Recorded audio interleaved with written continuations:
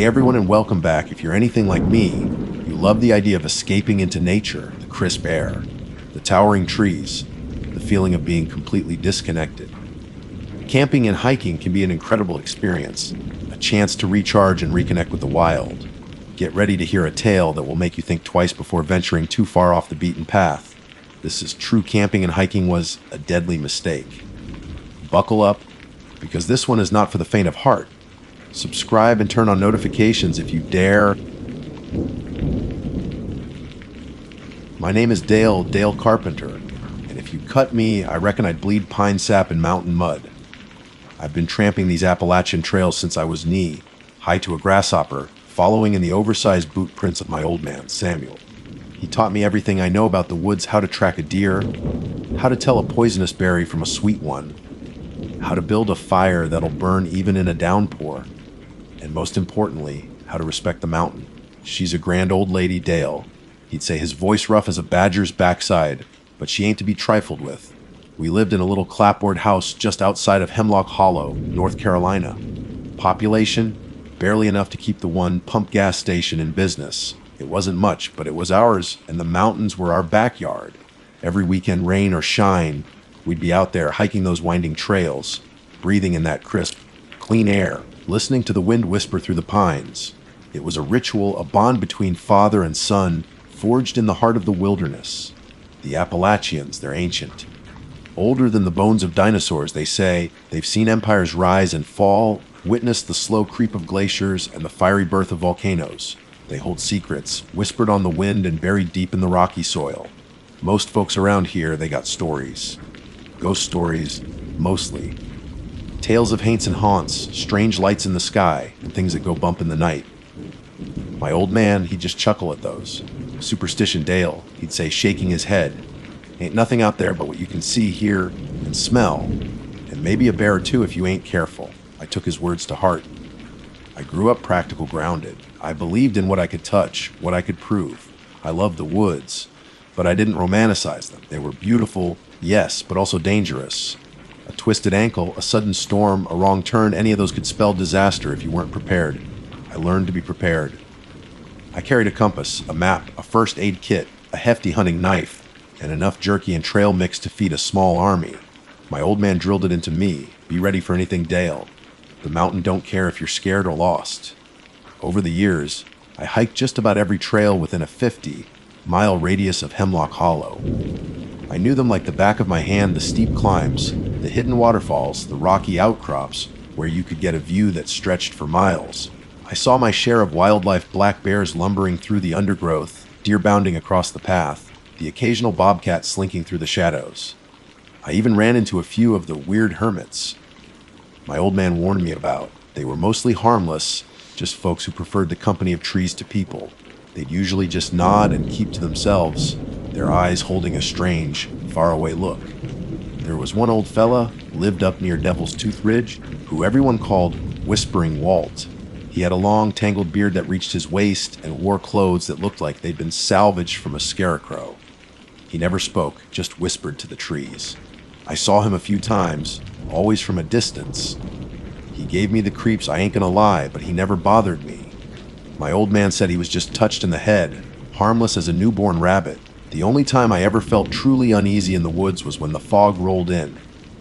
It could happen fast, a thick, white blanket that swallowed the trees and turned the familiar trails into a disorienting maze.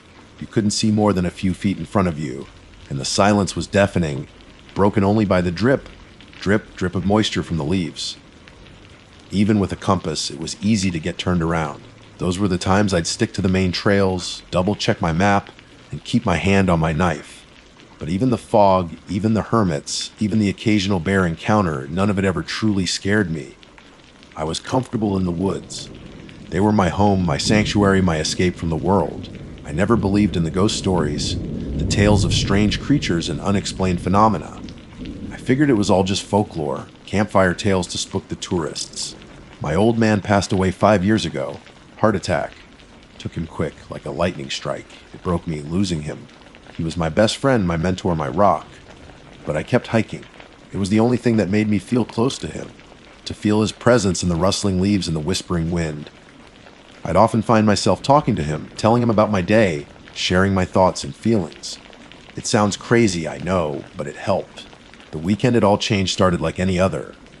I packed my gear, kissed my wife, Sarah, goodbye, and headed out to the trailhead near Raven's Cliff. It was a crisp, clear autumn morning, the leaves blazing with color, fairy reds, vibrant oranges, and golden yellows. The air smelled of pine and damp earth, that familiar scent that always brought a sense of peace to my soul. I planned to hike a loop trail, about 15 miles, and be back before dark. I set off at a brisk pace, enjoying the solitude and the beauty of the surroundings. The trail was well maintained, easy to follow. I passed a few other hikers, exchanged a friendly nod or a brief howdy, but mostly I was alone with my thoughts. I thought about my old man, about Sarah, about the upcoming hunting season. I felt content at peace.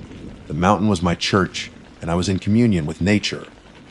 As I climbed higher, the trees began to thin, and I reached a rocky outcrop that offered a panoramic view of the valley below. I stopped to catch my breath and admire the scenery. The sun was shining, the sky was a brilliant blue, and the mountains stretched out before me like a rumpled green carpet. It was breathtaking. I took a few pictures with my phone, then sat down on a rock to eat my lunch, a simple sandwich of ham and cheese, an apple, and a handful of trail mix. I savored the silence, the solitude, the feeling of being completely disconnected from the world. It was while I was finishing my lunch that I noticed something odd, a flicker of movement in the trees below. I stood up squinting, trying to get a better look. At first, I thought it was a deer, but it was too big, too dark, and it moved with an unnatural fluidity, gliding through the undergrowth with an almost silent grace. I felt a prickle of unease, a sudden chill that had nothing to do with the autumn air. My heart started to beat a little faster. I told myself it was probably just a bear, a big one, but something in my gut told me it was something else, something different. I packed up my lunch, shouldered my backpack, and started to move on. I told myself to keep going, to not dwell on it. It was probably nothing, just my imagination playing tricks on me. But the feeling of unease lingered, a nagging sense of being watched, of not being alone. The rest of the afternoon passed without incident, but the feeling never completely left me. I kept glancing over my shoulder, scanning the trees, listening for any unusual sounds. The woods, which had always felt so familiar and welcoming, now seemed to hold a subtle menace, a hidden threat. I was starting to understand why people told ghost stories about these mountains. And for the first time in my life, I was starting to wonder if maybe, just maybe, there was something more to them than just superstition. The sun was getting low in the sky when the real trouble. It was still a few miles to the car and the trailhead. The sun dipped below the ridge, casting long, skeletal shadows that stretched and twisted across the trail. The vibrant colors of the autumn leaves deepened, shifting from fiery hues to dusky purples and somber browns. The air, which had been crisp and cool, now held a distinct chill, the kind that seeps into your bones and makes you shiver, even through layers of flannel. I quickened my pace, wanting to reach the trailhead before complete darkness fell. I kept telling myself it was just the approaching night, the natural drop in temperature, that was making me feel so on edge. But the feeling of being watched persisted, growing stronger with every step. It was like a weight on my chest, a pressure in my ears. I could feel eyes on me, unseen, unblinking, following my every move. I started to whistle, a tuneless melody my old man used to hum when he was working in the woods. It was a silly thing, but it helped to break the silence, to reassure myself that I was still in control. The whistling, however, seemed to amplify the unsettling quiet of the forest. It echoed back to me, distorted and hollow, as if the trees themselves were mocking my attempt at bravery. I reached a section of the trail that I knew well, a narrow path that wound its way through a dense stand of hemlock trees. The branches were so thick that they blocked out most of the remaining light, creating a tunnel of near total darkness. Normally, I wouldn't have hesitated to enter. I'd hiked this trail dozens of times, even at night. But tonight, something felt different. A primal fear, a deep-seated instinct, screamed at me to stop, to turn back. I ignored it. "Don't be a damn fool, Dale," I muttered to myself. "It's just the dark. You're letting your imagination run wild." I took a deep breath and plunged into the darkness. The air immediately grew colder, heavier, and the scent of pine needles intensified, almost overwhelming. The only sound was the crunch of my boots on the fallen leaves and the frantic thudding of my own heart. I pulled out my headlamp, strapped it on, and flicked the switch. The beam of light cut through the darkness, illuminating a small circle of the trail ahead. It didn't offer much comfort. The shadows seemed to dance and swirl just beyond the reach of the light, taking on grotesque and menacing shapes. I walked faster, my boots hitting the ground with a frantic rhythm. I wanted out of this tunnel of trees, out into the open where I could see what was around me. Then I heard it. A sound, so faint at first that I almost dismissed it as the wind, but it came again closer this time. A low, guttural growl, a sound that seemed to vibrate in the very air around me. My blood ran cold. I stopped dead in my tracks, my heart pounding like a drum against my ribs. I slowly scanned the darkness, the beam of my headlamp darting from tree to tree. I saw nothing. Hello. I called out, my voice trembling slightly. Is anyone there? Silence. Only the rustling of leaves and the frantic pounding of my own heart. I waited, holding my breath, listening intently. The growl came again, closer still, and this time there was no mistaking it. It was the sound of something large, something predatory, something unnatural. It wasn't the growl of a bear. I'd heard bear growls before, and they were deep and rumbling, but this was different. This was lower, more guttural, and it seemed to carry a note of malice. Panic surged through me. I turned and ran. I didn't care about the trail, about staying on the path. I just wanted to get away, to put as much distance as possible between me and whatever was making that sound. I stumbled and fell, scraping my hands and knees on the rough ground. I scrambled back to my feet, ignoring the pain, and kept running. Branches whipped at my face, roots snagged at my feet, but I didn't slow down. I could hear it behind me, gaining on me. The growling was louder now, punctuated by the snapping of twigs and the rustling of leaves. I could feel its presence, its hot breath on the back of my neck. I burst out of the hemlock grove and into a small clearing. The moon, which had been hidden behind the clouds, suddenly emerged, bathing the clearing in a pale, ethereal light. I glanced back, expecting to see a bear, a wolf, maybe even a mountain lion. What I saw made my blood freeze. It wasn't any of those things. It was something else. Something that defied description, something that shouldn't exist. It was tall and gaunt, its limbs impossibly long and thin. Its skin was the color of old parchment, stretched tight over its bones. Its head was wrong.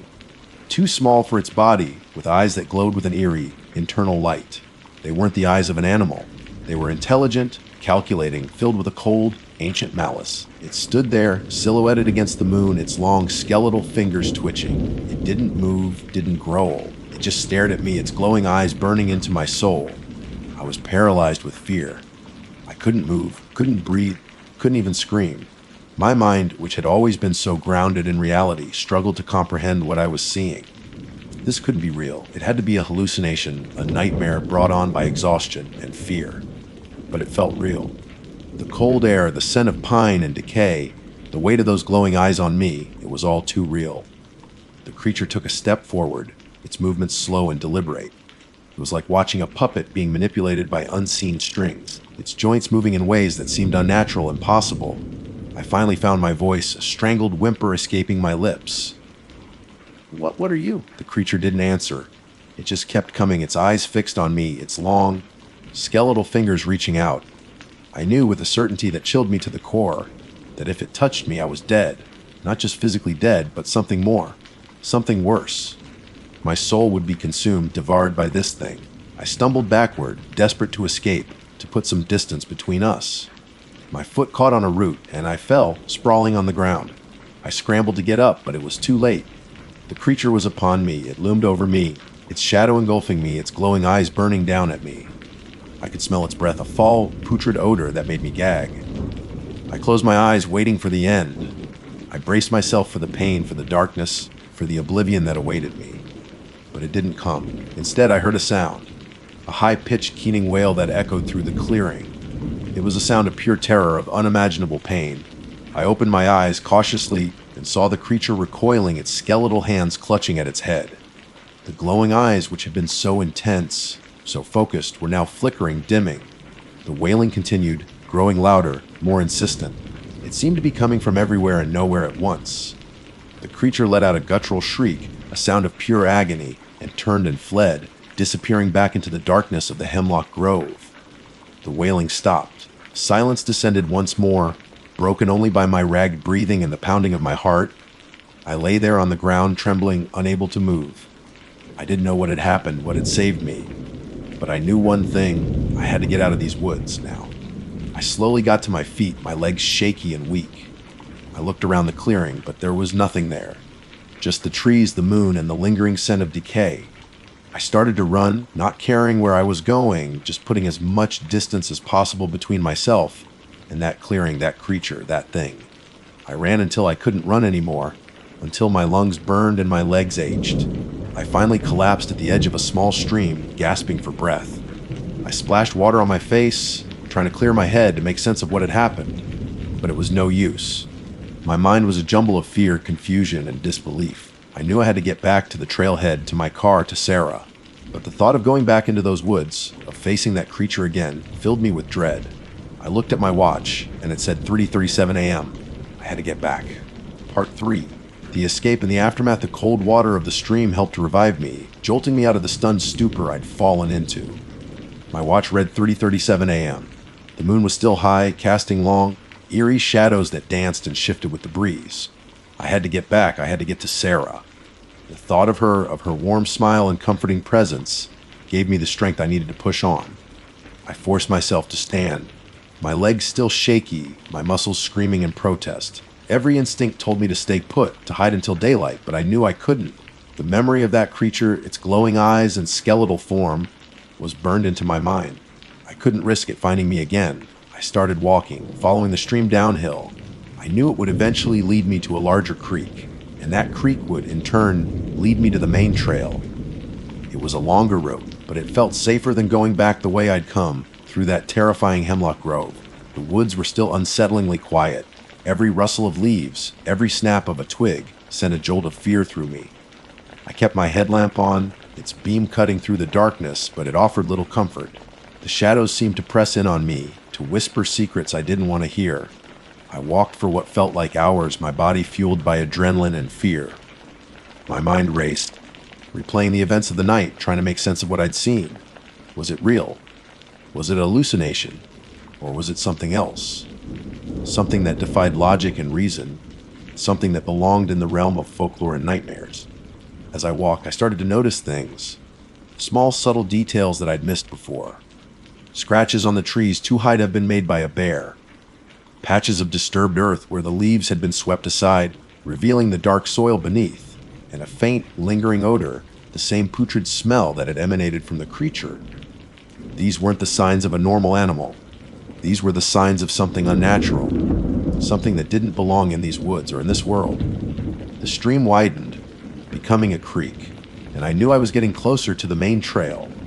I could hear the faint rushing of water in the distance, a sound that filled me with a mixture of relief and dread. Relief that I was nearing civilization, dread that I was still in these haunted woods.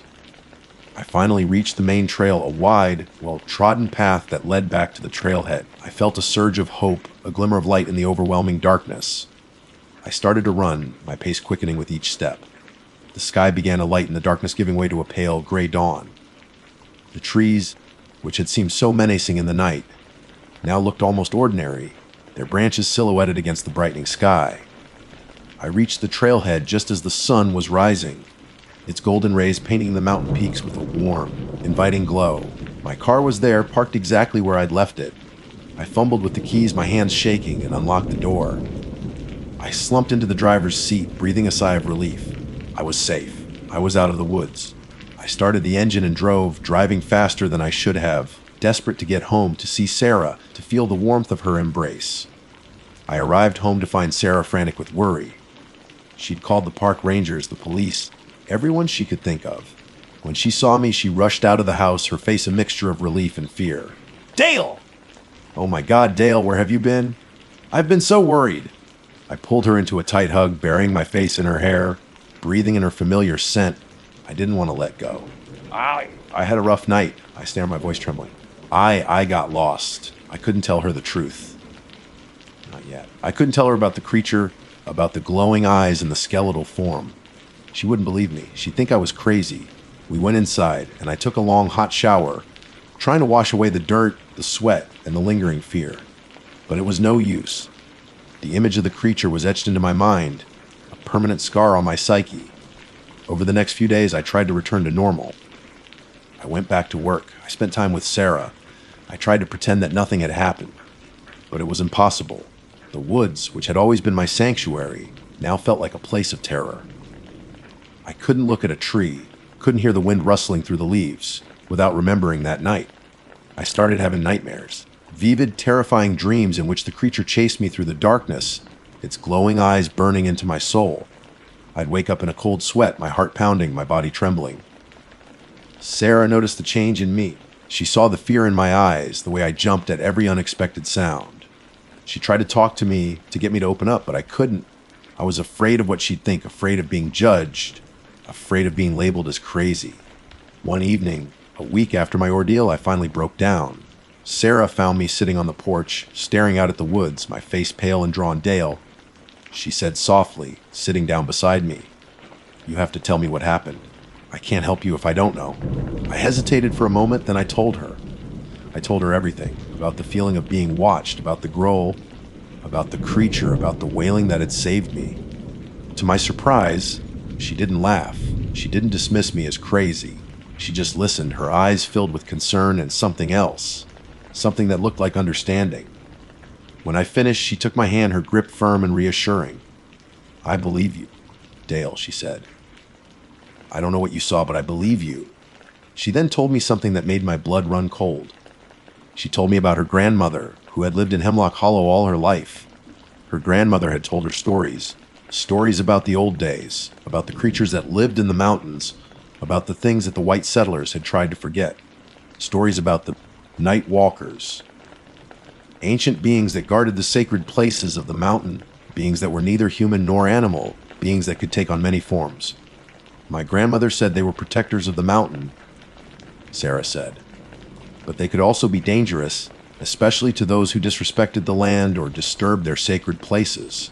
Her words resonated with my own experience, with the feeling of ancient malice I'd sensed in the creature's eyes. Had I somehow stumbled upon one of these sacred places? Had I unknowingly angered these night walkers? I didn't know.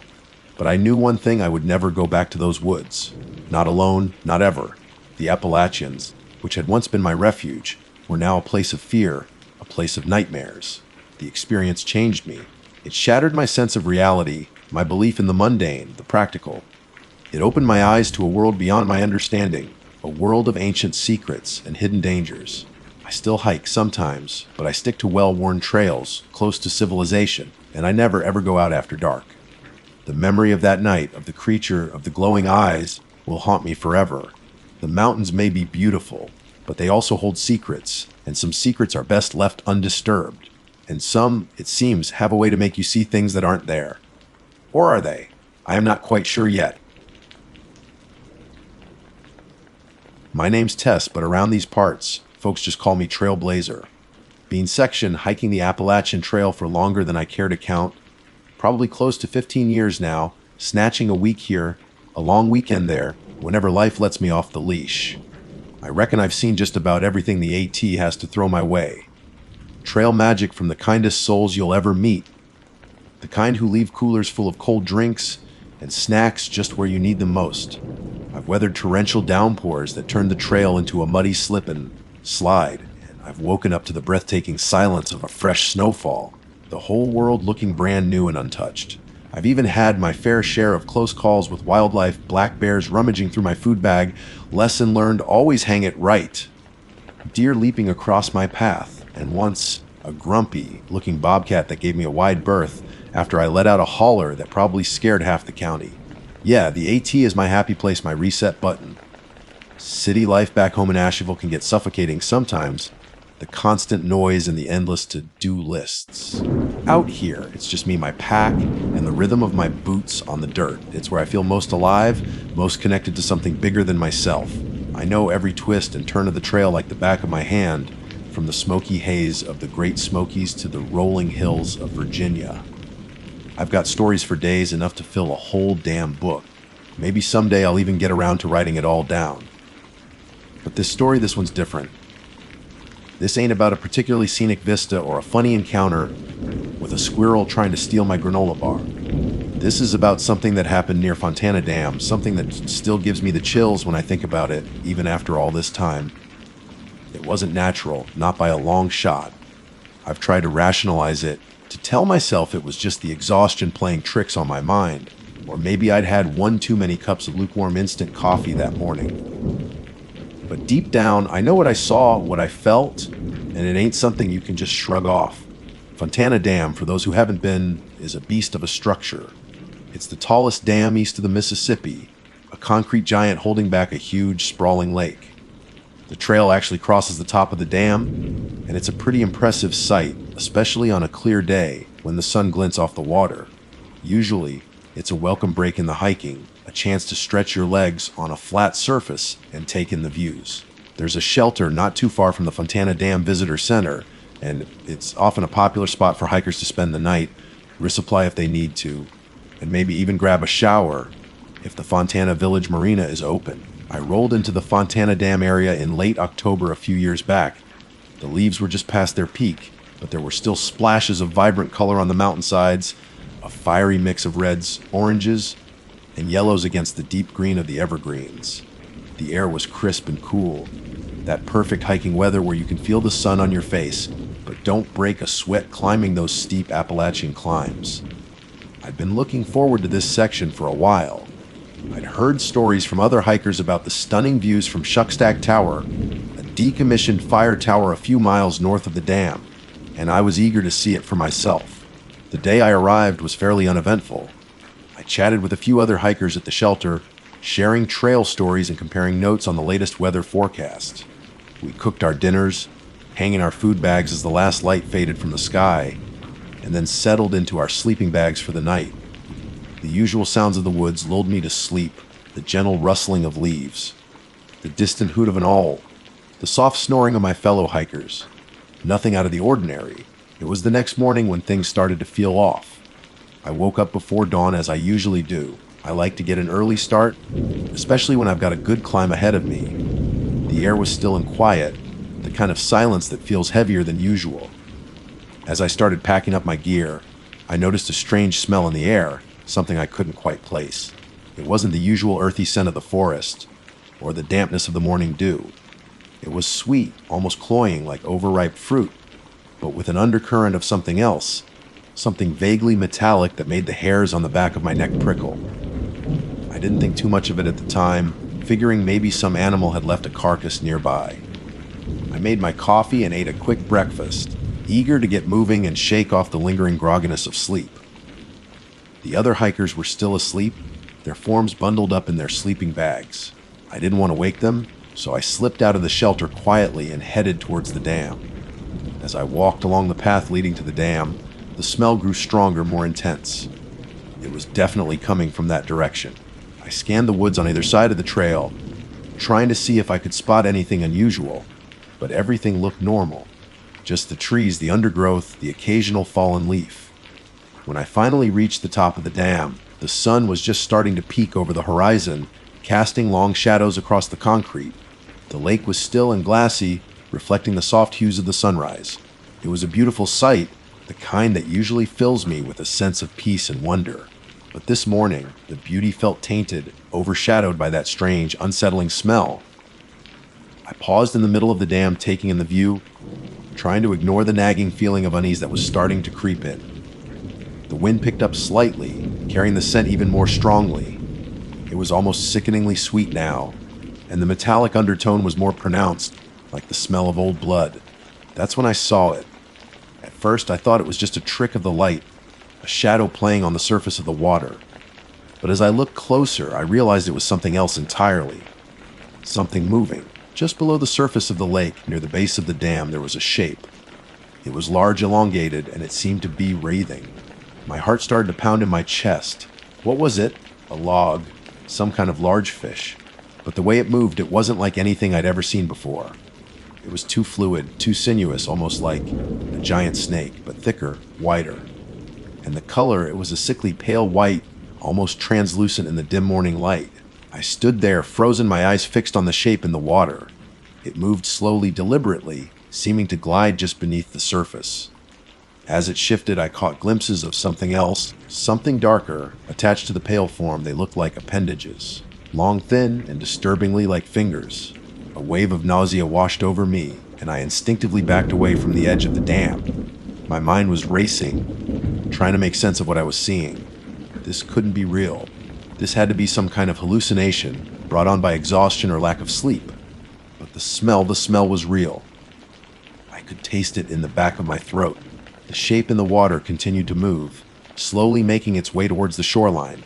I watched in horror as it reached the shallows, and a portion of it rose out of the water. It was even more grotesque up close. The pale skin glistened in the morning light, and the dark finger like appendages twitched and wreathed. There was no head, no discernible features, just this pale, elongated mass with those awful, twitching fingers. Then it started to make a sound. It wasn't a growl or a hiss, or any animal sound I'd ever heard. It was more like a wet, sucking sound, a sort of slithering gurgle that seemed to come from everywhere and nowhere at once. The sound vibrated in the air, and I felt it deep in my bones, a primal sense of fear that I had never experienced before. I knew I had to get out of there, now. I turned and ran, my boots pounding on the concrete of the dam. I didn't look back, didn't dare to see if it was following me. I just ran as fast as I could, my breath catching in my throat, the image of that pale, writhing shape burned into my mind. The sickeningly sweet, metallic smell clung to me, filling my nostrils, a constant reminder of what I had seen. I didn't stop running until I reached the woods on the other side of the dam, plunging onto the familiar dirt path of the Appalachian Trail. I kept going, pushing myself harder than I ever had before, not stopping until it was miles away from Fontana Dam, my legs burning, my lungs aching. Even now, years later, I can still picture it so clearly. The pale shape in the water, those dark, finger-like appendages, that awful sucking sound. And the smell, I'll never forget that smell. I've hiked a lot of miles since then, seen a lot of strange things out on the trail, but nothing has ever come close to what I encountered that morning near Fontana Dam, and I have a feeling that whatever it was, it's still out there. Waiting. I didn't stop running until my lungs were screaming and my legs felt like they were filled with lead. I finally stumbled to a halt on a rocky outcrop overlooking a small valley, gasping for air, my heart hammering against my ribs like a trapped bird. I leaned against a weathered old oak tree, trying to catch my breath and get my bearings. The sun was fully up now, bathing the forest in a warm, golden light. It should have been comforting, but all I could see in my mind's eye was that pale, grotesque shape rising from the dark waters of Fontana Lake. I sat there for a long time, just trying to calm down, telling myself it was just a nightmare, a figment of my overactive imagination. Maybe I was just exhausted, dehydrated. Maybe something in that instant coffee had been off. Hikers get weird sometimes, especially after days or weeks out on the trail. Your mind can play tricks on you. You start seeing things that aren't really there. I'd heard stories of people seeing phantom figures, hearing strange voices in the wind. Maybe this was just my version of that. But the smell was so real, and the way it moved, that wasn't a hallucination. I know what I saw. I didn't want to believe it. My rational mind was screaming for a logical explanation, something natural, something I could understand. But there was nothing logical or natural about what I had witnessed. Eventually, the initial shock started to wear off, replaced by a cold dread that settled deep in my gut. I had to keep moving. I couldn't stay here, not after what I'd seen. I hoisted my pack onto my aching shoulders, the weight feeling heavier than usual, and started walking again, my pace slower now, my senses on high alert. Every rustle of leaves, every snap of a twig sent a jolt of fear through me. I kept looking over my shoulder, half expecting to see that pale shape lumbering through the trees. The rest of the day was a blur. I walked for hours, putting as much distance as I could between myself and Fontana Dam. I barely stopped to eat or drink, my appetite completely gone, my throat dry and tight. I couldn't shake the feeling that I was being watched, that something was following me. Every shadow seemed to hold a sinister shape. Every strange sound sent my heart racing. As the sun began to dip below the horizon, casting long, eerie shadows across the trail, I knew I needed to find a place to camp for the night. The thought of being alone in the darkness terrified me, but I was too exhausted to keep going. I found a small, relatively clear spot off the side of the trail, tucked between a couple of large boulders. It wasn't ideal, but it would have to do.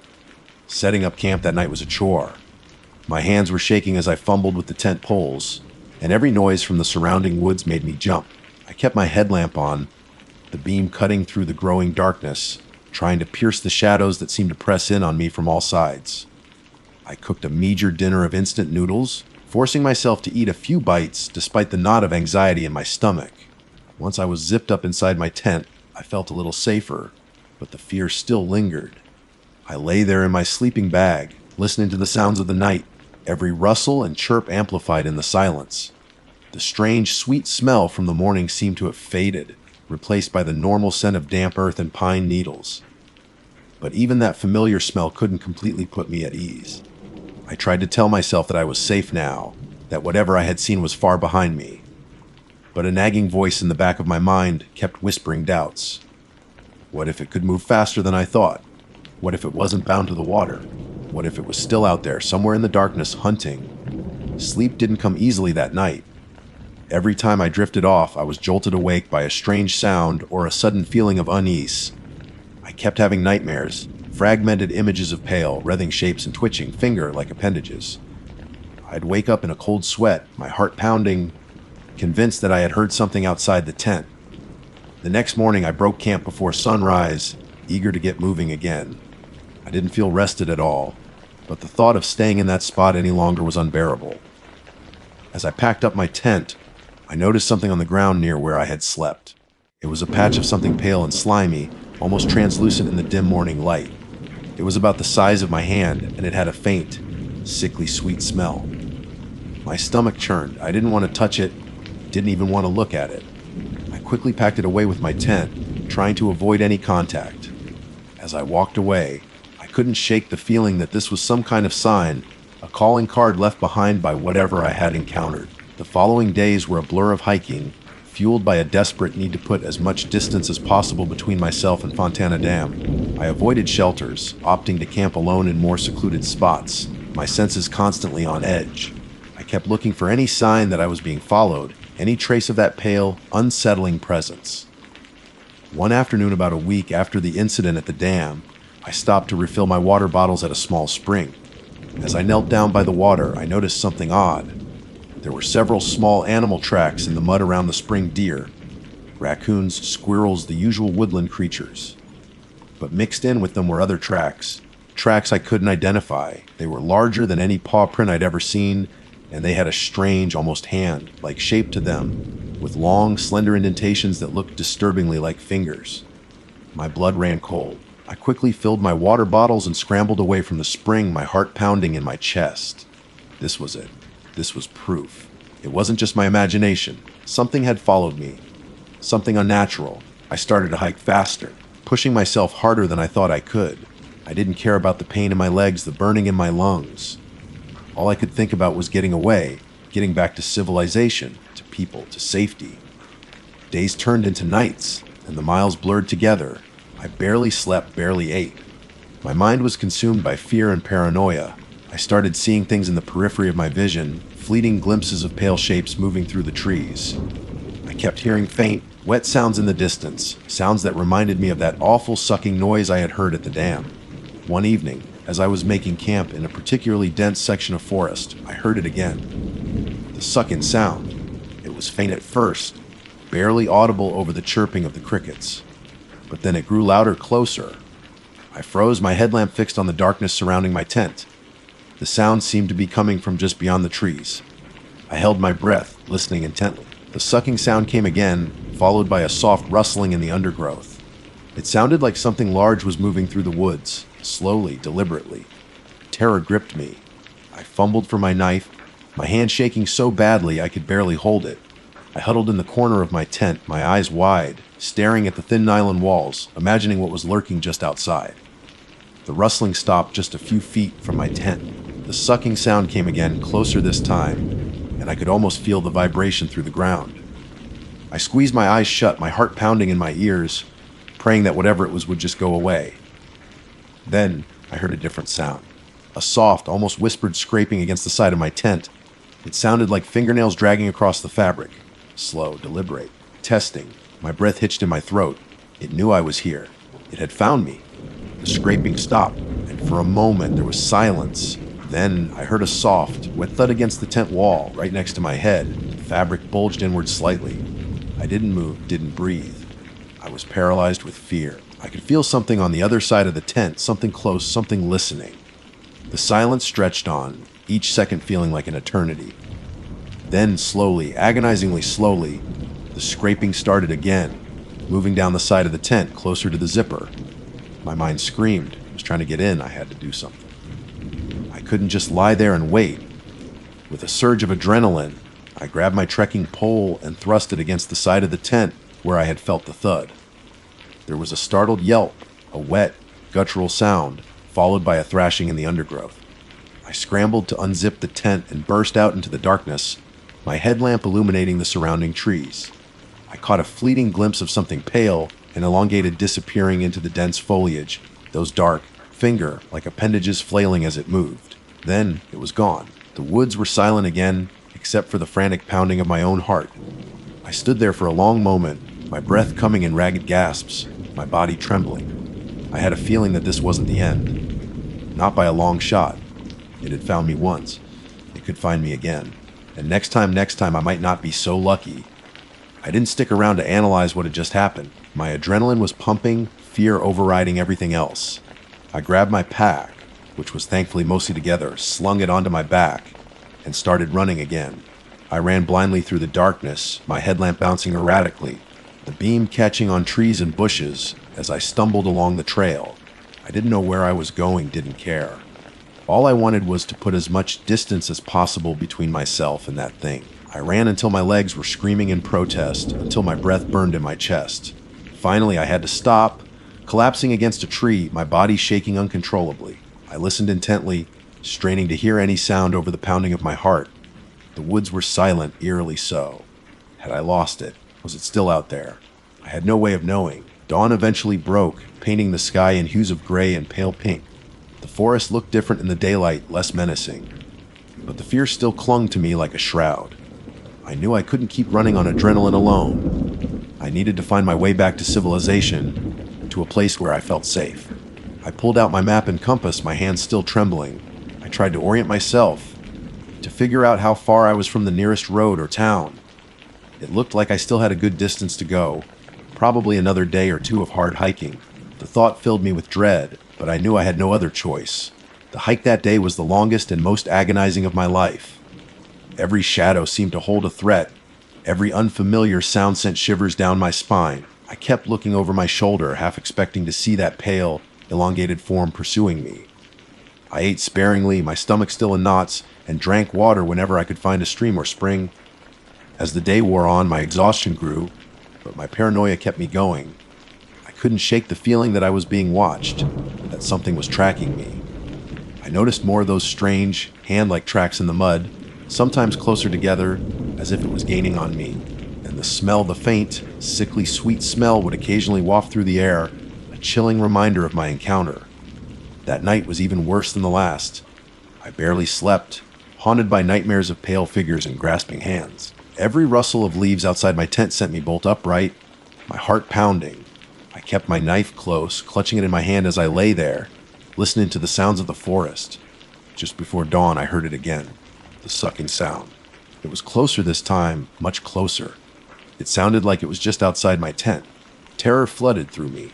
I knew this was it. It had found me again, and this time I didn't know if I could escape. I lay there, frozen, listening as the sound grew louder, followed by the soft rustling of undergrowth. I could feel its presence just beyond the thin nylon of my tent. Then, a new sound, a low, guttural moan unlike anything I had ever heard before. It was filled with a primal hunger, a chilling desperation that sent a wave of icy fear through me. The tent started to shake, not violently, but subtly as if something large was pressing against the outside. I squeezed my eyes shut, bracing myself for the inevitable. Suddenly, there was a ripping sound. The fabric of my tent tore open, right above my head. I screamed, scrambling backwards in my sleeping bag. I looked up, and there it was. Its pale, elongated form filled the opening in my tent. I couldn't see any eyes, any face, just that pale, featureless mass with those long, thin, finger-like appendages reaching down towards me. The sickly sweet smell was overwhelming now, thick and cloying in the air. The wet, sucking sound came again, closer than ever, and I could feel its breath, cold and damp, on my face. One of its pale, thin fingers brushed against my cheek. It felt cold and clammy, like the skin of a dead fish. I recoiled in horror, kicking out with my feet. My boot connected with something solid, and the creature recoiled slightly, letting out another one of those low, guttural moans. That was all the opening I needed. I scrambled out of my sleeping bag and lunged for the ripped opening in the tent. I burst out into the pre-dawn light, my knife clutched in my hand. The creature was right there, just outside my tent. It was even more horrifying in the dim light of dawn. Its pale skin glistened with moisture, and those long, thin fingers twitched and writhed. There was no head, just a smooth, featureless expanse at the top of its torso. The sucking sound seemed to emanate from somewhere in the center of its body. It lunged at me, its pale limbs flailing. I screamed and swung my knife wildly, connecting with its side. A thick, black fluid oozed from the wound, and the creature shrieked a high-pitched, piercing sound that made my ears ring. It stumbled backwards, and I seized the opportunity to run. I didn't stop, didn't look back. I ran as fast as my exhausted legs would carry me. The image of that horrific creature burned into my mind. I ran for what felt like hours, pushing myself beyond the point of exhaustion. Finally, in the distance, I saw it a road. A real, paved road. I stumbled out of the woods and onto the blacktop, my legs giving out from under me. I collapsed onto the side of the road, gasping for air, tears streaming down my face. A few minutes later, a pickup truck came driving down the road. The driver, an older man with a kind face, stopped when he saw me. He looked at me with concern, his eyes widening at my disheveled appearance. "Are you all right, miss?" he asked, his voice filled with worry. I could barely speak. My throat was so tight. "Help, please. Something in the woods." I managed to stammer out. The man helped me into his truck, and I told him everything about Fontana Dam, the pale shape in the water, the tracks, the smell, the encounter in the woods. He listened patiently, his expression growing more and more concerned as I spoke. He drove me to the nearest town, where I went to the police station and told my story again. They were polite, but I could see the doubt in their eyes. How could they possibly believe what I was telling them? A pale, featureless creature in the woods. It sounded insane even to me as I was saying it. They filed a report, of course, but they didn't seem to take it very seriously. They probably chalked it up to hiker fatigue or some kind of delusion. I didn't stay in town for long. As soon as I could, I got a bus ticket back to Asheville. I couldn't wait to get home, to be surrounded by familiar sights and sounds, to feel safe again. But even now, back in my apartment with the city noise filtering through the windows, I still don't feel completely safe. Every time I close my eyes, I see that pale, writhing shape. I still smell that sickly sweet odor in my nightmares. And I can still hear that wet, sucking sound in the quiet moments before I fall asleep. I haven't been back to the Appalachian Trail since then. I don't know if I ever will. The woods used to be my sanctuary, my escape. Now they just remind me of what I saw near Fontana Dam, of the thing that is still out there lurking in the shadows. My name is Tess, but around these parts, they called me Trailblazer. I thought I'd seen it all in the AT. I was wrong. Some things you can't unsee. Some things aren't natural. And sometimes the trail leads to places you never want to go. I didn't stick around to analyze what had just happened. My adrenaline was pumping, fear overriding everything else. I grabbed my pack, which was thankfully mostly together, slung it onto my back, and started running again. I ran blindly through the darkness, my headlamp bouncing erratically, the beam catching on trees and bushes as I stumbled along the trail. I didn't know where I was going, didn't care. All I wanted was to put as much distance as possible between myself and that thing. I ran until my legs were screaming in protest, until my breath burned in my chest. Finally, I had to stop, collapsing against a tree, my body shaking uncontrollably. I listened intently, straining to hear any sound over the pounding of my heart. The woods were silent, eerily so. Had I lost it? Was it still out there? I had no way of knowing. Dawn eventually broke, painting the sky in hues of gray and pale pink. The forest looked different in the daylight, less menacing, but the fear still clung to me like a shroud. I knew I couldn't keep running on adrenaline alone. I needed to find my way back to civilization, to a place where I felt safe. I pulled out my map and compass, my hands still trembling. I tried to orient myself, to figure out how far I was from the nearest road or town. It looked like I still had a good distance to go, probably another day or two of hard hiking. The thought filled me with dread, but I knew I had no other choice. The hike that day was the longest and most agonizing of my life. Every shadow seemed to hold a threat. Every unfamiliar sound sent shivers down my spine. I kept looking over my shoulder, half expecting to see that pale, elongated form pursuing me. I ate sparingly, my stomach still in knots, and drank water whenever I could find a stream or spring. As the day wore on, my exhaustion grew, but my paranoia kept me going. I couldn't shake the feeling that I was being watched, that something was tracking me. I noticed more of those strange hand-like tracks in the mud, sometimes closer together, as if it was gaining on me. And the faint, sickly sweet smell would occasionally waft through the air, a chilling reminder of my encounter. That night was even worse than the last. I barely slept, haunted by nightmares of pale figures and grasping hands. Every rustle of leaves outside my tent sent me bolt upright, my heart pounding. I kept my knife close, clutching it in my hand as I lay there, listening to the sounds of the forest. Just before dawn, I heard it again. The sucking sound. It was closer this time, much closer. It sounded like it was just outside my tent. Terror flooded through me. I knew this was it. It had found me again, and this time I didn't know if I could escape. I lay there frozen, listening as the sound grew louder, followed by the soft rustling of undergrowth. I could feel its presence just beyond the thin nylon of my tent. Then a new sound. A low, guttural moan unlike anything I had ever heard before. It was filled with a primal hunger, a chilling desperation that sent a wave of icy fear through me.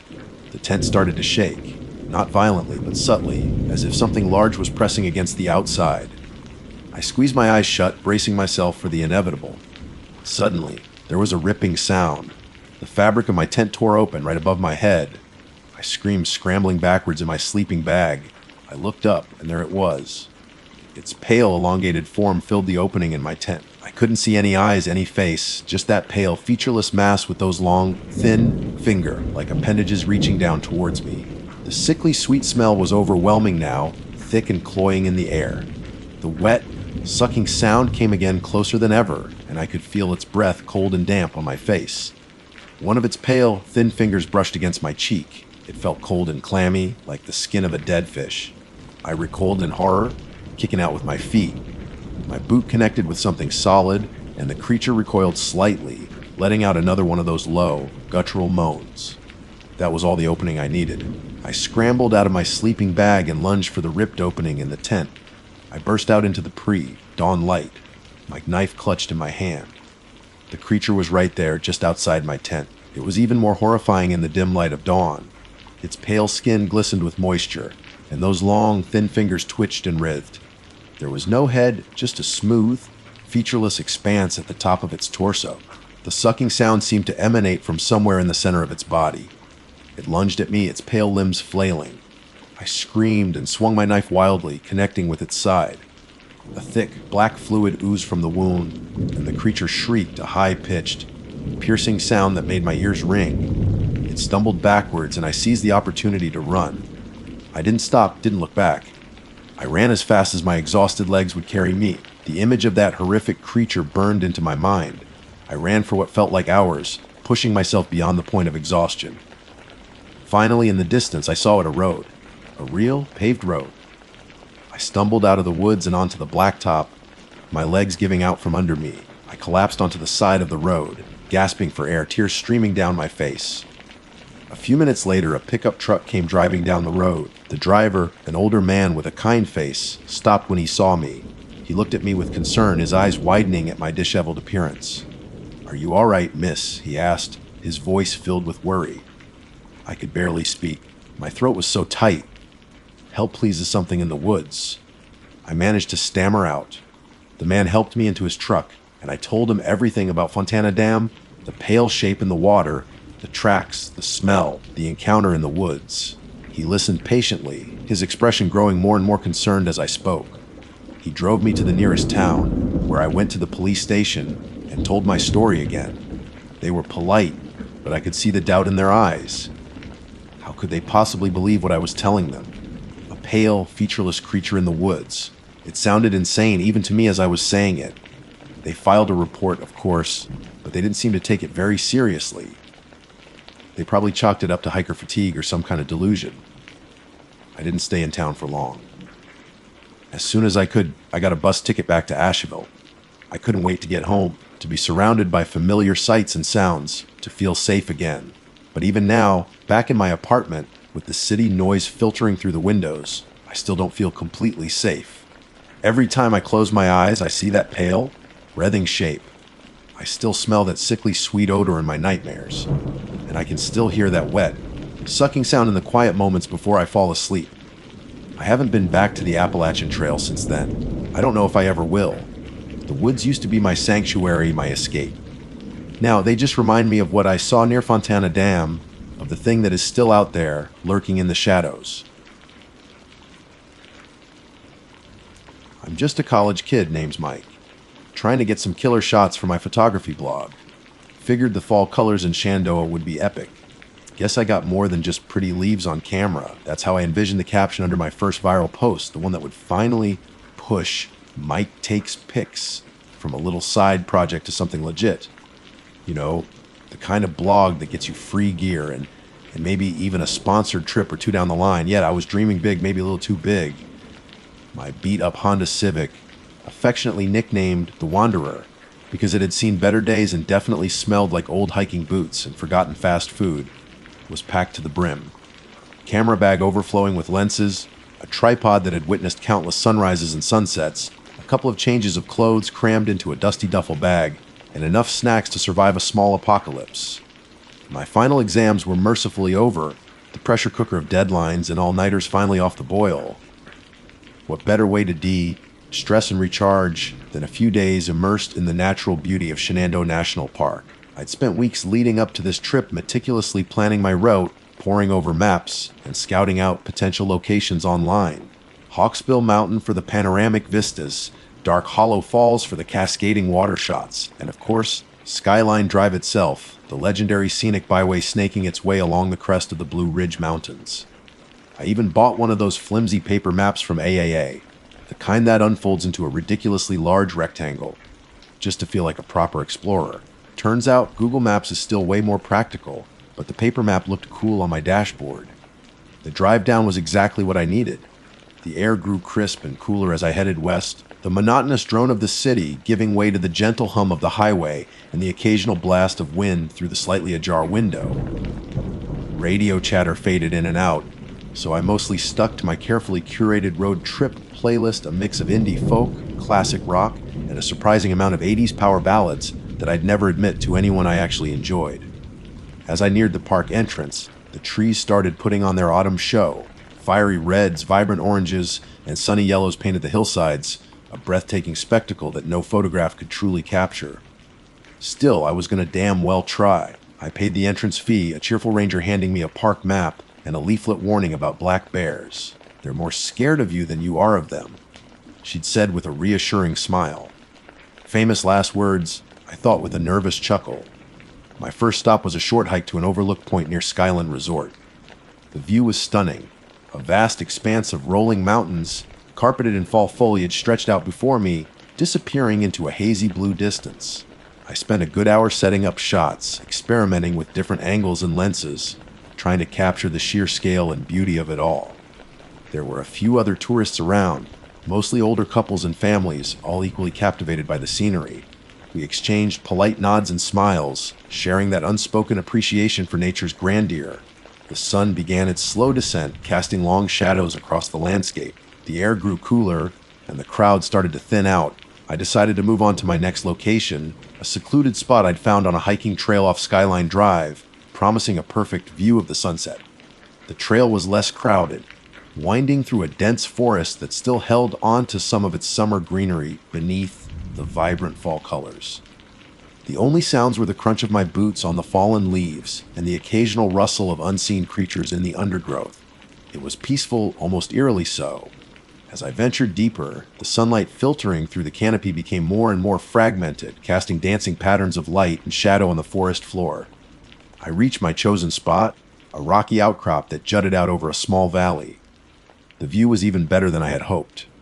The setting sun was painting the sky in hues of orange, pink, and purple, a fiery spectacle that seemed to set the trees ablaze. I quickly set up my tripod, eager to capture this golden hour magic. As I was adjusting my camera settings, I noticed something odd. About 50 yards down the slope, nestled between a cluster of trees, was a small cabin. It looked old, weathered, and definitely not like any of the park's official buildings. It was the kind of cabin you see in old movies the kind that makes you wonder who would live in such a remote place. Curiosity piqued. I zoomed in with my telephoto lens. The windows were dark and boarded up, the porch sagging precariously. It looked abandoned, forgotten. I snapped a few photos of the sunset, trying to ignore the unsettling presence of the cabin in the periphery of my vision. There was just something about it that made the hairs on the back of my neck stand up. Maybe it was the way it seemed to be swallowed by the surrounding woods, or maybe it was the feeling of isolation that emanated from it. Whatever it was, I couldn't shake the feeling that I was being watched. I told myself it was just my overactive imagination, fueled by too many late-night horror movies. But the feeling persisted, a nagging sense of unease that grew stronger as the last sliver of sun dipped below the horizon, plunging the valley into shadow. The temperature dropped noticeably, and the forest around me seemed to come alive with a chorus of unfamiliar sounds, the hoot of an owl, the chirping of crickets, and something else, something that sounded like a soft, rhythmic scratching coming from the direction of the cabin. My heart started to pound in my chest. It was probably just an animal, I told myself. A raccoon, maybe, or a squirrel. But the sound, it just didn't sound quite right. It was too deliberate, too steady. I packed up my gear as quickly as I could, my hands fumbling with the straps and buckles in the growing darkness. The thought of spending the night alone in this increasingly creepy forest, with that cabin looming in the distance, was not appealing in the slightest. As I started to make my way back down the trail, my phone buzzed in my pocket. It was a text from my mom asking if I had made it to Shenandoah safely. I quickly typed out a reply, reassuring her that everything was fine. As I hit send, the beam of my phone's flashlight illuminated something on the path ahead. It was a footprint, a large footprint much bigger than mine, and definitely not the kind of footprint you'd expect to see on a hiking trail. It looked almost inhuman. My blood ran cold. I quickly snapped a photo with my phone, my hand shaking so badly that the image was probably blurry. Then I did the only thing I could think of. I ran. I ran faster than I had ever run before, my breath coming in ragged gasps, the beam of my flashlight bouncing wildly through the trees. The sounds of the forest seemed to amplify around me, the scratching from the direction of the cabin growing louder, closer. I didn't look back. I just kept running, my only goal to get back to my car, back to the safety of Skyline Drive, back to civilization. I didn't stop until I saw the familiar glow of the Skyline Resort in the distance. I practically threw myself into the driver's seat of the Wanderer, locked the doors, and started the engine. My hands were still shaking as I pulled out of the parking lot and onto the main road. I glanced in my rearview mirror, half expecting to see something chasing me, but there was nothing there. Just the dark, silent trees lining the side of the road. I drove for what felt like hours, not stopping until I reached a brightly lit gas station just outside the park. I filled up the tank, bought a large coffee, and tried to calm my racing heart. What had I seen back there? Was it just my imagination playing tricks on me in the darkness? Or was there something else, something more sinister, lurking in the woods of Shenandoah? I didn't have the answers, but one thing was for sure: my photography trip was about to get a whole lot more interesting and a whole lot more terrifying. And that killer shot for my blog, I had a feeling I might have already taken it. The blurry image of that unsettling footprint on the forest path was now the last photo on my phone's camera roll. And somehow, I knew it wouldn't be the last strange thing I encountered in Shenandoah. The coffee at the gas station did little to calm my frayed nerves. Every shadow seemed to dance. Every passing car's headlights felt like the gaze of something unseen. I kept replaying the image of that footprint in my mind, the size, the shape. It was disturbingly close to human, yet undeniably wrong. Too large, too elongated, with what looked like unnaturally deep indentations for the toes. I spent the night at a budget motel a few towns away from the park, the kind with thin walls and questionable stains on the carpet. Sleep was elusive. Every creak of the building, every rustle outside the window sent a jolt of adrenaline through me. I kept expecting to see something peering in, some monstrous silhouette against the pale glow of the motel parking lot. By morning, I was running on fumes and a deep sense of unease. Part of me wanted to pack my bags and head straight home, chalking the whole thing up to a bad case of nerves and an overactive imagination. But another part, the stubborn, thrill-seeking photographer in me, couldn't shake the feeling that there was a story here, a story much more compelling than just pretty fall foliage. And besides, I hadn't even gotten any good shots of Dark Hollow Falls yet. Against my better judgment, I decided to head back to Shenandoah. But this time, things would be different. I wouldn't venture off the main trails, and I certainly wouldn't be out after dark. I'd stick to the popular spots, surrounded by other tourists, where the possibility of encountering whatever that was felt significantly lower. The park seemed different in the daylight. The vibrant colors were still there, the air still crisp and clean, but a subtle undercurrent of tension hung in the air for me. Every rustle of leaves, every snap of a twig made me jump. I found myself constantly scanning the woods, half expecting to see something lurking in the shadows. I made my way to Dark Hollow Falls, a beautiful cascading waterfall that usually attracted a good crowd. There were a few people scattered around, taking pictures and enjoying the scenery, which did help to ease my anxiety. I spent a couple of hours photographing the falls, trying to lose myself in the technical aspects of aperture and shutter speed, but the image of that footprint kept creeping back into my thoughts. As the afternoon wore on, the crowds began to thin out. I decided to hike back up to the parking lot, my initial enthusiasm for photography slowly being replaced by a growing sense of foreboding. I kept glancing back at the woods, a prickling sensation on my skin as if I were being watched. It was on the way back that I saw it. A flash of white through the trees off to the side of the trail. My heart skipped a beat. I stopped dead in my tracks, peering through the dense foliage. It was a small piece of fabric, snagged on a low, hanging branch. White and torn, it looked like a piece of clothing. Curiosity overriding my fear, I cautiously stepped off the trail and made my way towards it. As I got closer, I saw more. Another piece of white fabric, then another. They seemed to be leading deeper into the woods, away from the marked path. My mind raced. Had someone gotten lost? Injured? The rational part of me screamed to stay on the trail to go get help. But the photographer in me, the one always searching for a story, felt a pull, an almost irresistible urge to follow the trail of white. Ignoring the warning bells in my head, I pushed through the undergrowth, following the scattered fragments of fabric. The woods grew darker and denser, the sounds of the waterfall fading behind me. The air felt heavy, still. It was as if the forest itself was holding its breath. The white fabric led me to a small clearing. In the center of the clearing stood the cabin, the same cabin I had seen from the overlook the previous evening. It looked even more dilapidated up close, the wood warped and rotting, the windows like vacant eyes staring out into the wilderness. The porch sagged at an alarming angle, and the front door hung crookedly on its hinges, as if it had been forced open. A wave of nausea washed over me. This was wrong. Every instinct in my body screamed at me to turn around and run. But I was frozen, my feet rooted to the spot, a morbid curiosity holding me captive. Slowly, cautiously, I approached the cabin. The silence was deafening, broken only by the gentle creak of the wind rustling through the trees. I reached the porch and peered through the gap in the door. The inside of the cabin was even more unsettling than the outside. Dust motes danced in the faint light filtering through the cracks in the walls. Cobwebs draped across every surface like macabre decorations. The air was thick with the smell of damp wood and something faintly metallic like old blood. My stomach churned. I wanted to leave, desperately, but something compelled me to step inside. With a deep breath, I pushed the door open wider and stepped into the darkness. The floorboards creaked ominously beneath my weight. I took a few tentative steps, my eyes struggling to adjust to the gloom. I could make out the shapes of furniture, a rickety wooden table, a couple of overturned chairs, a dusty old cot in the corner. On the table, there was something glinting in the dim light. I cautiously approached the table.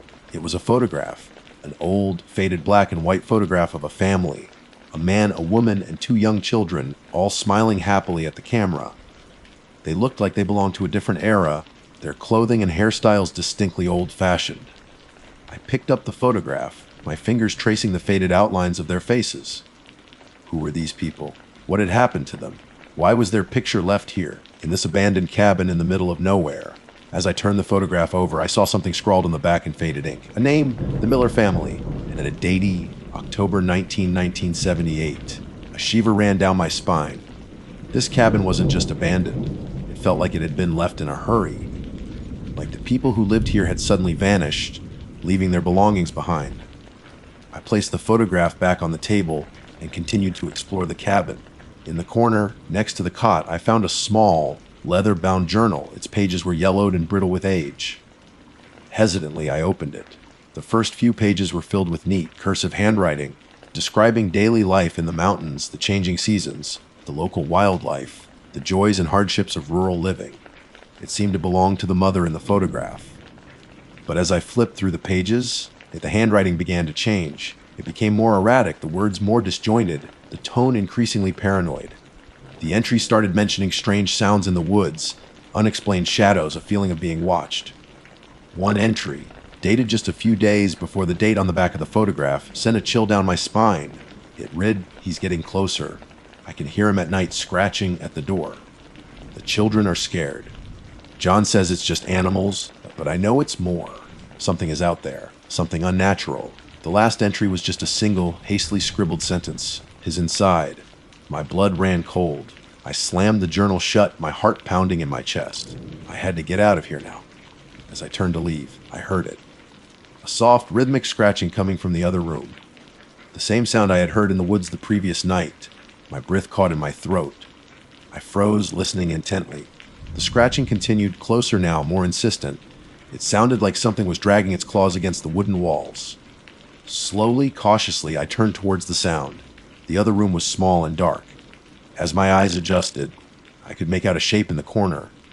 Tall and gowned, its back to me. The scratching stopped. The figure slowly turned its head, and I finally saw its face. It wasn't human. Its skin was pale and stretched taut over sharp, angular bones. Its eyes were large and black, reflecting the faint light like pools of ink. And its mouth was stretched into a wide, grotesque smile, revealing rows of jagged, needle-like teeth. A low growl rumbled from its chest. It took a step towards me, its long, spindly limbs moving with an unnatural grace. I didn't scream. I couldn't. Fear had choked the sound in my throat. I just stood there, paralyzed, staring into the abyss of those black eyes. Then, instinct took over. I stumbled backward, knocking over a chair. The sound seemed to startle the creature, or perhaps it just realized I was trying to escape. It lunged at me, its long, clawed hands reaching out. I ducked just in time, scrambling out of the way. I turned and fled, bursting out of the cabin and back into the daylight. I didn't stop running until I was back on the main trail, my lungs burning, my legs aching. I glanced back, but the creature wasn't following me. Not yet, anyway. I stumbled back to my car, my mind reeling from what I had just seen. I didn't know what that thing was, but it was real. And it had been in that cabin. With the Miller family. I fumbled with the keys, my hands shaking so badly I could barely get them into the ignition. I started the engine and slammed the car into reverse, not caring if I backed into a tree. I just needed to get away. As I sped down Skyline Drive, my eyes darted nervously to the rearview mirror. Every shadow in the woods seemed to hold a potential monster. The beautiful scenery of Shenandoah had transformed into a terrifying backdrop for a nightmare I couldn't seem to escape. I knew one thing for sure. My photography blog was about to get a story no one would ever believe. And I had a feeling my life would never be the same. The drive away from Shenandoah felt surreal. The sun was fully up now, bathing the familiar landscapes in a seemingly normal, comforting light. But the image of that creature's face, those black eyes and jagged teeth, was burned into my mind. Every time I glanced in the rearview mirror, I expected to see it there, leering from the back seat. I didn't stop driving until I reached my dorm room, my hands still trembling slightly on the steering wheel. The familiar clutter of textbooks, dirty laundry, and half-eaten bags of chips felt strangely comforting, a stark contrast to the terrifying silence of the cabin. I locked the door, drew the blinds, and collapsed onto my bed, the events of the past 24 hours replaying in my head like a gruesome movie. I had gone to Shenandoah for pretty pictures. I had come back with a story that sounded insane even to my own ears. After a few hours of restless sleep, punctuated by nightmares of shadowy figures and scratching sounds, I finally forced myself to get up. The logical part of my brain was desperately trying to rationalize what I had seen. Maybe it was a hallucination, stress, a vivid nightmare brought on by too much gas station coffee.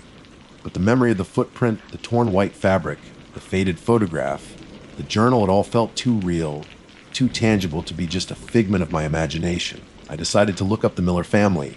I typed their name in the year 1978 into my laptop, adding Shenandoah National Park to the search terms. It took a while, sifting through old newspaper archives and local history websites, but eventually I found something. An article from the October 20th, 1978 edition of a local paper detailed the disappearance of the Miller family, John, Sarah, and their two young children, Emily and Thomas, who had been vacationing in a rented cabin in Shenandoah. The cabin was described as being in a remote, off the beaten path location. Despite an extensive search, no trace of the family had ever been found. The case had gone cold, becoming one of the park's enduring mysteries. The details in the article matched everything I had found in the cabin, the year on the photograph, the number of family members. It couldn't be a coincidence. A wave of guilt washed over me. Had I stumbled upon the scene of some horrific tragedy? Had that thing been responsible for what happened to the Miller family? I thought about calling the park authorities, telling them what I had seen. But who would believe me? A college kid claiming to have encountered a monster in an abandoned cabin. I could just imagine the looks on their faces. Then I thought about my blog, Mike Takes Pics. It was about photography, about capturing moments in time. But what if I could use it to tell a different kind of story? The story of the Miller family, the story of the creature in the cabin, my story.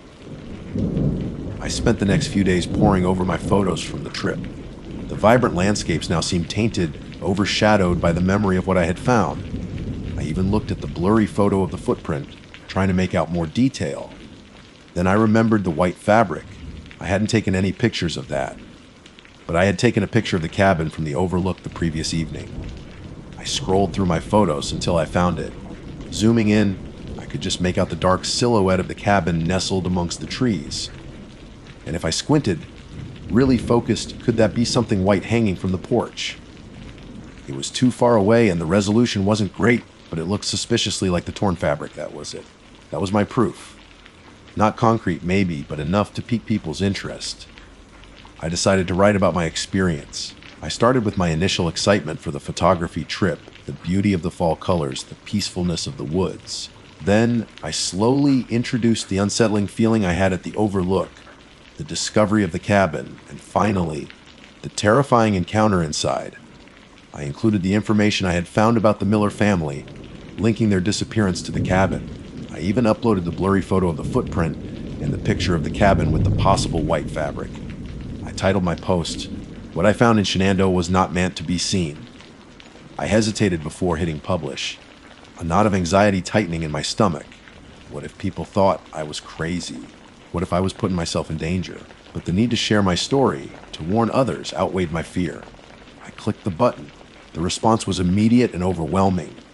My blog, which usually got a handful of views a day, suddenly exploded with traffic. People were fascinated, horrified, skeptical. The comments section was a chaotic mix of believers and debunkers. Some shared their own strange experiences in national parks, tales of unexplained noises and unsettling encounters. Others called me a liar, a hoaxer trying to get attention. But there were also those who were genuinely disturbed by my story, who felt a sense of unease after reading about the Miller family and the creature in the cabin.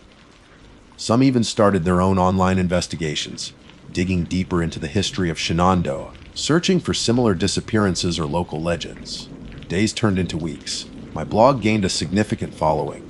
I did interviews with online paranormal magazines and even a local news channel. I became the Shenandoah Monster Guy, a label I both embraced and secretly dreaded. Then I received an anonymous message through my blog. It was short, cryptic, and sent a fresh wave of terror through me. "You shouldn't have gone looking," it read. Some things are best left hidden. I tried to trace the message, but it came from an untraceable IP address. I started looking over my shoulder again, the feeling of being watched returning with a vengeance. Had I stirred something up? Was that creature or whatever else might be out there aware of my blog? Were they coming for me? One evening, a few months later, I received another message. This one was different. It was from a user with a strange nature-themed username. It contained a single line. "The scratching has started again." I replied immediately asking for more information, but there was no response. I tried to track the user, but their profile was empty. I haven't heard anything since. But every now and then, late at night, when the wind howls outside my window, I hear it. A soft, rhythmic scratching. And I can't help but wonder if it's just the branches against the glass or something else. I still update my blog mostly with my photography from other, less eventful trips. But I haven't been back to Shenandoah. Not yet. Sometimes, though, I find myself looking at the map, my fingers tracing the winding path of Skyline Drive, the dark, unlabeled areas deep within the park. And I wonder what other secrets those ancient mountains hold, what other stories are waiting to be uncovered. And a part of me, the part that chases the perfect shot, the part that stumbled upon the terrifying truth in that abandoned cabin, wonders if I should go back, just one more time, to see if the scratching has stopped, or if it's getting closer. Maybe one day I will, but until then I'll keep taking pictures, and I'll keep listening to the wind, because you never know what kind of story the wilderness might be trying to tell you. You just have to be willing to listen. And sometimes you might just hear something you wish you hadn't.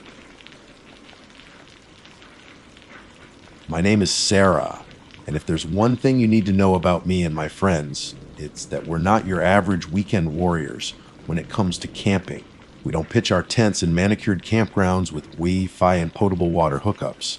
We crave the untamed wilderness, the kind of places where the silence hums with a primeval energy, and the trails aren't just paths through the woods, but challenges to be conquered.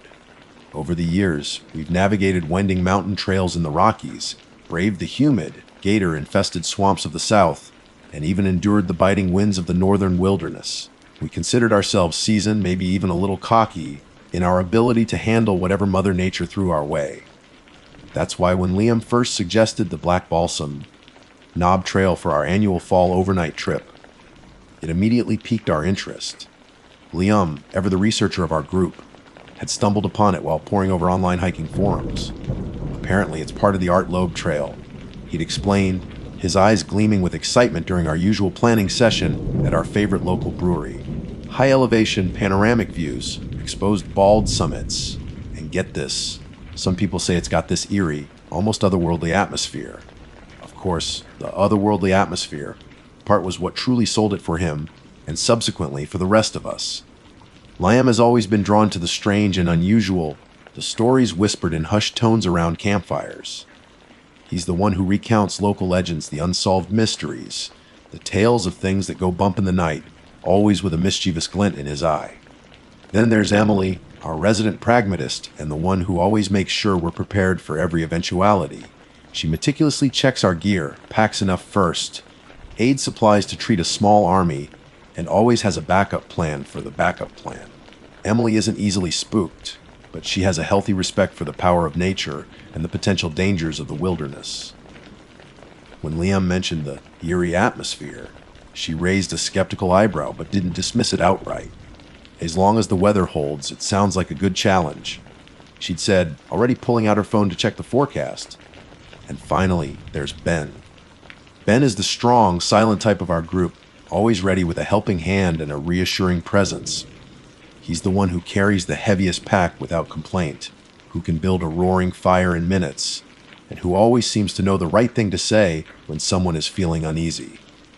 He's seen his fair share of strange occurrences on our trips, fleeting shadows in the periphery, unexplained noises in the distance, but he always approaches them with a calm and rational demeanor. Sounds interesting, was all he'd offered about the Black Balsam Knob, but we knew that meant he was in. Ben rarely gets truly excited about anything beforehand, but he's always up for an adventure. So the plan was set. The third weekend of October, we'd pack our bags, load up Ben's trusty old pickup truck, and head west towards the Pisgah National Forest in North Carolina. The Black Balsam Knob Trail, we learned, was known for its stunning 360-degree views, especially during the fall when the leaves of the surrounding hardwood forests blazed with color. The bald summits, high-altitude meadows devoid of trees, offered unobstructed vistas that stretched for miles in every direction. We envisioned ourselves setting up camp on one of these balds, watching the sunset paint the sky in vibrant hues, and then settling in for a night under a blanket of stars. The challenge was the elevation, reaching over 6,000 feet, and the exposed nature of the terrain, which could make for unpredictable weather. But we were prepared. We had our layers of clothing, our sturdy hiking boots, our reliable 4-season tents, and our collective years of backcountry experience. The drive up to the trailhead was beautiful, the winding mountain roads offering glimpses of the colorful foliage. The air grew crisp and cool as we gained elevation, carrying with it the scent of pine and damp earth. When we finally reached the parking lot at the end of Black Balsam Road, it was bustling with other hikers, a mix of day, trippers and backpackers like ourselves. We hoisted our packs onto our backs, adjusted the straps, and took a moment to soak in the atmosphere. The energy was vibrant, filled with the excited chatter of people eager to explore the trails. We started our hike with a spring in our step, the initial section of the trail winding through a beautiful forest of spruce and fir. The path was well maintained, and the ascent was gradual at first, allowing us to warm up our muscles and settle into a comfortable rhythm. Sunlight filtered through the canopy, dappling the forest floor in golden light. We chatted and laughed, sharing stories and making plans for the evening. The usual camaraderie of our group was in full swing, a comfortable familiarity that always made our trips so enjoyable. As we climbed higher, the trees began to thin, eventually giving way to the open, grassy balds that gave the trail its name. The views were even more spectacular than we had imagined. Rolling hills stretched out in every direction, painted in shades of red, orange, and yellow. The sky was a brilliant blue, dotted with fluffy white clouds that seemed close enough to touch. We stopped frequently to take pictures, marveling at the sheer beauty of the landscape. This, we agreed, was exactly the kind of challenge and reward we were looking for. We continued along the undulating trail, the wind picking up slightly as we traversed the exposed summits. The air was invigorating, and the panoramic views seemed to stretch on forever. We passed other hikers along the way, exchanging friendly nods and smiles. Some were day trippers, easily identifiable by their smaller packs and lighter footwear, while others were fellow backpackers, their faces etched with the shared anticipation of a night spent in the wilderness. We reached the summit of Black Balsam Knob in the late afternoon, the sun beginning its slow descent towards the horizon. The view from the top was breathtaking, a seemingly endless expanse of mountains and valleys bathed in the warm golden light. We found a relatively sheltered spot just below the summit to set up our camp. The ground was uneven and rocky, but we worked together, our movements practiced and efficient, soon having our 2 tents pitched and our gear organized. With camp established, we gathered some fallen branches for a fire and started preparing our dinner. Tonight's menu consisted of dehydrated chili, a backcountry staple that was always satisfying after a long day of hiking. As we waited for the water to boil, we sat on some rocks, sipping on our water bottles and taking in the stunning scenery. The colors of the landscape were intensifying as the sun dipped lower, casting long shadows across the balds. Liam, as usual, was the first to bring an atmosphere he had read about. So, he began, his voice a little lower than usual. Has anyone felt anything strange? Emily snorted. Liam, we just hiked several miles uphill with heavy packs. The strangest thing I've felt is the ache in my shoulders. Ben chuckled softly in agreement. It's just the wind picking up, Liam, and maybe your overactive imagination. Liam grinned. Hey, I'm just saying what I read. Some people claim this area has a history. Every place has a history, Liam, Emily replied, stirring the boiling water in our pot. Most of them aren't haunted, but some are. Liam countered, his eyes wide. Stories of strange lights, unexplained sounds, even disappearances. I had to admit, a tiny shiver ran down my spine. I loved a good ghost story as much as the next person, but out here, alone on a windswept mountain bald as dusk began to settle, Liam's words felt a little less like entertainment and a little more unsettling. Don't worry, Liam, I said, trying to sound more confident than I felt. We're experienced campers. We can handle anything this trail throws at us, ghosts included. He just smiled, a knowing look in his eyes that I couldn't quite decipher. As the last rays of sunlight faded below the horizon and the stars began to pepper the darkening sky, a sense of anticipation, tinged with a hint of unease, settled over our little campsite. The wind whispered through the tall grasses of the bald, carrying with it a sound that, for just a moment, seemed to resemble a sigh. We dismissed it as the wind, of course. What else could it be? Darkness descended quickly on the exposed bald, swallowing the vibrant colors of the day and replacing them with the muted tones of twilight. The wind picked up further as the temperature dropped, urging us to put on extra layers. We huddled around the small fire we had managed to coax into a steady flame, its flickering light casting dancing shadows on our faces and the surrounding grasses. The chili was hot and comforting, and for a while, the shared meal and the crackling fire helped to ward off the growing chill, both physical and psychological. After we finished eating, Liam insisted on telling a few ghost stories, his voice hushed and dramatic against the backdrop of the vast, silent wilderness. He recounted tales of hikers who had vanished without a trace in these mountains, of strange sightings and eerie sounds that had been reported over the years. Emily rolled her eyes good-naturedly at each dramatic pause and whispered revelation, but even she seemed to listen with a little more attention than usual. Ben remained quiet, his gaze fixed on the dancing flames, but I could sense a subtle shift in his demeanor, a heightened awareness of our surroundings. As the night deepened, the other hikers who had been camped nearby seemed to have settled into their tents. The only sounds now were the whisper of the wind and the occasional crackle of our fire. Liam eventually ran out of ghost stories, and a comfortable silence fell over our group. We sat there for a while longer, enjoying the solitude and the incredible display of stars overhead. Far away from any city lights, the night sky was a breathtaking panorama of twinkling constellations, the Milky Way a hazy river of light stretching across the darkness. Eventually, Emily announced that she was ready for bed, and Ben quickly followed suit. Liam lingered by the fire with me for a bit longer, both of us reluctant to retreat into the confines of our tents. There's something about sitting by a campfire under a starry sky that makes you feel both incredibly small and strangely connected to the universe. You know, Liam said after a long silence, his voice barely above a whisper, I read one story about this trail where a group of campers heard these whispering sounds all night. They couldn't make out what was being said, but it was like there were voices all around them, just below the threshold of hearing. I shivered, pulling my fleece jacket tighter around me. Liam, please don't. I was just starting to relax. He just shrugged, a mischievous glint in his eye. Hey, I'm just sharing what I found. You can't say I didn't warn you if we hear any whispers. I decided to ignore him and focus on the mesmerizing dance of the flames. After a few more minutes, I too felt the pull of sleep and decided to call it a night. We banked the fire, making sure the embers were safely contained, and then retreated to our separate tents. Inside my tent, the world outside faded to a muffled hush.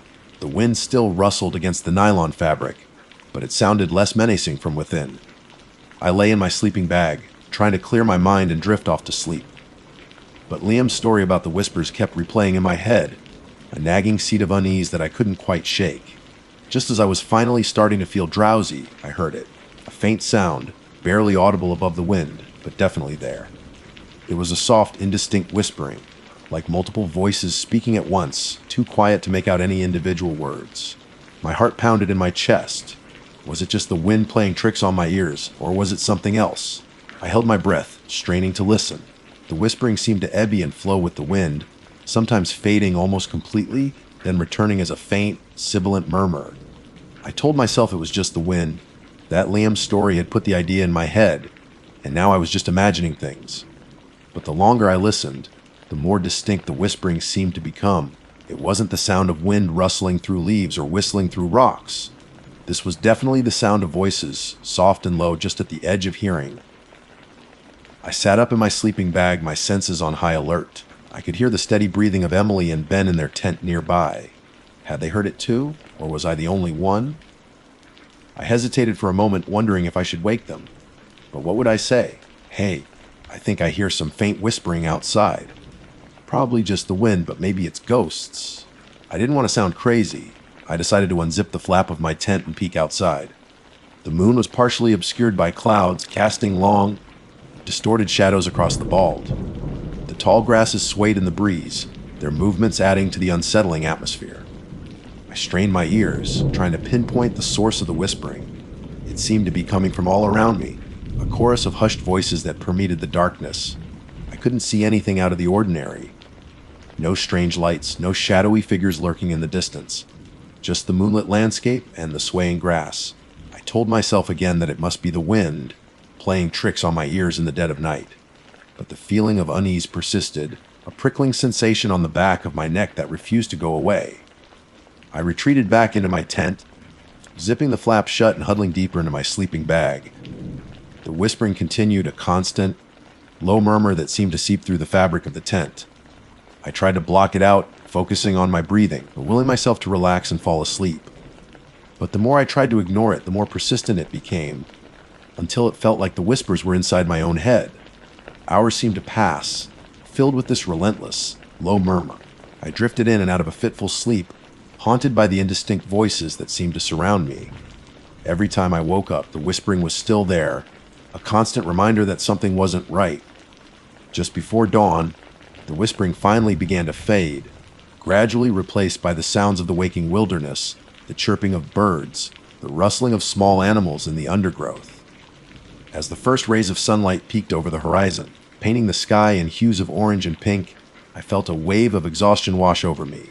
I had barely slept all night, my mind kept awake by the incessant, unsettling whispers. I unzipped my tent and crawled out, blinking in the bright morning light. Emily and Ben were already awake, sitting by the still smoldering embers of our campfire. They looked tired, but otherwise okay. "Morning," I said, trying to sound casual, but my voice came out a little hoarse. "Morning," Emily replied, stifling a yawn. "Rough night." I hesitated for a moment, unsure of what to say. Should I tell them about the whispering? Would they think I was crazy? "Yeah, I didn't sleep too well," I admitted finally. "The wind was pretty strong." "Tell me about it," Ben grumbled, rubbing his eyes. "Kept flapping against the tent all night." Liam emerged from his tent, stretching and grinning. "Morning, sleepyheads!" "Did you hear the whispers?" Emily and Ben looked at him, confused. "Whispers? What are you talking about?" Emily asked. Liam's grin widened. "The whispers? I told you about them last night. The ones some people say you can hear up here." Emily rolled her eyes. "Liam, you and your ghost stories." "I didn't hear anything but the wind." Ben shook his head. "Me neither. Slept like a log, actually." I looked at Liam, then back at Emily and Ben. So, they hadn't heard it. Or were they just pretending not to? The whispering had felt so real, so pervasive. Had I imagined it all? Liam, sensing my confusion, looked at me intently. "Sarah, did you hear them?" I hesitated again, then nodded slowly. "Yeah, I did. All night. It was faint but definitely there. Like a lot of people talking quietly." Emily and Ben exchanged uneasy glances. Maybe it was just the wind, Emily suggested, but her voice lacked its usual conviction. "No," I said firmly. "It wasn't the wind. It sounded like voices." A heavy silence fell over our campsite. The beauty of the morning sun seemed to be overshadowed by the lingering unease of the night. We packed up our gear in a more subdued manner than usual, the earlier excitement of the trip replaced by a palpable sense of apprehension. As we started our hike back down the trail, the wind still whispered through the grasses, but now it carried a different connotation, a haunting reminder of the faint, indistinct voices that had filled the long, dark night. And I couldn't shake the feeling that whatever we had heard on Black Balsam Knob was not just the wind, and that our challenging overnight trip had taken a dark and unexpected turn. The hike back down the Black Balsam Knob trail was markedly different from our ascent. The initial enthusiasm and lighthearted banter were gone, replaced by a quiet, almost somber atmosphere. Each rustle of leaves, each snap of a twig underfoot, seemed amplified in the silence, making us jumpy. We walked closer together than before, our eyes constantly scanning the surrounding woods, as if expecting something to emerge from the shadows.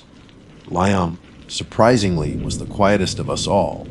The usually boisterous storyteller seemed lost in thought, his earlier excitement about the eerie atmosphere now replaced by a more contemplative expression. Emily kept glancing over her shoulder, her pragmatic facade showing subtle cracks of unease. Even Ben, our rock of stoicism, seemed a little more tense, his grip on his hiking poles a bit tighter than usual. As for me, the memory of those whispers clung to me like a persistent shadow. I kept replaying the sound in my mind, trying to make sense of it, to find a rational explanation. But the more I thought about it, the more convinced I became that it wasn't just the wind.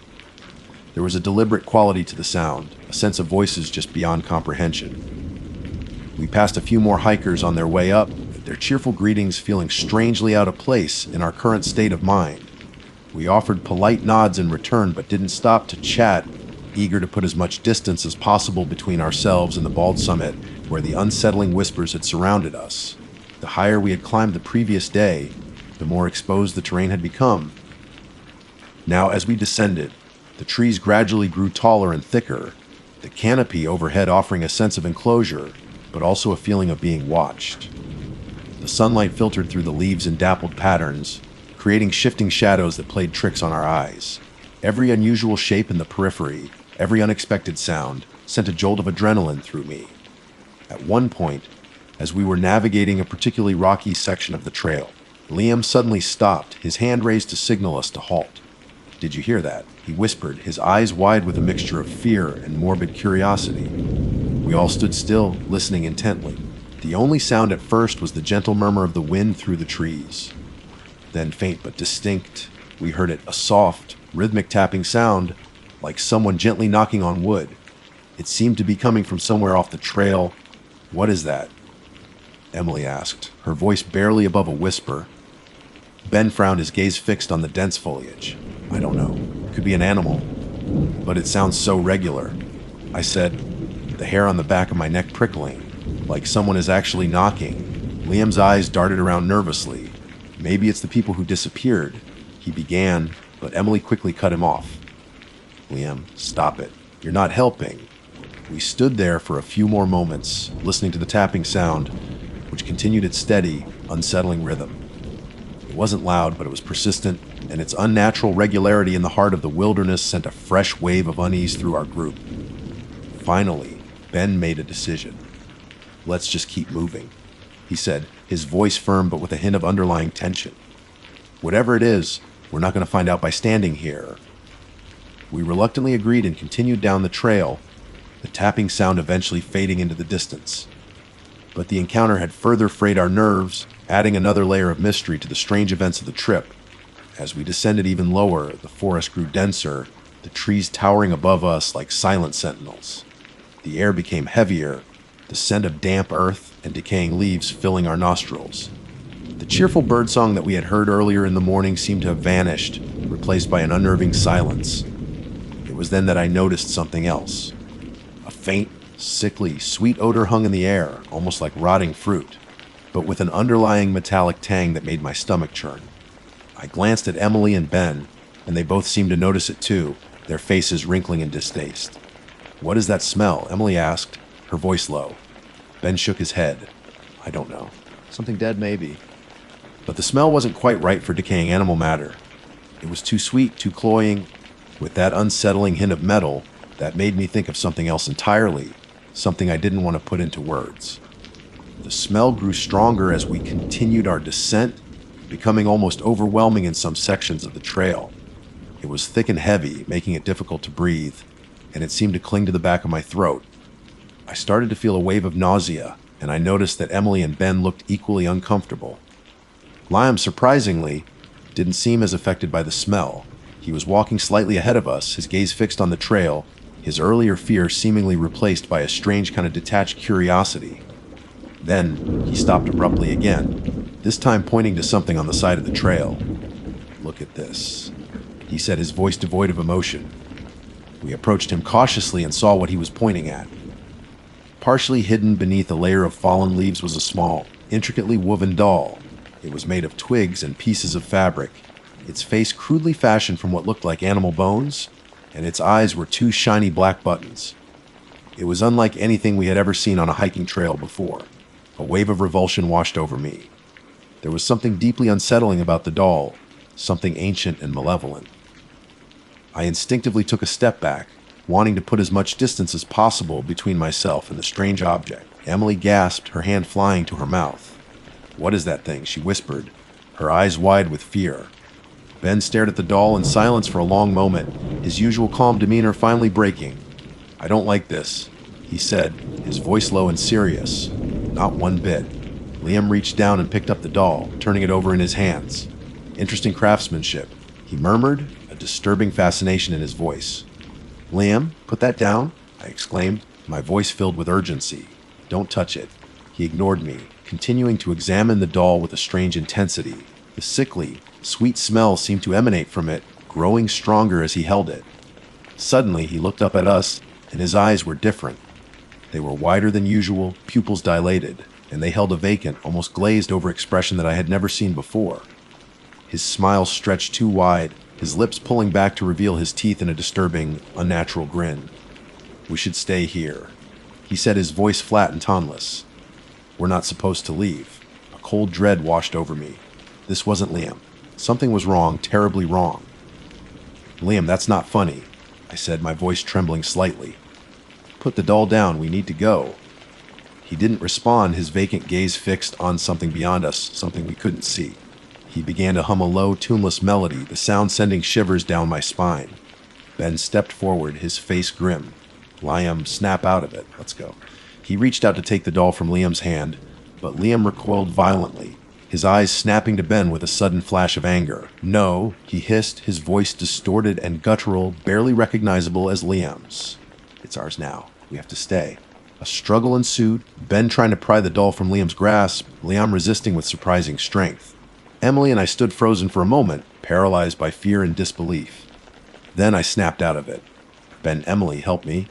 I yelled, rushing forward to try and assist Ben. We managed to wrestle the doll away from Liam, but as soon as it was out of his hands, he collapsed to the ground, his body convulsing violently.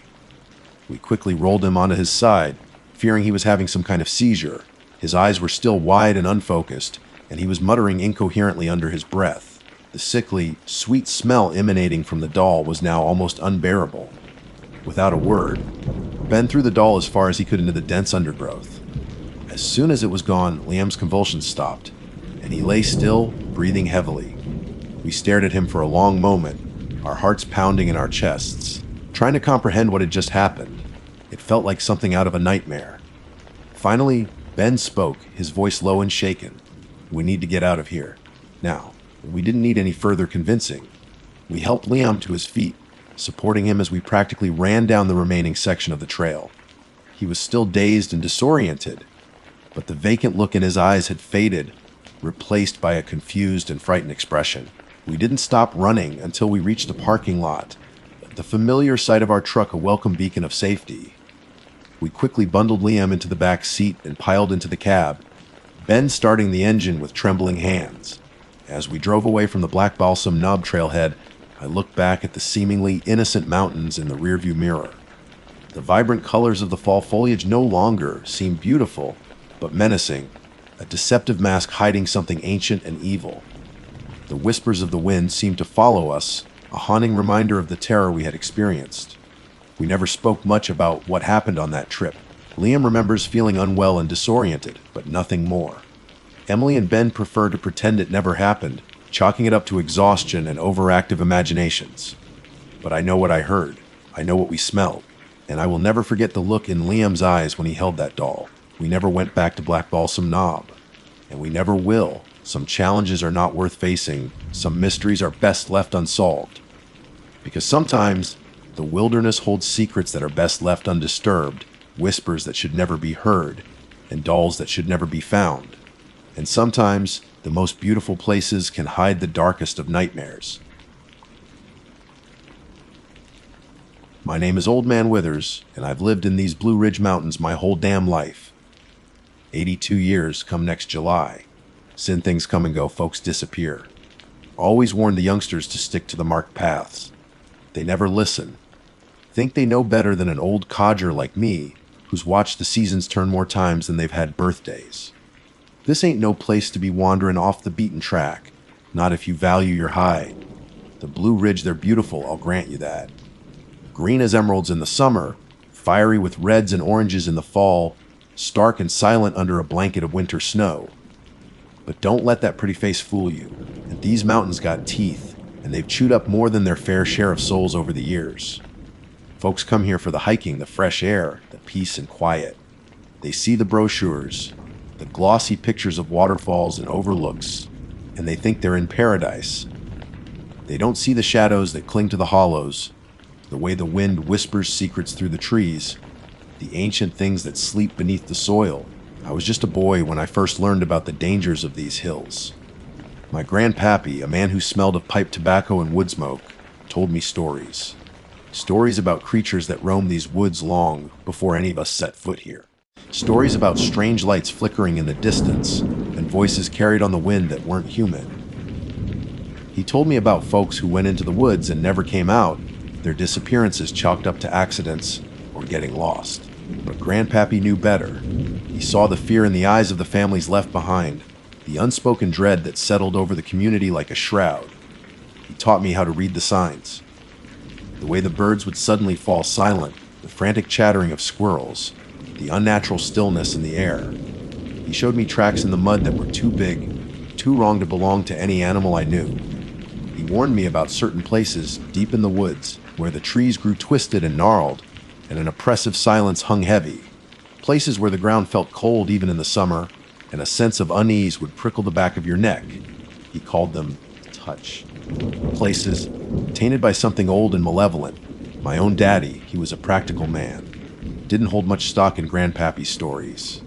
Said it was just folklore, old wives' tales meant to scare children. But even he wouldn't venture too far from the familiar trails, especially after dark.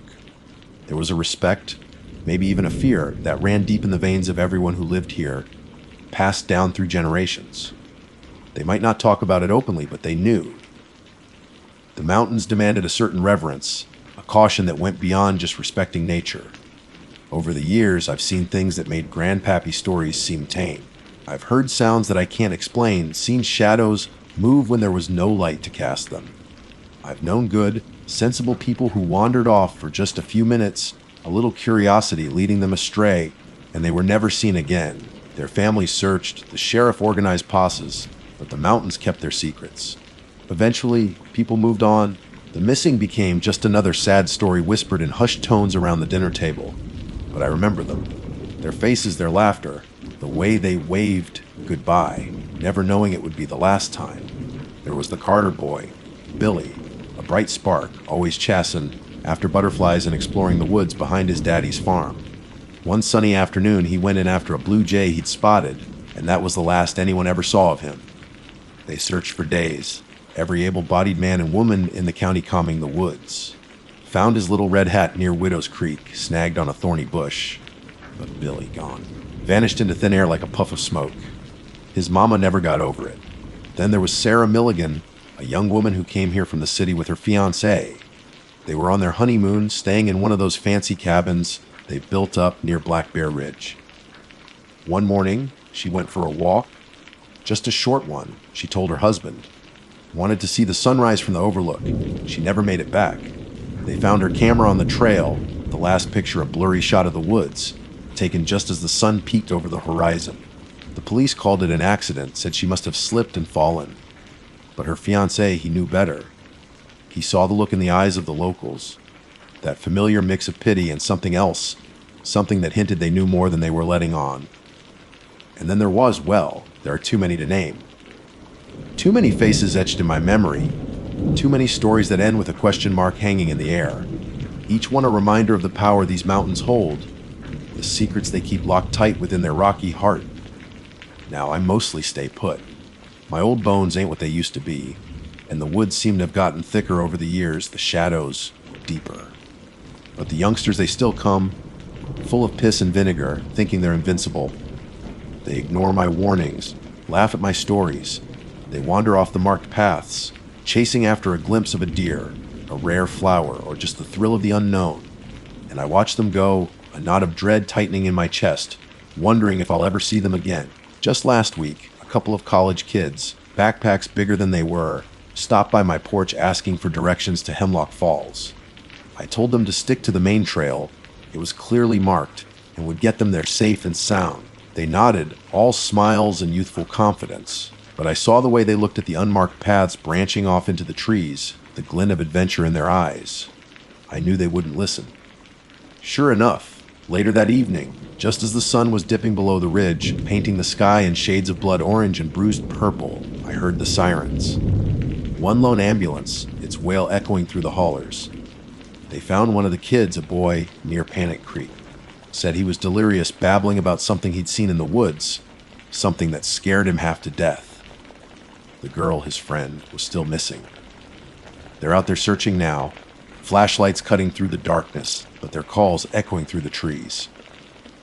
But I have a bad feeling about this one. A real bad feeling. This ain't just about getting lost or stumbling upon a bear. There's something else out here, something older than the hills themselves. Something that watches, waits, and sometimes takes. And those youngsters who ignore my warnings, who think they know better, they're just tempting fate. They're stepping off the edge of the world as they know it, into a place where the rules are different and the things that lurk in the shadows are hungry. So, when you come to these Blue Ridge Mountains, enjoy the view. Breathe in the fresh air. But for God's sake, stay on the marked paths. Don't go wandering off into the trees. Because if you do, you might just find out what Old Man Withers has been trying to tell you all along, and by then it'll be too late. The mountains have a way of keeping their own, and they rarely let go. The search party was out all night for that missing college girl. I saw their headlights flickering through the trees from my porch, heard their shouts echoing in the darkness. Sheriff Brody himself was out there, his voice booming over the bullhorn, calling her name. "Jennifer! Jennifer Henderson! Can you hear us?" It was a sad sound, full of desperation. You could tell he knew, just like I did, that the chances of finding her were slim. They brought the boy down to the clinic in town, said he was in shock, kept repeating the same few words. Tall, so tall, and the eye is like fire. They tried to calm him down, give him something to help him sleep, but he was beyond that. Whatever he saw out there by Panic Creek had rattled him to his core. They asked him what had happened, what he and Jennifer were doing off the trail. He just kept shaking his head, his eyes wide and unfocused. We just wanted to see what was over the next ridge. He mumbled over and over again. She went ahead, and then he'd trail off, unable to finish the sentence. Panic Creek, that's a bad place. Grandpappy always warned me about Panic Creek. Said the name came from the way folks felt when they got too close to it, a sudden, overwhelming wave of fear that would grip your heart and make you want to run screaming in the opposite direction. He said there was something unnatural about the stillness of the water there, the way the trees on the banks seemed to lean away from it, as if trying to escape. I've always given Panic Creek a wide berth, never had any desire to see what lay hidden in its shadowed depths. By morning, the search party was back out in force, but their hopes were fading with the rising sun. They brought in dogs, helicopters even, their rotors chopping through the early morning mist. But the woods just swallowed everything up. No sign of Jennifer, no footprints, no dropped belongings. It was like she had simply vanished, the mountains claiming another one of their own. The boy, they finally managed to get some sense out of him. He said they'd been hiking for a few hours, enjoying the scenery, when they decided to take one of the old logging trails that branched off the main path. He admitted they knew they weren't supposed to, but curiosity got the better of them. The trail had been overgrown in places barely visible, but they pushed on, thinking they were discovering something new, something no one else had seen. Then they came to Panic Creek. He said it was eerily quiet there, not a bird singing, not even the rustling of leaves in the wind. The air felt heavy, like a storm was brewing, even though the sky was clear. Jennifer had wanted to cross the creek, see what was on the other side. He hesitated, said he felt uneasy, but she'd already started picking her way across the slippery rocks. He followed her, reluctantly. They hadn't gone more than a few yards on the other side when they saw it. He couldn't describe it exactly, said it was tall, impossibly tall, and gone. Its skin was pale, like bleached bone, and its eyes, he kept coming back to the eyes. They glowed in the dim light filtering through the trees, like embers in a fire. He couldn't make out any features, no nose or mouth that he could recall, just those burning eyes staring at them. He said Jennifer had frozen, her hand clutching his arm, so tight he could still feel the phantom pressure. He tried to yell, to tell her to run, but no sound would come out of his throat. Then, this creature had moved. It was fast, faster than anything he'd ever seen. It lunged at Jennifer, and that's when he broke free and ran. He didn't look back, didn't stop running until he stumbled out of the woods hours later, near the creek where the search party found him. Sheriff Brody, he listened to the boy's story, his face grim. He's a good man, Brody, but he's a man of logic and reason. He tried to explain it away, said the boy was probably delirious from dehydration and fear, that he'd seen a bear, or maybe even imagined the whole thing. But I saw the doubt in his eyes. He's lived here long enough to know that there are things in these mountains that can't be explained away so easily. They kept searching for Jennifer for a few more days, but it was no use. Eventually, they called it off. Another one lost to the Blue Ridge, another mystery added to the long list. The college boy, he went back home, his face pale and haunted. I doubt he'll ever forget what he saw by Panic Creek. I know I won't. It brought back memories, you see. Memories of other stories I'd heard over the years, stories that sounded eerily similar to what the boy had described. Whispers of a tall, pale figure seen deep in the woods, its eyes burning like fire in the darkness. Stories dismissed as folklore, as the ramblings of frightened folks. But maybe, just maybe, there was more to them than that. Old Man Hemlock, who lived up in the highest reaches of the mountains, used to tell tales around the campfire. He was a strange old fellow, even by mountain standards, with eyes that seemed to hold the wisdom of centuries. He spoke of the Skinwalker, a creature of legend, a shapeshifter that could take on the form of animals or even people. He said it roamed the deepest parts of the forest, drawn to fear and despair. He warned us never to speak its name aloud after dark, never to venture into the woods with fear in our hearts, for that would only draw its attention. Then there were the stories my Cherokee neighbors used to share. They spoke of spirits that dwelled in the mountains, ancient beings that guarded their sacred lands. They called them the Unsi, fearsome creatures with immense power. They said these beings didn't take kindly to outsiders trespassing on their territory, especially those who showed disrespect for the natural world. I never put much stock in those old legends, figured they were just stories to keep children from wandering off into the dangerous woods. But after hearing that boy's description, a seed of doubt began to sprout in my mind. What if there was some truth to those tales? What if there were things lurking in these mountains that science couldn't explain, things that had been here long before us and would remain long after we were gone? The silence in the woods seems different now, heavier, more watchful. The shadows appear deeper, more menacing. Every rustle of leaves, every snap of a twig makes me jump. I find myself looking over my shoulder more often, even in broad daylight.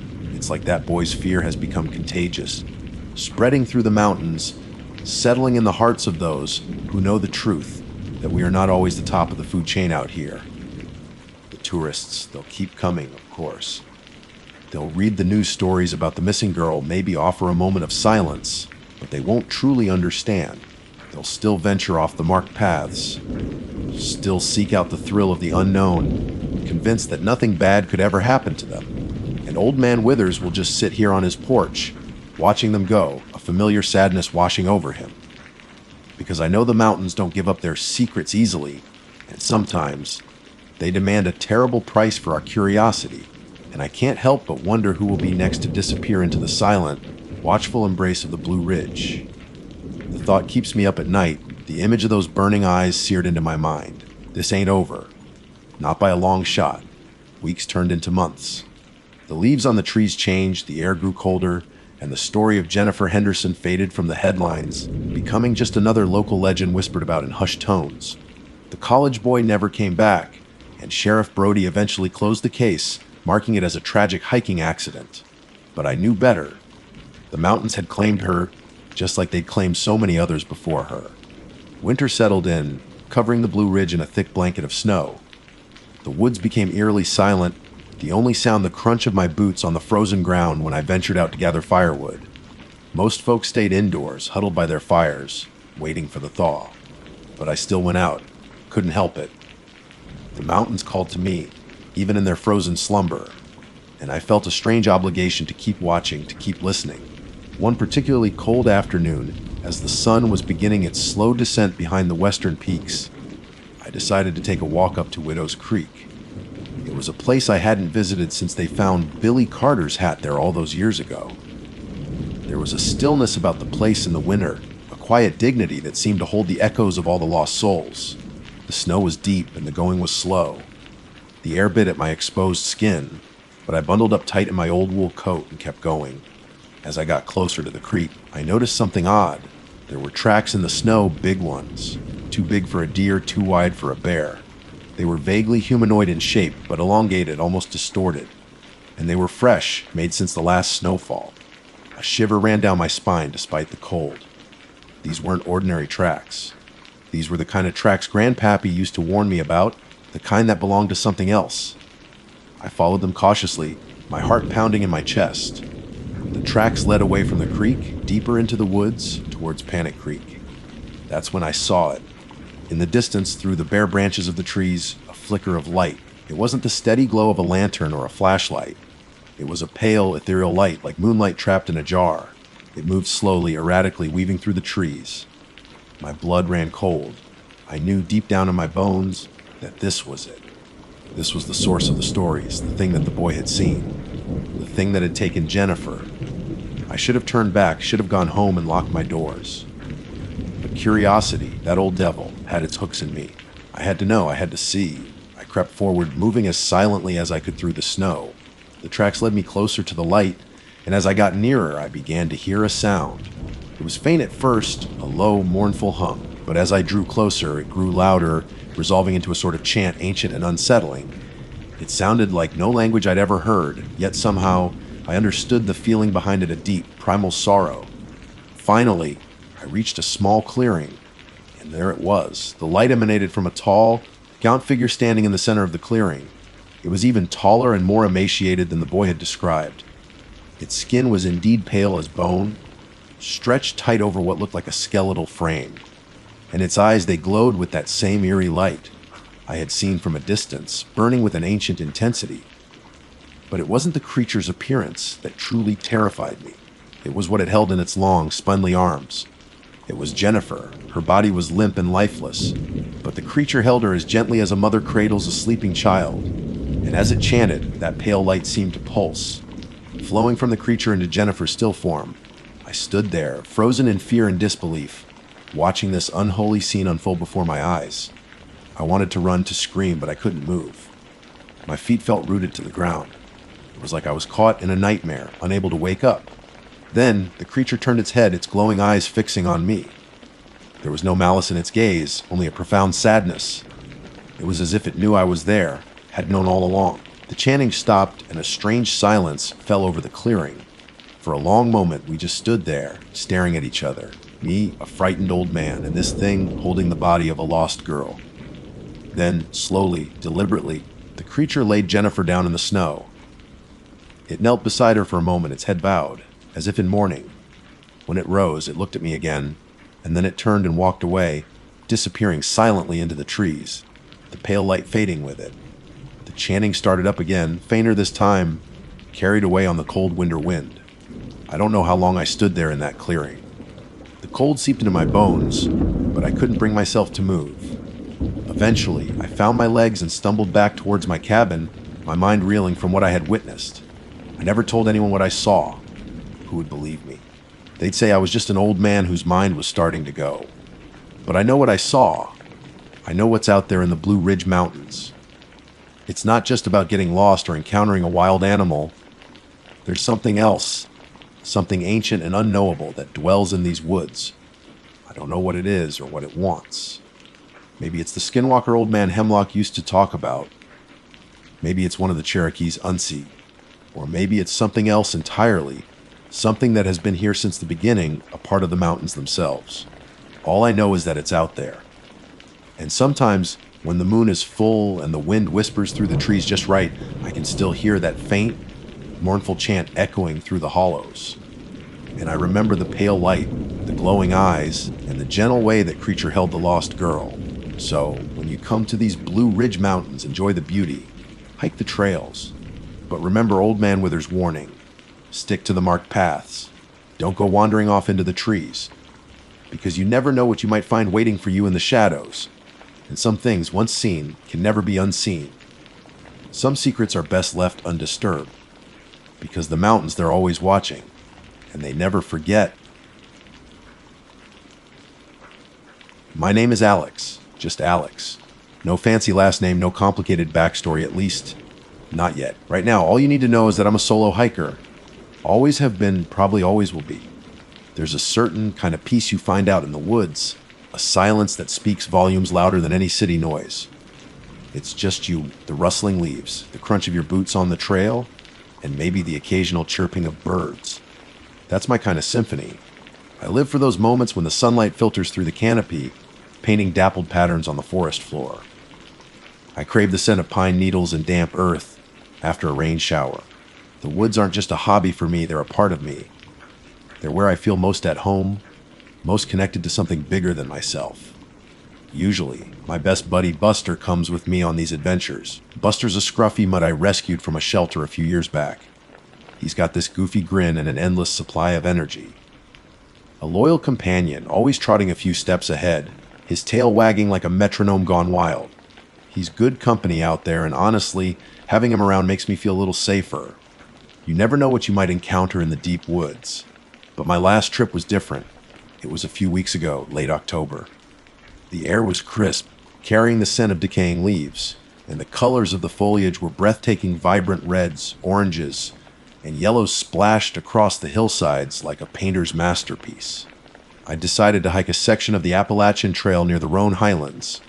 It's a beautiful area known for its stunning views and challenging terrain. I'd hiked there plenty of times before, always with Buster, and never had any issues. This time, though, something felt off from the moment I parked the car. It wasn't anything I could put my finger on, no specific sound or sight that triggered an alarm. It was more of a feeling, a subtle unease that settled in the pit of my stomach and refused to leave. The air felt heavy, almost stagnant, even though there was a gentle breeze rustling the leaves. The usual sounds of the forest, the chatter of squirrels, the distant drumming of a woodpecker, seemed muted, as if the woods themselves were holding their breath. I tried to shake it off. Maybe I was just tired, or maybe the change in the season was getting to me. I geared up, double-checking my backpack to make sure I had everything I needed: water, snacks, first aid kit, map, compass. Everything was in order. Still, that nagging feeling persisted. I leashed Buster up, ready to start our hike. He was his usual excited self, tail thumping against the car, eager to get going. But as I opened the car door, I hesitated. I looked at Buster, his happy, trusting eyes looking back at me, and a wave of protectiveness washed over me. It was a strange feeling, almost like I knew something was wrong, even if I couldn't articulate what it was. "You know what, boy?" I said, scratching him behind the ears. "I think you should sit this one out." He whined, confused, nudging his head against my hand. He loved our hikes more than anything, but I couldn't shake the feeling that bringing him along this time would be a mistake. "It's just a short one today." I lied, trying to sound reassuring. "I'll be back before you know it." I felt a pang of guilt as I unclipped his leash and coaxed him back into the car. He watched me with those big, sad eyes as I shouldered my pack and started down the trail. It felt wrong leaving him behind, but the feeling of unease was stronger. The first mile or so was uneventful, yet the unsettling feeling didn't dissipate. If anything, it intensified. The woods seemed unusually quiet. The air grew colder, and a strange, almost metallic scent hung in the air, faint but noticeable. I kept looking over my shoulder, half expecting to see something, but there was nothing. Just the trees, the trail, and the growing sense of dread in my gut. As I ventured deeper into the woods, the sunlight began to fade, even though it was still mid-afternoon. The canopy overhead seemed thicker here, blocking out most of the light, casting long, eerie shadows that danced and shifted with the breeze. Every rustle of leaves, every snap of a twig underfoot made me jump. My senses were on high alert, scanning my surroundings for any sign of what was making me so uneasy. I told myself it was just my imagination, that I was letting the solitude and the changing atmosphere get to me. But the feeling persisted, a cold knot of fear tightening in my chest. It felt like I was being watched, though every time I stopped and looked around, I was alone. Then I saw it, just a glimpse out of the corner of my eye. Something moved in the undergrowth to my left, a flash of dark color against the muted tones of the forest floor. I stopped dead in my tracks, my heart pounding in my chest. I waited, listening intently, but there was only silence. "Hello," I called out, my voice barely a whisper in the oppressive quiet. "Is anyone there?" No response. Just the rustling of leaves in the wind. I told myself it was probably just a deer, or maybe a bear. This was their territory after all. But the feeling that washed over me wasn't one of encountering wildlife. It was something darker, something unnatural. I started walking again, my pace quickening. I wanted to get out of this section of the woods, back to the open trail where I could see what was around me. But the feeling of being watched intensified. It felt like something was keeping pace with me, just out of sight, moving silently through the trees. Then I heard it, a sound that sent a shiver down my spine, a sound that had no place in the natural symphony of the woods. It was a soft, rhythmic clicking sound, like bones tapping together.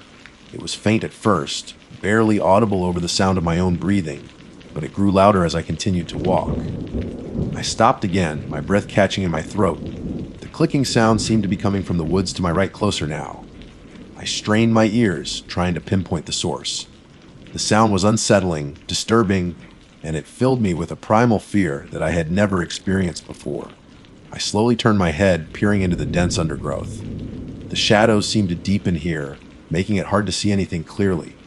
The clicking sound continued, a steady, unnerving rhythm that seemed to be getting closer. And then I saw it again. Another glimpse of movement, this time a flash of white against the dark backdrop of the trees. It was long and slender, and it moved with an unnatural fluidity. It disappeared behind a thicket of bushes before I could get a good look, but the image was burned into my mind. Whatever it wasn't a deer or a bear. It was something else, something wrong. And the clicking sound, it seemed to be coming from that same direction. That was it. I didn't need to see any more. Every instinct in my body screamed at me to get out of there, to run as fast as I could. I turned and practically sprinted back the way I came, my heart pounding in my chest, the image of that fleeting white shape, and the unsettling clicking sound echoing in my mind.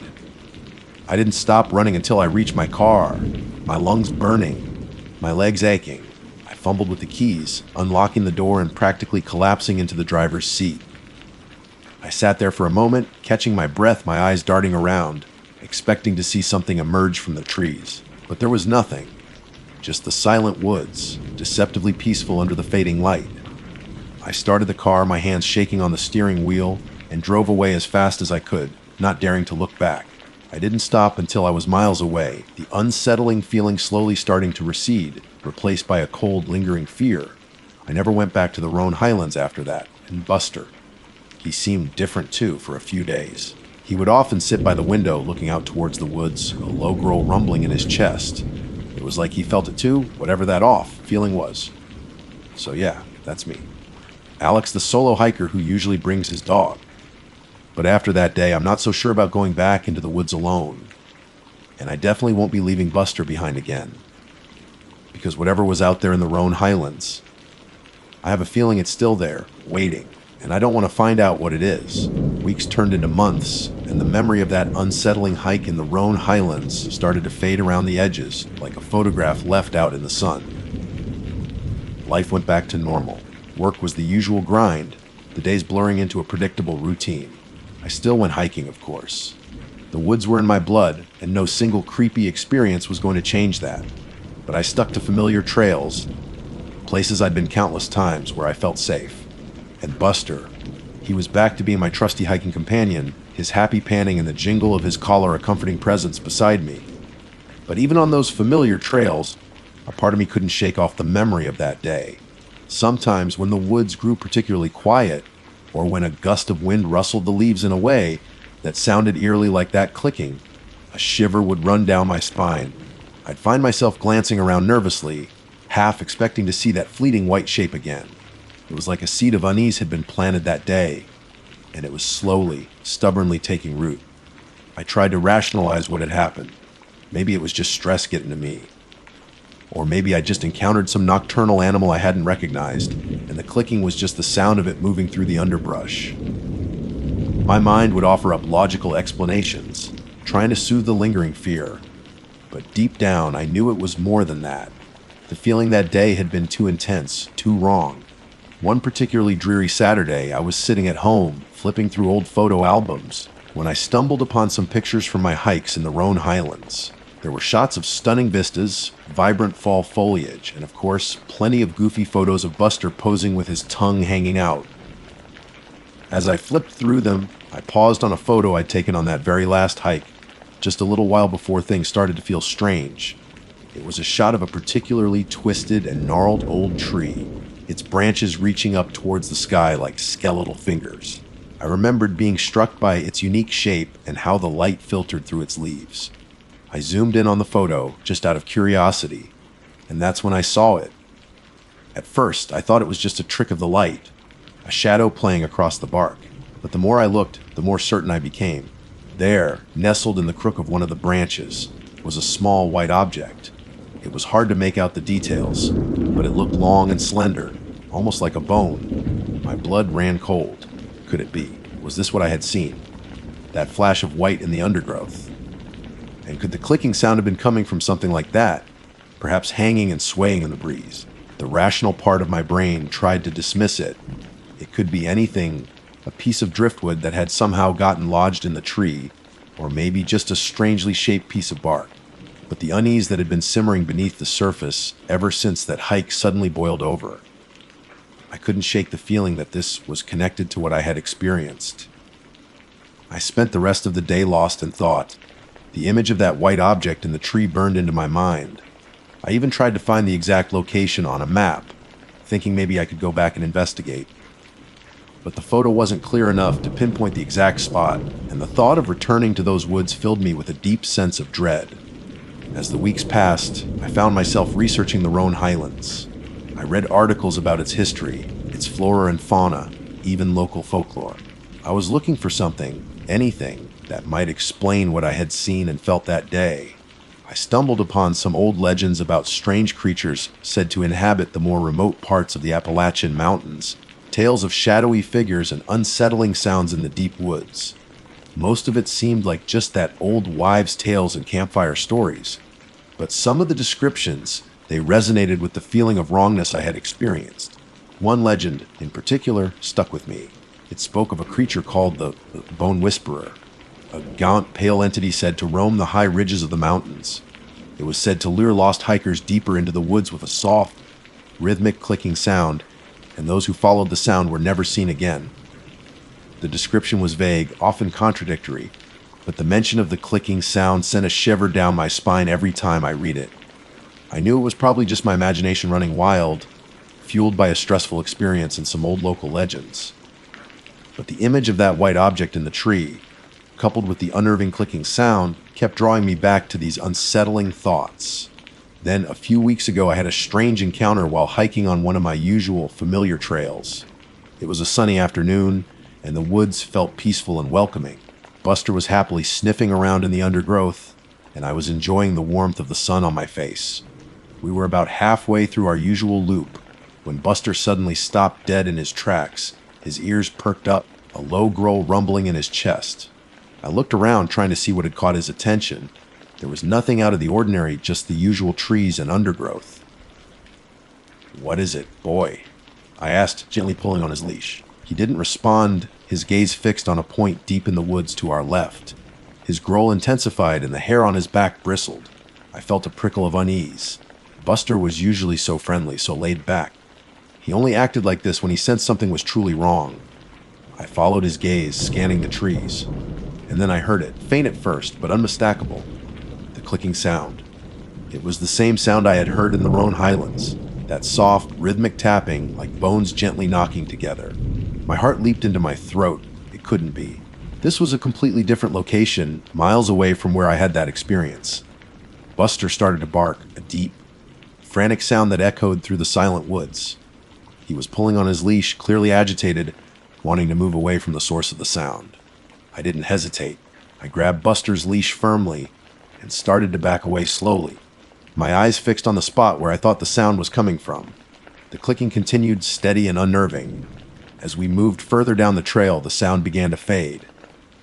Buster gradually calmed down, his growls subsiding, though he still kept looking back nervously. Once we were a good distance away, I picked up the pace, practically jogging back towards the trailhead. We didn't stop until we were back at the car, Buster panting heavily, his eyes wide with a mixture of fear and confusion. I felt shaken to my core. What were the odds of hearing that same strange sound in two different locations so far apart? I drove home in a daze, my mind racing. Was it possible that there was something out there, something real, that made that sound? Something that followed me. The thought sent a fresh wave of fear washing over me. I haven't been back to that trail since. In fact, I haven't been hiking alone at all. Even with Buster, I feel a sense of unease in the woods now, a constant feeling of being watched. I find myself listening more intently, my ears always straining to catch any unusual sounds. The peace and solitude I once found in the woods have been replaced by a persistent feeling of dread. I keep thinking about that white object in the tree, the clicking sound and Buster's reaction. It all points to something unnatural. I try to tell myself it's just my overactive imagination, that I'm letting a couple of strange incidents blow out of proportion. But the feeling of wrongness is still there, lurking in the back of my mind. And every now and then, when the house is quiet, I swear I can still hear it, that faint, rhythmic clicking. Maybe I'm losing it. Maybe it was all just a coincidence. But a part of me knows better. A part of me knows that something is out there in the woods, something I don't understand. And whatever it is, I have a feeling our paths might cross again someday. And I'm not sure I'll be so lucky the next time. The unease that had settled over me after those experiences started to bleed into other areas of my life. I found myself more jumpy, more easily startled by sudden noises. Sleep became a restless affair, filled with fragmented dreams of dark forests and the unsettling rhythm of clicking sounds. I started avoiding going out at night, and even during the day, I couldn't shake the feeling of being watched, especially when I was near any wooded areas. Buster, thankfully, seemed to be getting back to his old self, though he still occasionally would fixate on the trees outside our window, letting out a low, warning growl. I started taking him for walks in more open areas, parks and fields where we could see our surroundings clearly. It helped a little, but the memory of those eerie moments in the woods lingered like a shadow. Then, a few weeks ago, I had a vivid dream. I was back in the Rhone Highlands, the air heavy and cold. The woods were silent, eerily so. I was walking along the trail, but Buster wasn't with me. The twisted, skeletal trees loomed over me, their branches like grasping claws. Then I heard the clicking. It was closer this time, louder, more insistent. I turned, trying to locate the source, and I saw it. It wasn't just a glimpse this time. Standing in the shadows between two trees was a figure. Tall and gaunt, its skin pale and almost translucent, like bone. Its limbs were long and spindly, and its head was oddly shaped, elongated. It had no discernible features, just dark, empty sockets where its eyes should have been. And in its hands it held two long, slender bones, which it was rhythmically tapping together, creating that chilling clicking sound. I tried to scream, but no sound would come out. The figure started to move towards me, its movements jerky and unnatural. The clicking grew louder, echoing in the silent woods. I tried to run, but my legs felt like lead. The figure was getting closer, its empty gaze fixed on me. I could feel a cold dread washing over me, a sense of utter helplessness. Then I woke up. I sat bolt upright in bed, my heart pounding, my body covered in a cold sweat. The room was dark, but the faint moonlight filtering through the window cast long shadows on the walls, making them seem to writhe and twist like the trees in my dream. The clicking sound still seemed to echo in my ears. I couldn't shake the feeling that the dream was more than just a random nightmare. It felt too real, too vivid. It felt like a warning. After that dream, I decided I couldn't ignore what was happening anymore. I needed to know what I had encountered in the Rhone Highlands, what was making that clicking sound, and why it felt like it was still somehow connected to me. I started doing more research, delving deeper into the local folklore and legends. I spent hours online, scouring forums and message boards dedicated to strange and unexplained phenomena in the Appalachian region. I found other stories, whispers of strange encounters, unsettling sounds, and fleeting glimpses of pale figures in the woods. Many were dismissed as hoaxes or misidentification, but some of them echoed my own experiences too closely to ignore. One account in particular sent a chill down my spine. It was a story posted by a former park ranger who had worked in the Rhone Highlands for many years. He spoke of an old local legend about a creature that some called the Clicker, or the Bone Man. He wrote that the legend was mostly dismissed as a scary story told to keep hikers on the marked trails, but he admitted that he had heard the clicking sound himself on several occasions while on patrol in remote areas. He never saw anything, but the sound always left him with a deep sense of unease. He even mentioned that a few hikers had mysteriously disappeared in the area over the years, their disappearances never explained. The more I researched, the more I became convinced that what I had experienced wasn't just my imagination. There was something real out there, something strange and unsettling. I knew I shouldn't go back to the Rhone Highlands. Every fiber of my being screamed at me to stay away. But the need to know, the desire to understand what I had encountered, was growing stronger than my fear. I felt like I couldn't truly move on until I had some answers. So I started planning a trip back. I knew I couldn't go alone this time. I confided in a close friend, Mark, who was a keen outdoorsman and a bit of a skeptic, but also someone I trusted implicitly. I told him everything that had happened, about the unsettling feeling, the glimpse of the white shape, the clicking sound, and the vivid dream. He listened patiently, his expression shifting from skepticism to concern as I recounted my experiences.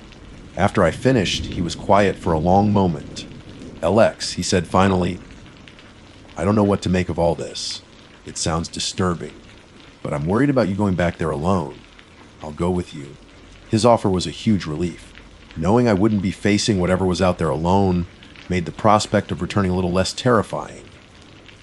We planned our trip carefully, choosing a different trail this time, one that was still in the Roan Highlands area but further south from where I had my initial experience. We made sure we were well equipped, bringing extra supplies, a detailed map, a GPS device, and even a satellite phone for emergencies. I also made sure Buster stayed home this time. As much as I wanted his companionship, I couldn't risk putting him in danger. The day we set out was overcast, the sky a dull, gray expanse.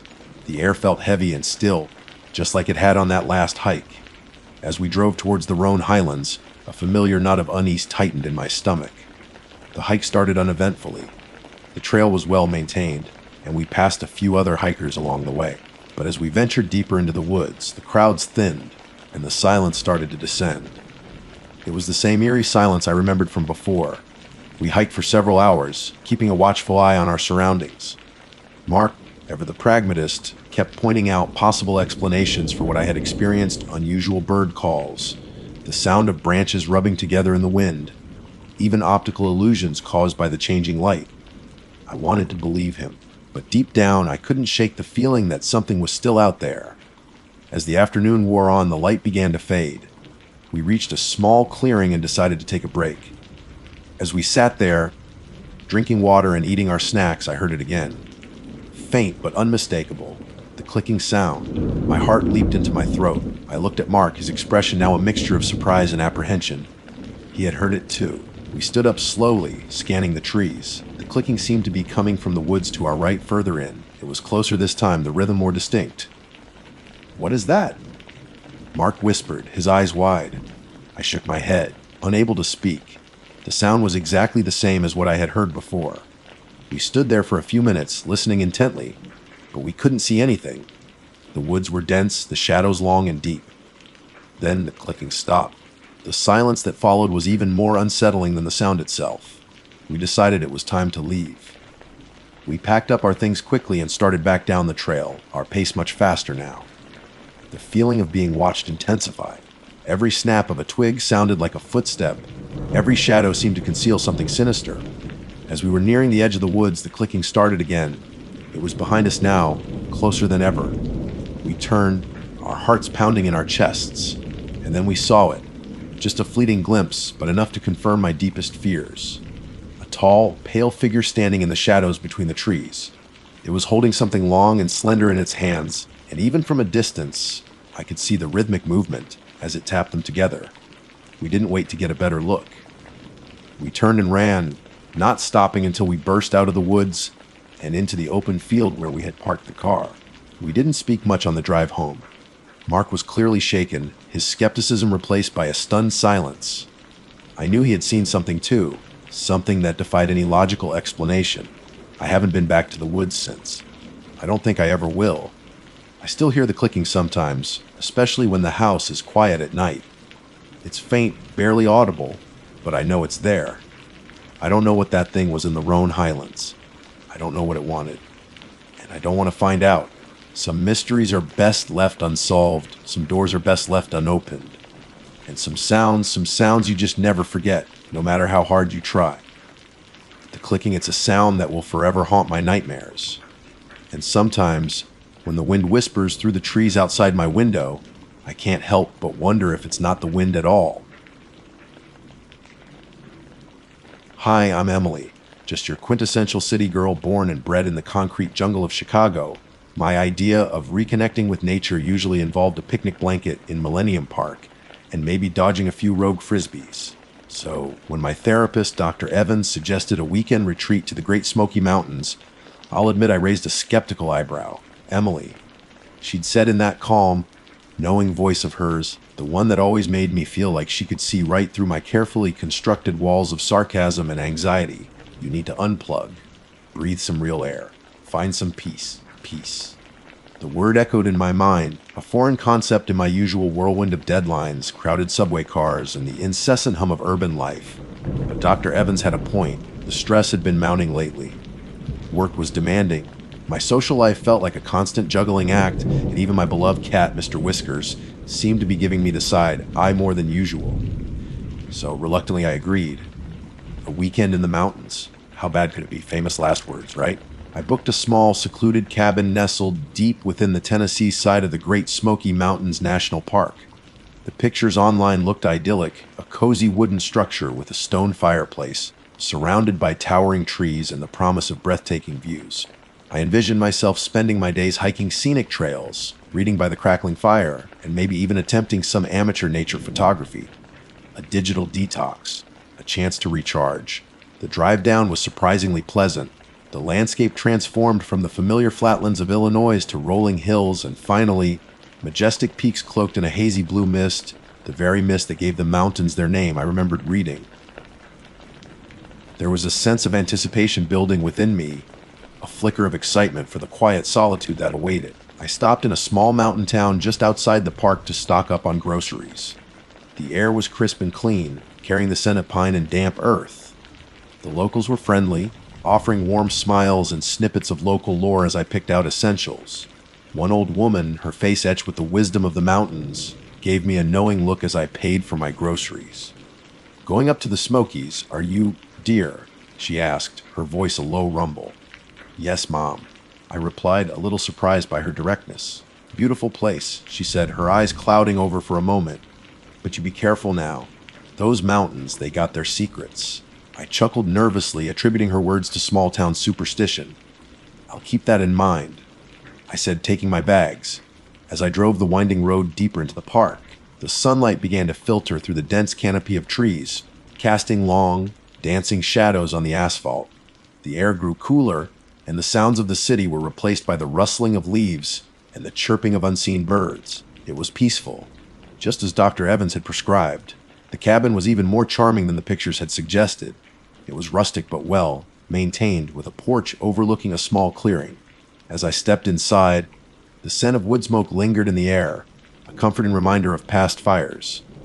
I unpacked my bag, stowed the groceries, and immediately felt a sense of calm wash over me. I spent the rest of the afternoon exploring the area around the cabin. A short trail led to a small stream where the water was so clear I could see the smooth, colorful stones on the bottom. I sat on a large rock, listening to the gentle murmur of the water, and for the first time in months, my mind felt quiet. As evening approached, I built a fire in the stone fireplace, the flickering flames casting warm light on the cozy interior of the cabin. I made a simple dinner, curled up on the sofa with a book, and felt a sense of contentment I hadn't experienced in a long time. Maybe this retreat was exactly what I needed. The first night was uneventful. I slept soundly, lulled by the crackling fire and the gentle sounds of the forest outside. I woke up the next morning feeling refreshed and invigorated. The sun streamed through the windows, painting stripes of light across the wooden floor. I made a cup of coffee and sat on the porch, enjoying the crisp morning air and the breathtaking view of the surrounding mountains.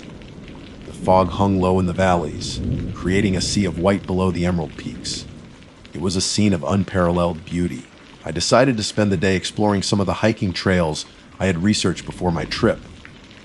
I packed a lunch, grabbed my water bottle and a map, and set off, eager to immerse myself in the natural wonders of the park. The trails were well maintained and clearly marked. I hiked for hours, marveling at the towering trees, the vibrant wildflowers, and the occasional glimpse of wildlife. I even spotted a black bear in the distance, foraging for food, a thrilling reminder of the wildness of this place. As the afternoon wore on, the trails became less crowded, and a sense of deeper solitude settled around me. The sounds of the forest intensified, the rustling of leaves, the chirping of insects, the distant call of a bird. It was a symphony of nature, both calming and a little unnerving. I ventured off the main trail onto a smaller, less traveled path that promised a more secluded waterfall. The path narrowed, winding deeper into the woods. The trees grew denser, blocking out much of the sunlight, and the air became cooler and damper. An unsettling feeling began to creep into the edges of my peacefulness. It was the kind of feeling you get when you sense you're being watched, even though you know you're alone. I pushed the feeling aside, attributing it to my overactive city brain, still adjusting to the quiet isolation of the wilderness. I rounded a bend in the path, and there it was, the waterfall. It wasn't a grand, thundering cascade, but a gentle stream of water spilling over moss-covered rocks into a small, clear pool. It was beautiful, serene. I sat on a rock near the pool, ate my lunch, and enjoyed the tranquil atmosphere. The only sounds were the gentle rush of the water and the occasional rustle in the undergrowth. I tried to relax to soak in the beauty of the moment, but that unsettling feeling lingered, a persistent little knot in my stomach. As I finished my lunch, I noticed something odd. On one of the large flat rocks near the edge of the pool, there was a small pile of bones. They were small and white, and at first, I thought they might be from a bird or a small animal. But as I looked closer, I noticed something disturbingly familiar about their shape. They looked like fingers. Tiny, delicate finger bones. A chill ran down my spine despite the warm afternoon air. I stood up quickly, a sense of unease now turning into genuine alarm.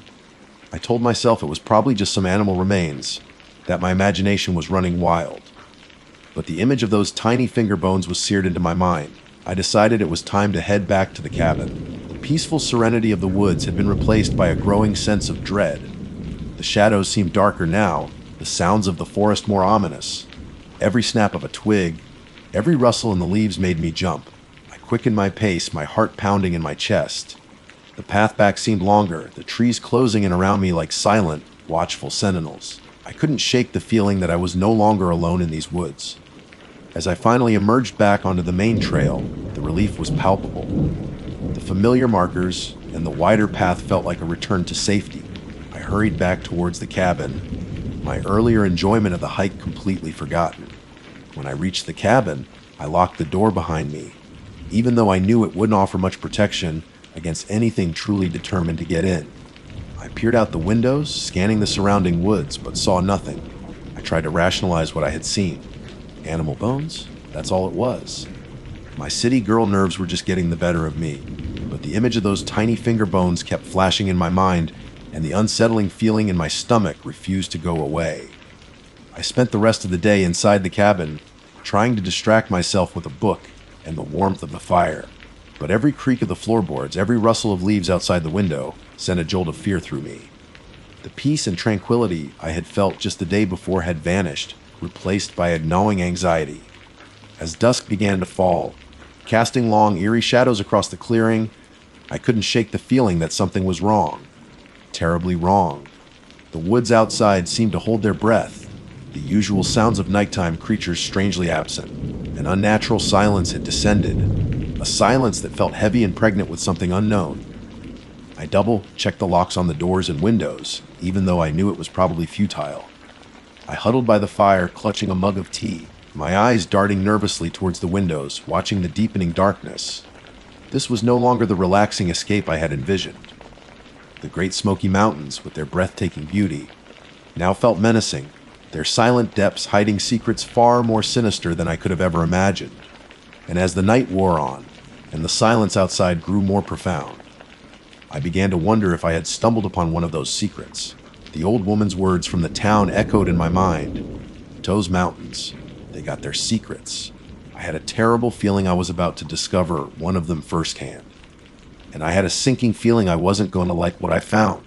The night seemed to stretch on forever. Every rustle outside sounded like someone or something was creeping around the cabin. The wind picked up, causing the trees to sway and groan, their branches scraping against the roof like skeletal fingers. The fire in the hearth had died down to glowing embers, casting dancing shadows that played tricks on my eyes. Every now and then, a sudden gust of wind would rattle the windows, making me jump. I couldn't shake the feeling that I was being watched.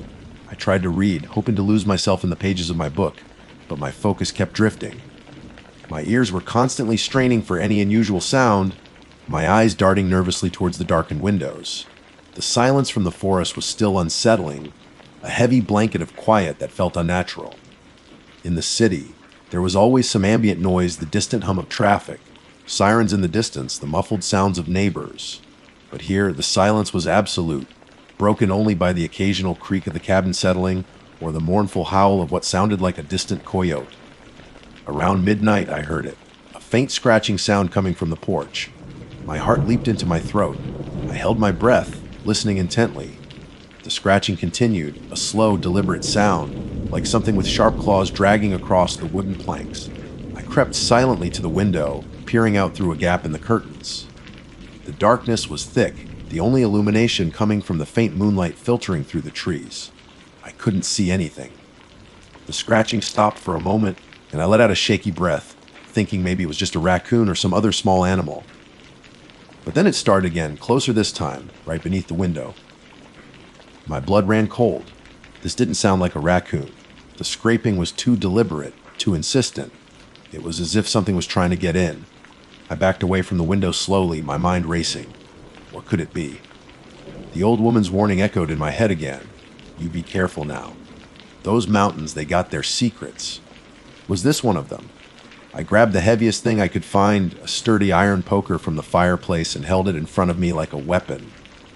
My hand trembled, and my breath came in short, ragged gasps. I told myself to be rational. It was probably just an animal.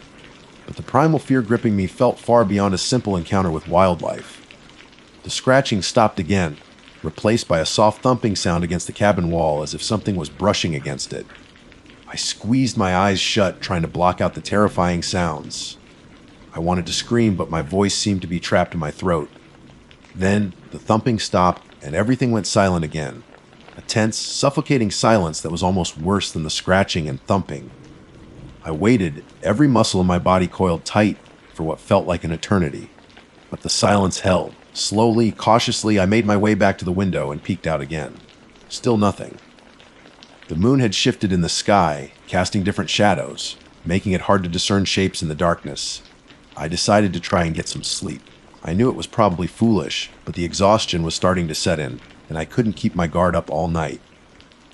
I barricaded the door with a heavy wooden chair, just in case, and climbed into bed, still clutching the iron poker.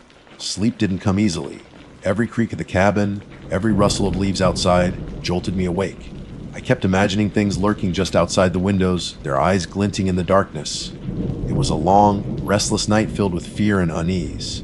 When dawn finally broke, painting the sky in hues of orange and pink, I felt a wave of relief wash over me. The light seemed to dispel some of the oppressive dread that had filled the cabin all night. I got out of bed, my body stiff and sore, and went to check the porch. There was nothing there. No tracks, no signs of whatever had made those terrifying sounds in the night. I felt a moment of doubt. Had I imagined it? Had the stress and isolation just played tricks on my mind? But as I looked closer at the wooden planks of the porch, I saw them. Faint, almost imperceptible scratches running in long, deliberate lines near the edge. They were definitely new. And they definitely hadn't been there yesterday. A fresh wave of fear washed over me. I hadn't imagined it. Something had been out there. Something with sharp claws. And it had been trying to get into the cabin. I knew I couldn't stay here another night. As beautiful as the mountains were, as much as Dr. Evans thought this retreat would do me good. I had to get out. I had to go back to the safety of the city, back to the noise and the crowds, where the things that went bump in the night were usually just the garbage truck. I packed my bags quickly, my hands shaking. I didn't bother with breakfast. I just wanted to get away as soon as possible. As I was loading my suitcase into the car, I noticed something else on the ground near the porch. It was small and white, and my blood ran cold as I recognized the shape. Another bone. This one was slightly larger than the ones I had seen by the waterfall, but the shape was unmistakable. It was a finger bone. This wasn't just my imagination playing tricks on me. Something was happening here, something sinister. I got into my car, locked the doors, and started the engine. I put the car in reverse, my eyes glued to the rearview mirror as I backed out of the driveway. I wanted to leave this place as quickly as possible to put as much distance as I could between myself and the creepy cabin in the woods. As I reached the end of the driveway and started to turn onto the main road, I saw it, standing in the middle of the road blocking my path.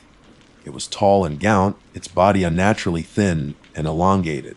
Its skin looked pale and stretched taut over its frame, and its limbs were long and spindly, ending in sharp, claw-like hands. Its face was hidden in shadow, but I could see two glowing red eyes staring directly at my car. I slammed on the brakes, my heart pounding in my chest. This wasn't a bear. This wasn't a deer. This was something else. Something unnatural. Something terrifying. The creature didn't move. It just stood there, its red eyes burning into me, its silent presence radiating a palpable sense of menace. I tried to put the car in reverse again, to back away and turn around, but my hands were shaking so badly I could barely grip the steering wheel. Panic seized me. I had to get out of here. I had to escape this nightmare. I honked the horn hoping to scare it away, but the creature didn't even flinch. It It just continued to stare, its glowing red eyes fixed on me. I knew I couldn't stay here. I had to do something. I took a deep breath, put the car in drive, and slowly, cautiously started to move forward. The creature remained in the middle of the road, unmoving. As I got closer, I could see more details. Its mouth was stretched into a wide, unsettling grin, revealing rows of sharp, jagged teeth. Its head was oddly shaped, elongated and narrow, with what looked like small, pointed ears sticking out from the sides. Fear threatened to overwhelm me. I wanted to scream to close my eyes and make it all go away, but I knew I had to stay focused. I had to get past this thing. I pressed down on the accelerator, slowly at first, then a little faster. The creature still didn't move. It was like it wanted me to hit it. At the last possible moment, just as I thought I was going to crash into it, the creature finally moved. It didn't step to the side. Instead, it lunged. Its long, spindly arm shot out, its sharp claws raking across the hood of my car with a sickening screech. I gasped, my foot instinctively slamming down on the accelerator. The car lurched forward, and I swerved around the creature, narrowly avoiding a collision. I didn't look back. I just kept driving, my hands gripping the steering wheel so tightly my knuckles were white. I drove as fast as I could, the image of that gone. Red-eyed creature burned into my mind. I didn't stop until I was miles away from the cabin, back on the main highway, surrounded by other cars. Only then did I finally allow myself to breathe. I pulled over to the side of the road, my body shaking uncontrollably. I looked at the scratches on the hood of my car, deep gouges in the metal, a terrifying reminder of what I had just encountered. What was that thing? It wasn't an animal. It wasn't a person. It was something else. Something that shouldn't exist. The old woman's words came back to me with chilling clarity. Those mountains, they got their secrets. I had come to the Great Smoky Mountains looking for peace and relaxation. Instead, I had found something terrifying, something that had scratched at my door in the night and then stood in the middle of the road, its red eyes burning into my soul. I looked down at my hands. They were still trembling. I would never look at the woods the same way again. And I knew, with a certainty that chilled me to the bone, that whatever I had seen in those mountains, it would never truly leave me. The peace I had sought was shattered, replaced by a fear that would likely haunt my nightmares for years to come. The city didn't seem so bad after all. At least the monsters there were usually just metaphorical. The ones in the Smoky Mountains were horrifyingly real, and I had a feeling my encounter with them was far from over. The drive back felt like a blur. I didn't stop until I reached the outskirts of Knoxville, the familiar sight of chain restaurants and gas stations a stark contrast to the terrifying wilderness I had just fled. I pulled into a brightly lit parking lot, my hands still shaking as I turned off the ignition. I couldn't believe what had happened. It felt like some kind of twisted nightmare, but the scratches on my car hood were a grim reminder that it was all too real. I sat there for a long time, just trying to catch my breath and process what I had seen. That creature, it defied any logical explanation. It wasn't an animal I had ever seen or heard of. It looked like something out of a horror movie, a grotesque figure with glowing red eyes and razor-sharp claws. Eventually, I managed to pull myself together enough to drive to a motel. I checked in under a false name, not wanting to leave a trace of where I was. I needed time to think, to try and make sense of everything. The motel room felt sterile and impersonal, a stark contrast to the rustic charm and hidden horrors of the cabin.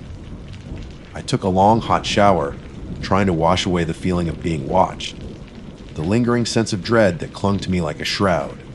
I spent the rest of the day and night in the motel room, the curtains drawn, the television playing softly in the background for some semblance of normalcy. I tried to research what I had seen online, searching for descriptions of strange creatures or local folklore of the Great Smoky Mountains. I typed in keywords like creepy mountain creatures, unexplained sightings, Smoky Mountain monsters, but all I found were the usual Bigfoot sightings and ghost stories. Nothing matched the gaunt, red-eyed figure that had blocked my path. The lack of information only made my fear worse.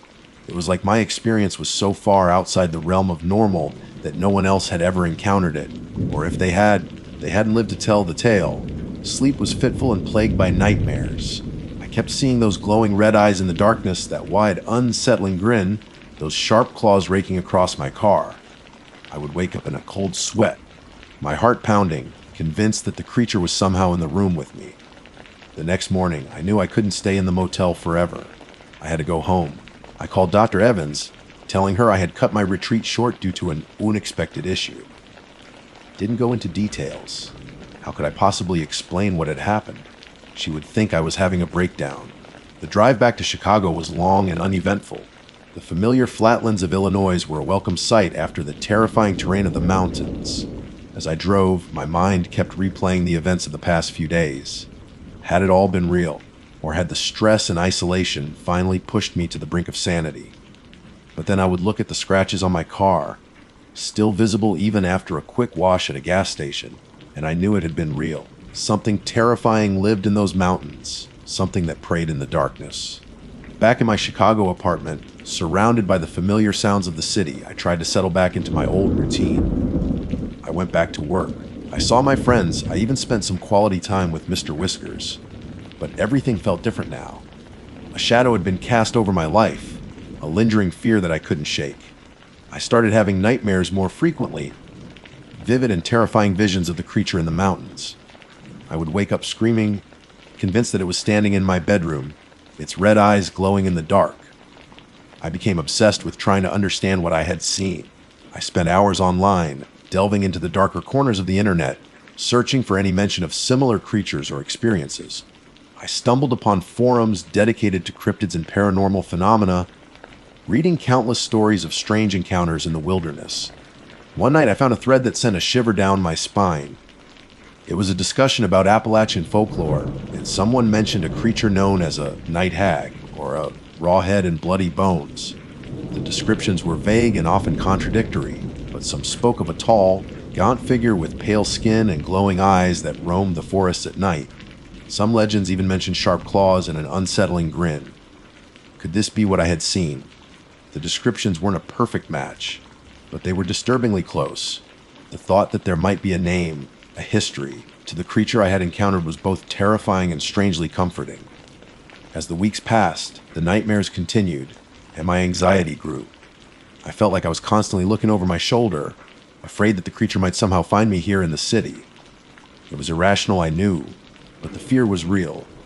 Then one evening, as I was scrolling through social media, I saw a post that made my blood run cold. It was a picture taken by a hiker in the Great Smoky Mountains, posted just a few days ago. In the background, partially obscured by trees, was a tall, gaunt figure. Its face was hidden, but I could see the unnatural thinness of its body and the long, spindly limbs. And even though the picture was blurry and taken from a distance, I could almost swear I saw the faint glow of red eyes. The caption of the post read, "Anyone know what kind of animal this is? Saw it on the trail near Klingman's Dome." It looked kind of creepy. I clicked on the comments, my heart pounding. People were speculating about bears, deer with mange, even some kind of weird scarecrow. No one seemed to recognize what it truly was. I typed a comment, my fingers trembling. Be careful. It's not an animal. But I deleted it before posting. What could I say? How could I explain what I had seen without sounding completely insane? I saved the picture, zooming in on the figure in the background. It was undeniably similar to the creature I had encountered. It confirmed that I wasn't crazy. It confirmed that something was really out there. A few days later, I saw another post. This one was a news article shared by a local Tennessee station. It reported that a hiker had gone missing in the Great Smoky Mountains National Park. They had been hiking alone near Klingman's Dome. The search and rescue teams hadn't found any trace of them. A cold dread washed over me. Klingman's Dome was the highest point in the park, not far from where I had seen the creature. Could there be a connection? I started following the news closely, but there were no further updates on the missing hiker. The story eventually faded from the headlines. But for me, it didn't fade. It stayed with me, a constant reminder of the terror I had experienced in those mountains. I still have nightmares. I still jump at every shadow and every strange sound. I still look at the scratches on my car hood and remember those glowing red eyes. I tried to reconnect with nature. My therapist suggested a weekend retreat in the Great Smoky Mountains. Let's just say it wasn't the relaxing escape I envisioned. It was a descent into a nightmare, a terrifying glimpse into a world beyond my understanding. And I have a feeling that the secrets of those mountains are still out there, lurking in the shadows, waiting for the next unsuspecting city girl to wander off the beaten path. I know I'll never go back, And sometimes late at night, when the city noises quiet down, I still hear that faint scratching sound, and I wonder if it has somehow followed me home. My name's Jake, and I'm a bit of a history buff. Always have been. While most folks my age were glued to sports or the latest video games, I found myself drawn to dusty old books, forgotten maps, and the untold stories that lingered in the quiet corners of the world. There's something about stepping back in time, piecing together the lives and events of those who came before us, that just fascinates me. It's like being a detective, but instead of solving a crime, you're uncovering a lost piece of our collective human experience. Lately, my historical curiosity had been particularly fixated on the Appalachian region, specifically West Virginia. Maybe it was the rugged beauty of the mountains, the dense forest that seemed to hold centuries of secrets, or perhaps it was the local folklore, often tinged with a sense of mystery and the uncanny. Whatever the reason, I found myself spending hours online, poring over old articles, historical society archives, and even obscure local history blogs. That's where I first heard the whispers of the old logging towns.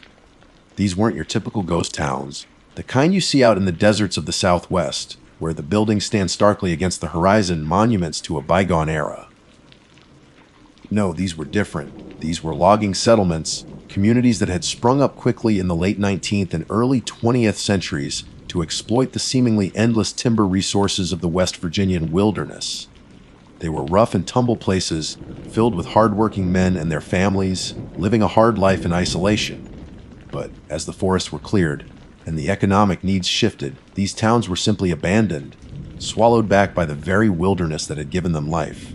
The stories painted a vivid picture: entire towns, once bustling with activity, now nothing more than overgrown ruins, their buildings slowly decaying under a thick blanket of leaves and moss, foundations barely visible beneath tangled vines, rusting machinery lying half buried in the earth, and perhaps, if you looked closely enough, the faint traces of lives lived and then abruptly left behind. Some of the more colorful accounts even spoke of personal belongings still inside the homes, as if the residents had simply walked away one day and never returned. These tales, often accompanied by grainy, almost ethereal photographs, captivated my imagination. For months, this idea of these lost towns had been rattling around in my head, a persistent itch I couldn't quite scratch. I tried to find more concrete information, exact locations, maps, anything that would give me a starting point. But details were frustratingly scarce. These weren't tourist attractions, they were forgotten remnants, their locations often kept secret by locals, either out of respect or perhaps, I suspected, for other reasons. The vagueness only fueled my desire to see them for myself. The breaking point came during a particularly dreary week of my day job. I work as a freelance web designer, a solitary profession that keeps me tethered to my computer for hours on end. I was feeling restless, cooped up, and desperately in need of a change of scenery. I found myself staring out the window at the gray, overcast sky, my mind wandering back to those images of the deep green forests and the haunting silence of the abandoned towns. That night, I decided I had to go. The research began in earnest. I pieced together fragmented clues from old maps and geological surveys, cross-referencing them with anecdotal accounts I had found online. It was like putting together a very old, very incomplete puzzle. Slowly, I started to narrow down a few potential locations. One area in particular, deep within the Monongahela National Forest, kept coming up in my research. It was said to have been home to several smaller logging communities that had vanished off the map by the mid-20th century. The remoteness of the area, combined with the rugged terrain, suggested that these towns might have been particularly isolated and therefore perhaps better preserved. I spent the next few weekends preparing for my trip. I'm not exactly an experienced outdoorsman, but I'm not completely clueless either. I made sure I had sturdy hiking boots, durable clothing, a reliable backpack, and all the necessary camping gear. I stocked up on food and water, knowing that I might be out of contact with civilization for a few days. I also packed a good compass, detailed topographical maps of the area I was interested in, and a first aid kit. Safety was paramount, even though the thrill of discovery was a powerful motivator. Before I left, I told a few close friends and my parents about my plans, giving them a rough itinerary and promising to check in regularly. They were understandably concerned, knowing my tendency to get lost in my historical pursuits, sometimes quite literally. But they also knew that once I had my mind set on something, there was little they could do to dissuade me. So, one crisp autumn morning, with a backpack full of supplies and a heart full of anticipation, I set off for West Virginia. The drive was long but scenic, the highways eventually giving way to winding country roads that snake it through the rolling hills. As I got closer to my target area, the landscape began to change. The forest became denser, the air cooler and carrying the scent of pine and damp earth. There was a palpable sense of remoteness, a feeling that I was venturing into a part of the world that hadn't changed much in centuries. I finally reached a small, isolated trailhead that I had identified through my research. According to my maps, an old logging road, long since overgrown and unmarked, branched off from this trail and led deeper into the forest, towards where I believed one of the lost towns might be located. I took a deep breath, hoisted my backpack onto my shoulders, and started down the trail. The air was still and quiet, the only sounds the crunch of my boots on the fallen leaves, and the occasional rustle of unseen creatures in the undergrowth. As I walked, my mind raced with possibilities. What would I find? Would there still be remnants of buildings? Would I stumble upon any artifacts, any tangible links to the people who had once lived here? Or would it all be gone, reclaimed entirely by nature? The uncertainty was part of the allure, the sense of venturing into the unknown. After a couple of hours of hiking, the main trail started to fade, becoming less distinct. This was the point where the old logging road should have been. I consulted my map and compass, carefully scanning the surrounding woods. And then I saw at a subtle break in the dense foliage, a barely discernible path leading off into the trees. It was overgrown and littered with fallen branches, but it was there. My heart skipped a beat. This was it. This was the path to the lost logging towns of West Virginia. I pushed aside a thick curtain of vines and stepped onto the forgotten road, a sense of excitement and trepidation washing over me.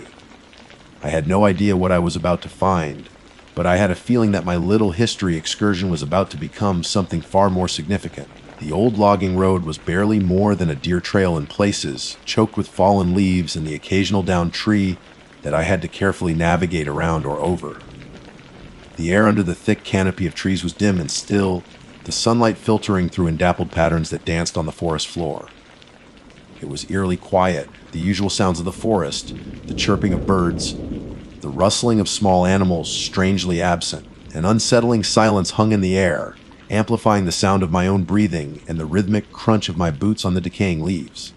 As I ventured deeper, the remnants of human activity began to appear, subtle at first. A length of rusted wire snaking through the undergrowth, a moss-covered stone that looked suspiciously like part of an old foundation, a scattering of broken glass glinting in a patch of sunlight. Each of these small discoveries sent a jolt of excitement through me, confirming that I was on the right track. I imagined the people who had once walked this same path, the lives they had lived in this now silent place. After about an hour of following the faint road, the trees began to thin slightly and I could see more open space ahead. Then, through the trees, I spotted something that made me stop dead in my tracks. It was a building, or rather, what was left of one. A dilapidated wooden structure, its roof partially collapsed, stood silhouetted against the late morning sky. The wood was weathered and gray and dark, empty holes marked where windows had once been. It looked like something out of a forgotten photograph, a relic of a bygone era slowly being consumed by the relentless march of nature. A sense of anticipation mixed with a healthy dose of unease washed over me. This was it. I had found one of the lost logging towns. I approached cautiously, my senses on high alert. The ground around the building was overgrown with weeds and tangled vines, making it difficult to see where I was stepping. I circled the perimeter, taking in the scene. It looked like a small cabin, perhaps a home for one of the logging families. One wall had completely caved in, revealing the interior a jumble of decaying furniture, including what looked like a rusted wood, burning stove, and the remnants of a bed frame. As I peered through one of the broken window openings, I noticed something lying on the floor. It was a child's toy, a small wooden horse, its paint faded and chipped, but still recognizable. A lump formed in my throat. This wasn't just a collection of old buildings. This was a place where people had lived, where children had played. The thought brought a sudden, poignant sense of connection to the past. Emboldened by my discovery, I continued to explore the area. It soon became apparent that this wasn't just a single cabin. As I pushed my way through the dense undergrowth, I found more structures, each in varying states of decay. There was a larger building that looked like it might have been a general store or a communal hall, its front porch now nothing more than a jumble of rotting planks. Further on, I discovered the remnants of several more homes, their outlines barely visible beneath the thick vegetation. It was like walking through an open-air museum, but one that had been forgotten by time.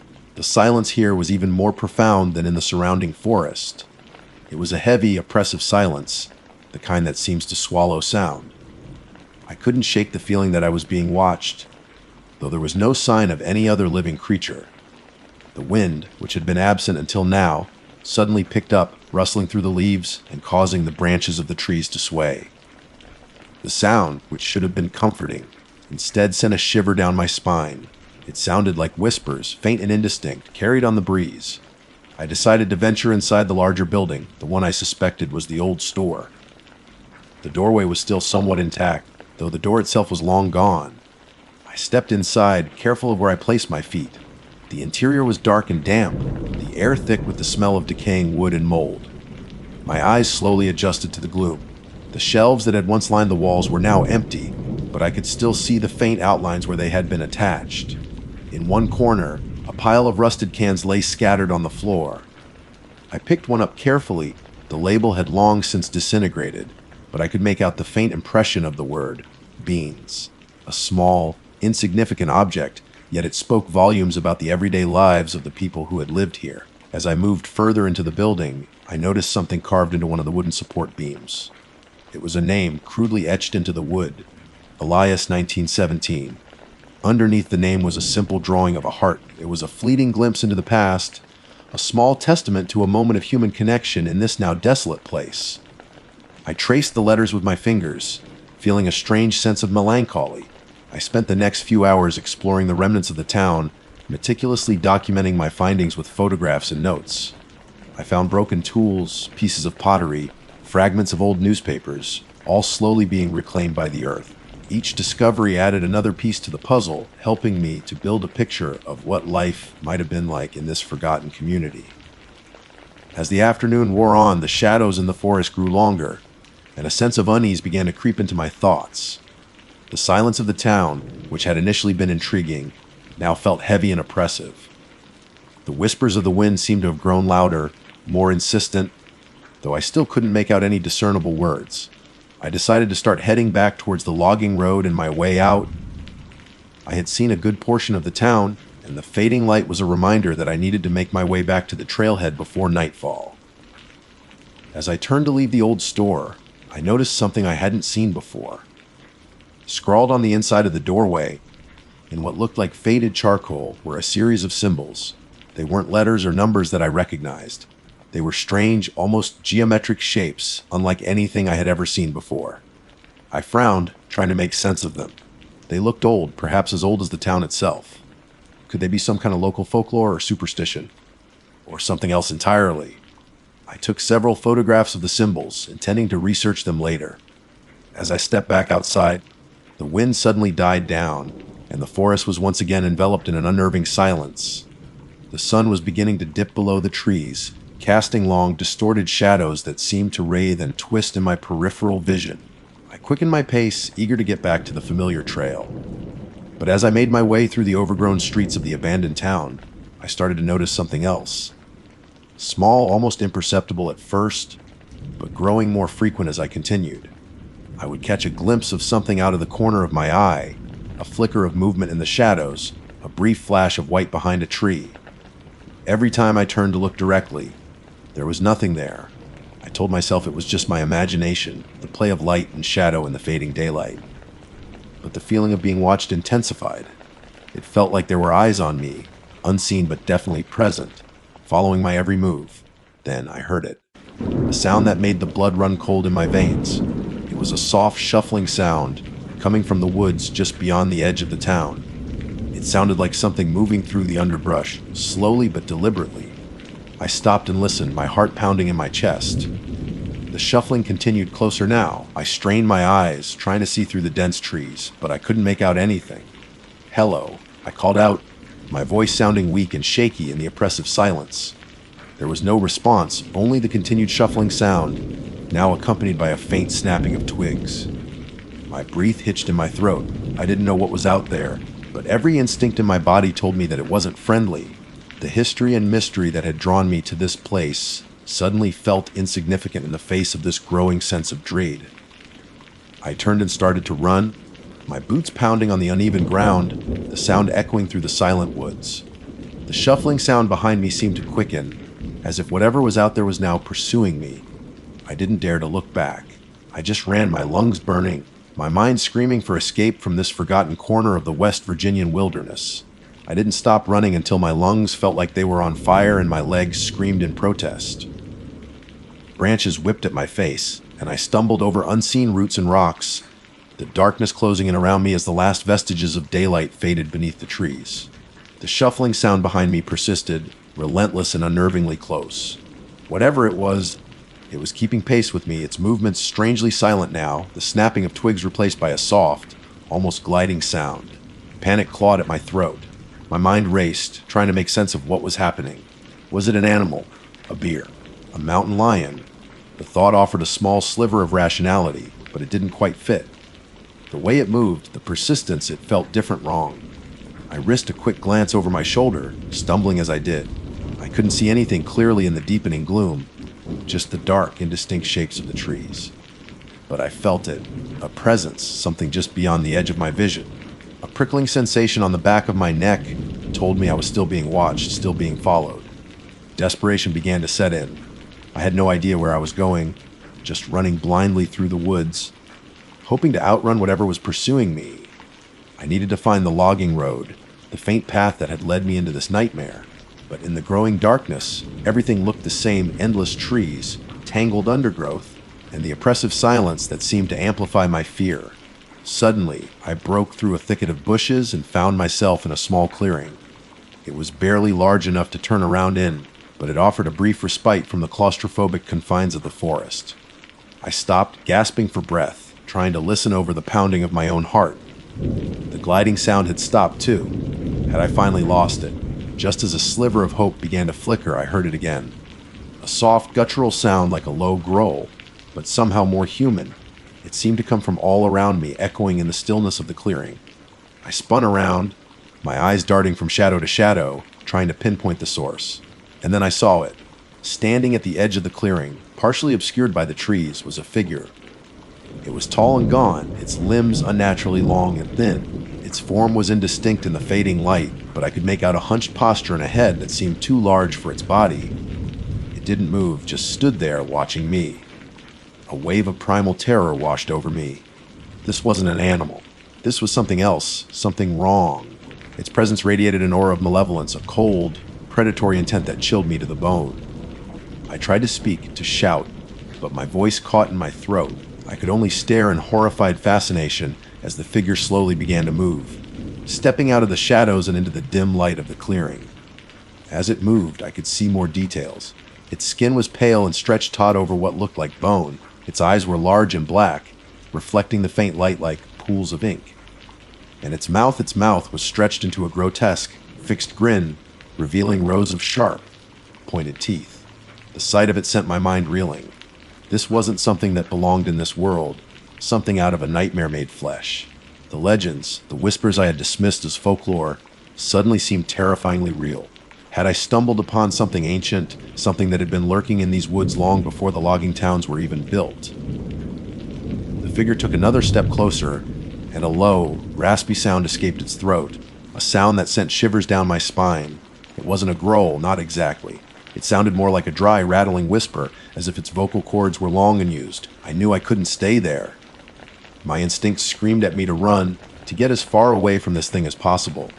I turned and fled, plunging back into the darkness of the forest, not even caring which way I was going anymore. I just ran, fueled by pure, unadulterated fear.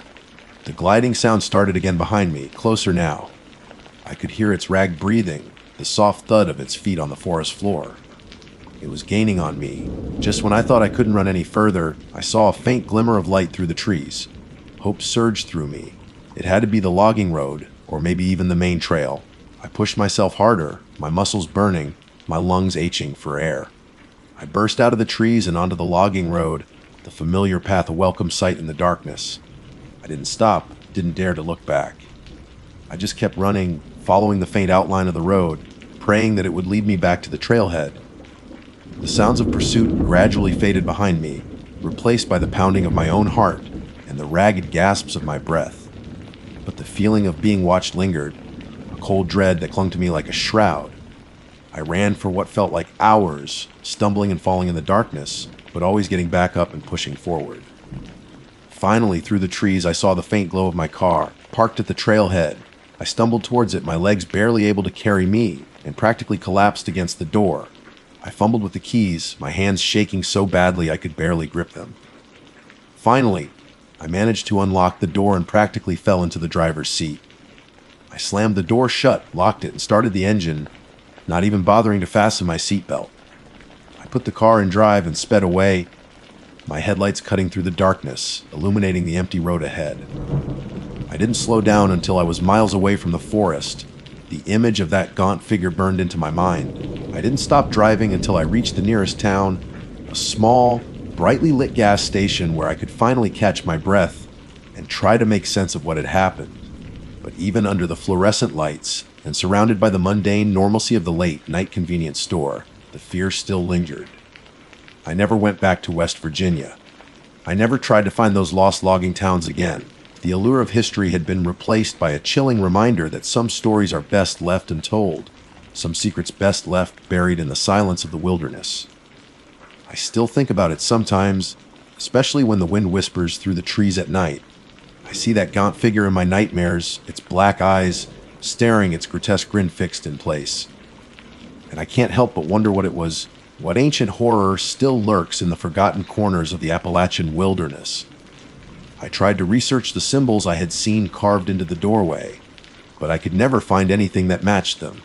They remain an unsettling mystery, a final piece of the puzzle that I don't think I ever want to solve. My name's Jake, and I'm a bit of a history buff. I used to be anyway. I prefer to stick to the well-documented pages of history books, the stories safely confined to the past. Because sometimes the past reaches out, and what you find in the forgotten corners of the world is more terrifying than you could ever imagine. And sometimes those discoveries follow you home. They call me Ranger Rick. Been patrolling these parts of the Appalachian Trail for 20 years now. 20 long years of sunrises over misty valleys, the rustle of leaves underfoot, and the quiet symphony of the woods. I've seen my share of strange occurrences, that's for sure. You spend enough time alone in the wilderness, you start to see things, hear things that can't quite be explained by logic or the wildlife guide. A fleeting shadow just at the edge of your vision, a whisper carried on a wind that shouldn't be blowing, the unnerving silence where there should be the chirping of crickets and the hoot of an owl. Most times, it's just the woods playing tricks on you, the mind filling in the blanks when you're too tired or too isolated. But every now and then you get a feeling deep down in your gut that something ain't right. My territory stretches across a particularly remote section of the trail, a good 50-mile loop that sees its fair share of through hikers, weekend backpackers, and the occasional lost soul who wandered off the beaten path. I know every twist and turn of this trail like the back of my hand, every familiar landmark, every babbling brook, every ancient, gnarled tree that stands like a silent sentinel. I've helped countless hikers over the years bandage blisters, shared my water, pointed them in the right direction when their maps failed them. You become a sort of guardian out here, a reassuring presence in the vast, untamed wilderness. I'm not a young man anymore. The lines on my face are etched by years of sun and wind, and my knees creak a little louder with each passing season. But I still love it out here. There's a piece to the woods, a connection to something ancient and powerful that you just can't find in the hustle and bustle of city life. Most days, my only companions are the deer that graze in the meadows at dawn, the curious squirrels that chatter from the branches overhead, and the soaring hawks that circle lazily in the sky. And that's just fine by me. I've always been more comfortable in my own company, with the quiet understanding of the natural world as my backdrop. My routine is usually pretty predictable. Wake up before sunrise in my small cabin just off the trail, brew a pot of strong coffee, and listen to the morning sounds of the forest awakening. Then I'd saddle up my old mule, Bess, she's seen more miles of this trail than most folks, and we'd head out. We'd patrol the marked paths, check for any fallen trees or trail damage, make sure the shelters are in good repair, and generally keep an eye out for anyone who might need assistance. Most days are uneventful, just the rhythmic clop of Bess's hooves and the whisper of the wind through the trees. But last Tuesday was different. The day started out like any other. The sky was a clear, brilliant blue, the air was crisp and cool, and Bess was her usual stubborn but reliable self. We'd been out on the eastern loop, about halfway through my usual route, when my radio crackled to life. It was dispatch, their voice tight with an unusual urgency. "Ranger Rick, do you copy?" I keyed the microphone. "Copy that, dispatch. Rick here. Rick, we just received a distress call." It was fragmented, barely audible, but we managed to pull a location from the signal. "It's in your sector, about 10 miles north of your current position near Blackwood Creek." Blackwood Creek. Even the name sent a shiver down my spine. It's a rugged, isolated area, thick with dense undergrowth and shadowed by towering pines. Hikers tend to avoid it, and for good reason. The trail through that section is steep and treacherous, and there's always been a sense of unease about that place, a feeling of being watched by something unseen. Local legends whispered of strange occurrences in those woods, stories passed down through generations about things that lurked in the shadows.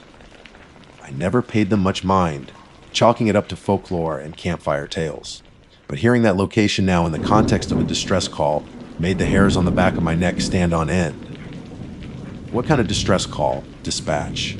I asked, my voice betraying a hint of the apprehension I felt. There was a brief pause on the other end. "That's the thing, Rick. We're not entirely sure." It sounded like screaming, but distorted, almost inhuman, and then static. The line went dead, inhuman screaming. The words echoed in my mind, painting a grim picture. I'd heard my share of screams in these woods, the panicked cry of someone who'd taken a fall, the terrified shriek of an animal caught in a trap. But inhuman. That was something else entirely. "Any idea who it was?" I pressed. "A hiker, camper?" "No identification," dispatch replied. "The signal was weak, and the connection was lost before we could get any details. We're sending a search and rescue team, but they're coming from the south and won't be able to reach the area for several hours. You're the closest one, Rick. We need you to head to Blackwood Creek and see if you can find anything. A search and rescue operation." That meant someone was in serious trouble, and the mention of that ungodly scream, it didn't sit right with me at all, but duty called. People were potentially in danger, and I was the only one who could reach them quickly. "All right, dispatch," I said, trying to keep my voice steady. "I'm on my way. Blackwood Creek, 10 miles north. ETA approximately 2 hours. Copy that, Rick. Be careful out there." I unclipped the radio from my belt and looked at Bess. Her big, brown eyes seemed to look back at me with a knowing gaze, as if she sensed the change in the air, the shift from the ordinary to something far more unsettling. I patted her neck reassuringly. "Come on, girl," I murmured. "Looks like we've got a situation." I turned Bess off the main trail and onto a less maintained path that would take us in the direction of Blackwood Creek. The trees here were thicker, their branches intertwining overhead like skeletal fingers, casting long, eerie shadows on the forest floor. The air grew heavy, the cheerful birdsong I'd been hearing earlier replaced by an unsettling silence. Even Bess seemed more skittish, her ears twitching nervously as we made our way through the dense undergrowth. As we ventured deeper into the woods, the familiar comfort of the trail faded, replaced by a growing sense of foreboding. Every rustle of leaves, every snap of a twig under Bess's hooves seemed amplified in the oppressive silence. I gripped the reins tighter, my senses on high alert. I'd been doing this job for a long time, and I trusted my instincts. And right now, every fiber of my being was screaming that something was terribly wrong in the woods around Blackwood Creek. This wasn't just another lost hiker. This felt different. This felt like something I hadn't encountered in all my 20 years on the Appalachian Trail. And the thought of what might be waiting for me in those shadowed woods sent a cold dread creeping into my heart. Okay, here is part 2 of your creepypasta story. The path to Blackwood Creek was even more overgrown and treacherous than I remembered. It had been years since I'd last patrolled this specific route, and nature had certainly taken its course in my absence. Thorny brambles clawed at my clothes, and fallen logs lay like obstacles across the narrow track. Bess, bless her stubborn heart, navigated the rough terrain with surprising agility, her hooves finding purchase on loose rocks and slippery roots. But even her usual steady pace was slower than usual, and I could feel her unease in the way. She kept flicking her ears and occasionally letting out a soft, worried snort. The deeper we ventured, the more oppressive the silence became.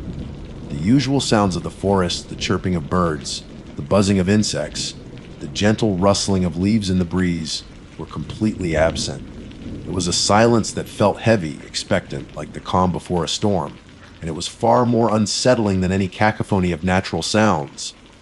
It felt like the woods themselves were holding their breath, waiting for something to happen. The air grew colder too, a damp, bone-chilling cold that seemed to seep into my very marrow despite the exertion of the ride. A thick fog began to roll in, tendrils of mist snaking through the trees, obscuring the path ahead and turning the familiar landscape into a ghostly, ethereal realm. Visibility dropped to mere feet, and I had to rely on Bess's instincts and my own ingrained knowledge of the terrain to keep us on track. The fog played tricks on my eyes, turning familiar shapes into monstrous figures. Every twisted tree stump looked like a hunched-over creature. Every shadow seemed to writhe and shift in the periphery of my vision. I found myself constantly scanning the woods around me, my hand resting on the worn handle of my trusty sidearm. I'm not usually one for jumpy nerves, but the combination of the eerie silence, the chilling fog, and the memory of that distorted scream from the radio had me on edge. We passed a few landmarks I recognized, a peculiar rock formation shaped like a sleeping bear, a lone, lightning-struck pine that stood like a skeletal finger pointing towards the sky. But everything seemed different in the fog, distorted and unfamiliar. It felt like we were entering a different world, a place where the normal rules of nature didn't apply. Then I saw it, a flicker of movement through the dense fog just off to the side of the trail. My heart leaped into my throat. I reined Bess to a halt, my hand instantly going to my sidearm. He was there. I called out, my voice echoing unnaturally in the heavy mist. Silence. Only the drip, drip, drip of condensation from the fog-laden leaves answered me. I waited, my senses straining for any sign of movement, any sound. The fog swirled and shifted, making it impossible to see clearly. Maybe it was just a deer, I told myself, or some other forest creature. But the feeling of being watched persisted, a prickling sensation on the back of my neck that wouldn't go away. After a long moment of tense silence, I slowly urged Bess forward. Whatever it was, it seemed to have moved on. But the encounter left me even more uneasy. There was something about that fleeting glimpse of movement that felt wrong. It wasn't the fluid, graceful movement of a deer or a bear. It was jerky, unnatural, almost like something dragging itself through the undergrowth. We continued our journey towards Blackwood Creek, the fog growing thicker with every step. The silence remained unbroken, and the sense of dread that had been gnawing at me since the radio call intensified. I couldn't shake the feeling that we were being led into something terrible. As we finally neared Blackwood Creek, the terrain became even more rugged. The trail narrowed to a barely discernible track, winding through a tangle of thorny bushes and fallen trees. The air hung heavy and damp, and the smell of decaying leaves and stagnant water filled my nostrils. The creek itself was barely a trickle, choked with moss-covered rocks and shadowed by the dense canopy overhead. I dismounted Bess and tied her to a sturdy-looking tree. "Stay here, girl," I whispered, patting her neck. I had a bad feeling about this place, and I didn't want to put her in any unnecessary danger. With my sidearm drawn and my senses on high alert, I began to explore the area around the creek. The fog was still thick, swirling around my legs like a ghostly shroud. The silence was absolute, broken only by the occasional drip of water and the sound of my own breathing. I searched for any sign of the person who had made the distress call, footprints, discarded gear, anything that might indicate their presence. But the ground was muddy and uneven, making it difficult to track anything. The fog obscured my vision, limiting my search to a small radius around me. "Hello," I called out, my voice barely a whisper in the oppressive silence. "Is anyone there? Ranger Rick here. Can you hear me?" Only silence answered me. I moved cautiously along the creek bank, my eyes scanning the dense undergrowth on either side. The shadows seemed to deepen and twist in the fog, creating an unsettling atmosphere of hidden menace. I felt like I was being watched from every direction, unseen eyes peering at me from behind the trees. Then I saw it, partially hidden beneath a thicket of ferns, something that made my blood run cold. It was a boot. A hiking boot lying on its side in the mud. It looked relatively new, maybe only a few months old, but it was what was inside the boot that made my stomach churn. There was no foot. The top of the boot was torn and ragged, as if something had ripped the foot clean off. And the inside of the boot, it was stained a dark, viscous red. My breath hitched in my throat. This wasn't just a lost hiker. Something terrible had happened here. Something violent. I knelt down beside the boot, my hand trembling slightly as I reached out to touch it. The leather was cold and damp. A wave of nausea washed over me as I imagined the pain and terror the owner of this boot must have felt. I stood up, my eyes scanning the surrounding area with renewed urgency. I had to find out what had happened here. I had to find the person who had worn this boot. "Hello," I called out again, my voice louder this time, filled with a growing sense of dread. Can't anyone hear me? This time there was a response, a sound that made the blood in my veins turn to ice. It wasn't a human voice.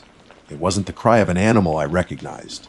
It was a low, guttural moan, a sound of unimaginable pain and suffering that seemed to emanate from the depths of the fog-shrouded woods.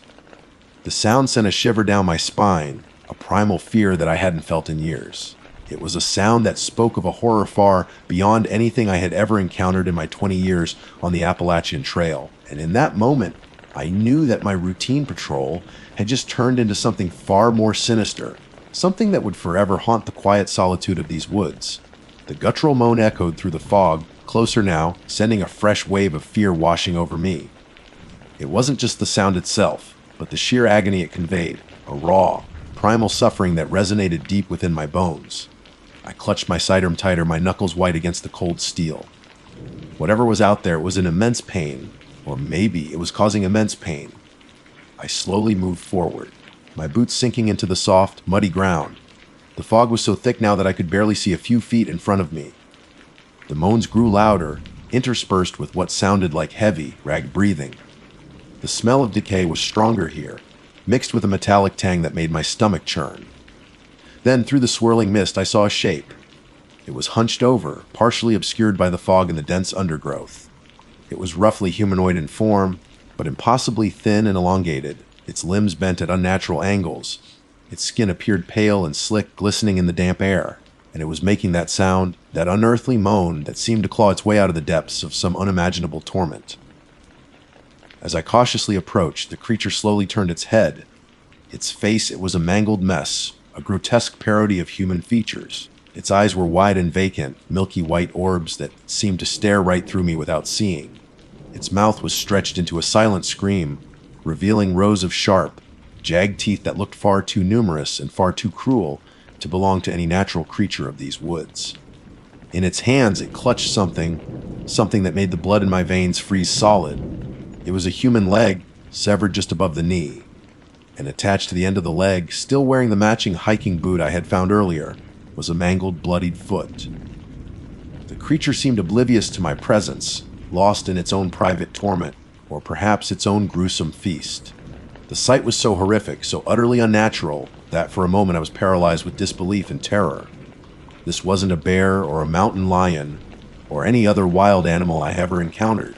This was something else entirely, something wrong. The moan turned into a wet, gurgling sound as the creature began to devour the foot. The crunching of bone and tearing of flesh echoed in the oppressive silence, a sound so sickening that I almost lost my footing. That's when the adrenaline finally kicked in, shattering my paralysis. This abomination, was responsible for the distress call. It had clearly attacked the hiker, and who knew what else? My training took over, pushing back the sheer horror of the scene. I had to act. "Hey!" I yelled, my voice cracking with a mixture of fear and authority. The creature stopped its gruesome meal and slowly turned its head towards me again. The vacant eyes fixed on me, and for a fleeting moment, I thought I saw a flicker of something recognition. Hunger. It was impossible to tell. It dropped the severed leg and slowly, unnaturally unfolded its long, spindly limbs. It rose to its full height, which was far taller than any man I'd ever seen, maybe 7 or 8 feet tall. Its movements were jerky and erratic, like a puppet with tangled strings, and then it lunged. It moved with surprising speed for its size, its elongated arms reaching out towards me like skeletal claws. I reacted instinctively, raising my sidearm and firing. The shot echoed through the fog, the sound momentarily deafening. The bullet struck the creature in the chest, and it recoiled slightly, a strange, wet sound escaping its mangled mouth. But it didn't fall. It didn't even seem to be significantly injured. It just kept coming, its vacant eyes fixed on me, its movement still jerky but relentless. I fired again, and again, the shots ripping through the fog. Each bullet struck the creature, but it seemed to have little effect. It was like shooting at a phantom, a nightmare made flesh. Panic began to set in. My sidearm held only 6 rounds, and I had already fired 4. 2 left. And this thing didn't seem to be slowing down. It was almost upon me now, its foul breath a mix of decay and something else, something acrid and unnatural washing over me. I could see the sharp, jagged teeth in its gaping maw, the milky whiteness of its vacant eyes. I fired my last 2 shots in quick succession, aiming for its head. The creature flinched, its head snapping back with each impact. And finally, it staggered. Its long, spindly limbs wobbled, and it let out another of those horrifying moans, this one laced with what sounded almost like frustration. It took a step back, then another, its jerky movements becoming more unsteady. And then, with a final, shuddering breath, it collapsed onto the muddy ground, its thin, elongated body folding in on itself like a discarded rag doll. I stood there for a moment, my heart pounding in my chest, my breath coming in ragged gasps. The silence returned heavier than before, broken only by the drip of water and the frantic thumping of my own pulse. The fog seemed to swirl around the fallen creature, partially obscuring it from view. I slowly approached, my sidearm still raised, my senses on high alert. I nudged the creature's body with the toe of my boot. It didn't move. It was dead. Could it be that simple? As the fog began to thin slightly, I got a clearer look at the creature. It was even more grotesque up close. Its skin was a sickly pale white, stretched taut over its impossibly thin frame. Its limbs were unnaturally long and spindly, its fingers tipped with sharp, black claws. And its face, the vacant eyes, the stretched, screaming mouth filled with rows upon rows of jagged teeth. It was a sight that would forever be etched into my nightmares. I noticed something else. There were markings on its skin, strange symbols that looked almost carved into its flesh. They were intricate and unsettling, unlike anything I had ever seen before. They seemed to writhe and shift slightly as I looked at them, as if they were alive. A sudden wave of nausea washed over me. I realized I had to get out of here. I had to report what I had found. This wasn't something I could handle on my own. This was beyond anything I had ever encountered in my 20 years as a ranger. I turned and stumbled back towards where I had left Bess. She whinnied softly when she saw me, sensing my distress. I quickly untied her and mounted, urging her to move back the way we had come. As we rode, I couldn't shake the image of that creature from my mind. The vacant eyes, the inhuman moans, the gruesome feast, and those strange, unsettling markings on its skin. What was it? Where had it come from? I reached my cabin just as the first rays of sunlight began to break through the dissipating fog. I immediately contacted dispatch, my voice still trembling as I recounted the horrific events that had transpired at Blackwood Creek. I told them everything, the fragmented distress call, the severed boot, the creature, the markings. They were initially skeptical, of course. A monster on the Appalachian Trail. It sounded like something out of a bad horror movie. But the sheer terror in my voice, the detailed description of the scene, I think they knew I wasn't making it up. The search and rescue team arrived later that morning. They found the remains of the hiker near where I had encountered the creature, what was left of them, anyway. They also found the creature's body, or what was left after they secured it. I didn't want to see it again. The authorities launched an investigation, bringing in experts from various fields. They studied the creature's remains, analyzed the markings on its skin, but they couldn't come up with any definitive answers. It was like nothing they had ever seen before. Officially, the incident was ruled an unexplained animal attack. They warned hikers to be extra cautious in the Blackwood Creek area, but they never truly understood what happened there that day. But I do. I know what I saw. I know what I heard. And every time I patrol these woods now, especially when the fog rolls in, I can't help but feel a sense of unease. A lingering fear that something like that could be lurking in the shadows, just beyond the edge of my vision. They still call me Ranger Rick. I still patrol these parts of the Appalachian Trail, but things are different now. The quiet solitude doesn't feel so peaceful anymore. Because sometimes in the dead of night, when the wind howls through the trees, I can still hear that low, guttural moan echoing in the distance. And I know with a certainty that chills me to the bone that whatever I encountered at Blackwood Creek that day, it wasn't natural. It was something else. Something ancient and evil that had somehow found its way into our world. And I can't shake the feeling that it, or something like it, will be back. My name is Chris, and if there's one thing you need to know about me, it's that I'm addicted to the forgotten. Not in a morbid way, I don't think. It's more about the echoes, the lingering whispers of lives lived, of purposes served that have since faded into the rust and rot of time. That's what pulls me into the shadows, into the hushed remains of what once was. People call it urban exploration, sometimes infiltration if the places are still technically off limits, but for me it's more like listening. Listening to the stories the silence tells. Pennsylvania has always been fertile ground for this kind of thing. Old industrial towns hollowed out, abandoned farmhouses swallowed by the relentless green of the forests. And then there are the more unique finds, the relics of a different era. That's what led me here, to this fire tower. I'd stumbled across it on an old forestry map I'd picked up at a flea market in some dusty little town upstate, tucked away in a remote section of the Allegheny National Forest, marked with a faded symbol that looked more like a forgotten hieroglyph than a ranger outpost. There were no roads leading directly to it, just a network of overgrown logging trails that promised a decent hike. That was enough to pique my interest. The drive up was beautiful, the kind of scenery that makes you understand why people romanticize the wilderness. Towering pines, their needles whispering secrets to the wind, dappled sunlight filtering through the dense canopy, painting shifting patterns on the forest floor. The air was crisp and clean, carrying the scent of damp earth and pine sap. Even before I reached the trailhead, there was a sense of isolation, a feeling of being utterly removed from the sprawl and noise of modern life. The hike itself was a bit more challenging than I'd anticipated.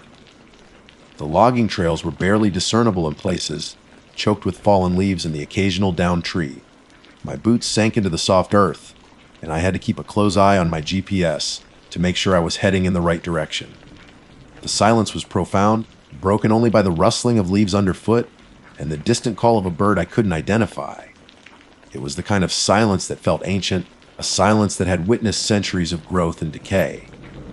After a couple of hours, just as I was starting to think the map was wrong or the tower had long since crumbled, I saw it. A skeletal structure rising above the tree line, a lonely sentinel against the vast expanse of the forest. It was taller than I'd imagined, a slender metal framework that seemed to pierce the sky. Rust clung to the aged steel like a second skin, and the wooden platform at the top looked weathered and worn, but it was undeniably there.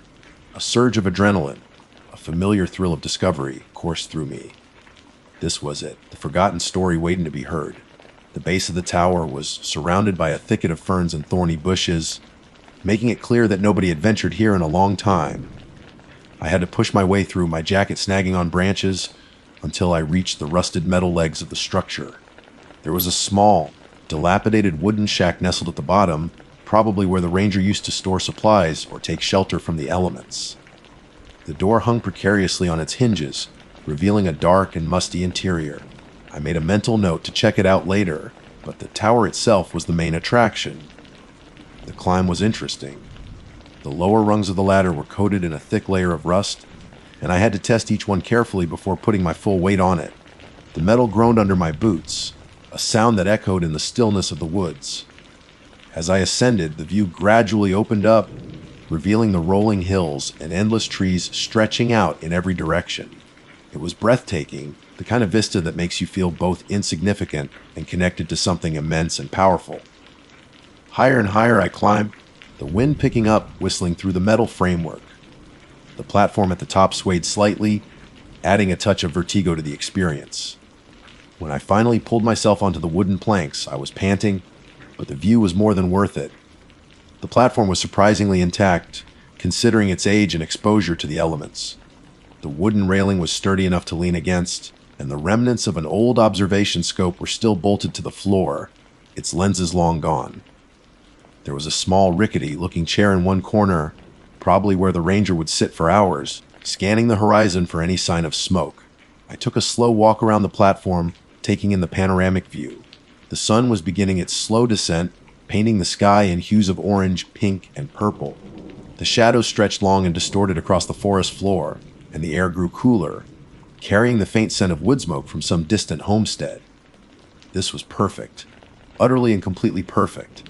I'd brought my sleeping bag, some food, and a few essentials, intending to spend the night up here, to watch the stars emerge, to feel the wind on my face, to experience the solitude in its purest form. As the last sliver of sun dipped below the horizon, the forest began to transform. The vibrant colors faded into shades of gray and black, and the sounds of the day gave way to the nocturnal symphony of crickets and owls. The wind picked up, swirling around the tower, causing the metal to creak and groan in protest. I unrolled my sleeping bag in the lee of the old shack on the platform, the thin wood offering a minimal barrier against the growing chill. I'd brought a headlamp and a book, but for a while, I just sat there, watching the stars begin to pepper the inky sky. There was a sense of peace, of being utterly alone and insignificant in the face of the vastness of the universe. But as the night deepened, a subtle shift began to occur. The sounds of the forest seemed to change, the rustling and the undergrowth taking on a more deliberate quality. The wind seemed to carry whispers, faint and indistinct, but definitely there. I told myself it was just the natural sounds of the woods, amplified by the darkness and my own heightened senses. But a prickle of unease began to crawl up my spine. It was a feeling I knew well from countless other explorations, a sense that I wasn't as alone as I thought. I flicked on my headlamp and scanned the surrounding darkness.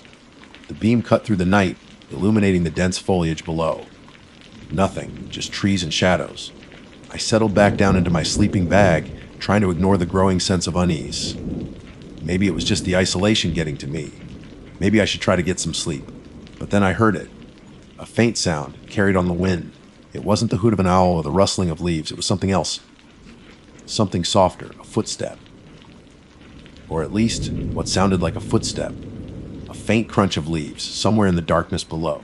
My heart pounded in my chest. I sat bolt upright in my sleeping bag, my headlamp beam fixed on the direction of the sound. Silence. Maybe I'd imagined it. Maybe it was just an animal. A deer, maybe. But then I heard it again, closer this time, and it wasn't a clumsy, four-legged rustle. It was the distinct sound of something walking on two legs, carefully navigating the undergrowth. I held my breath, straining my ears. There was a pattern to it, a deliberate rhythm. Step, pause, a step. My mind raced. Who would be out here in the middle of the night? This place was miles from anywhere. It wasn't a hiking trail. Nobody just stumbled upon an abandoned fire tower in the middle of the night. Unless someone else knew about it. Someone else had the same idea as me. Another urban explorer. A local kid looking for a thrill. I told myself it was probably something harmless. But the way the sound moved, the way it seemed to circle the base of the tower, sent a shiver of genuine fear down my spine. Then I heard something else.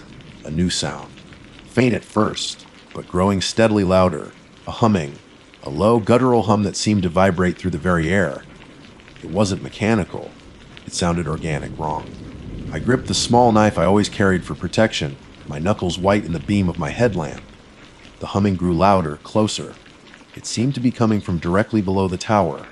I leaned over the railing, peering into the darkness. The beam of my headlamp danced across the trees, but I couldn't see anything. The humming intensified, and then just as suddenly as it started, it stopped. Silence descended again, but this time it was different. It was a heavy, expectant silence, a silence that felt like it was holding its breath. And then I saw it, a flicker of movement in the darkness below. A pale shape moving silently between the trees. It was too tall to be a deer, too slender to be a bear. It moved with an unnatural grace, gliding through the undergrowth as if it were weightless. And as it stepped into a small patch of moonlight, I saw its face, or what I assumed was its face. It was pale, almost translucent, with large, dark eyes that seemed to reflect no light.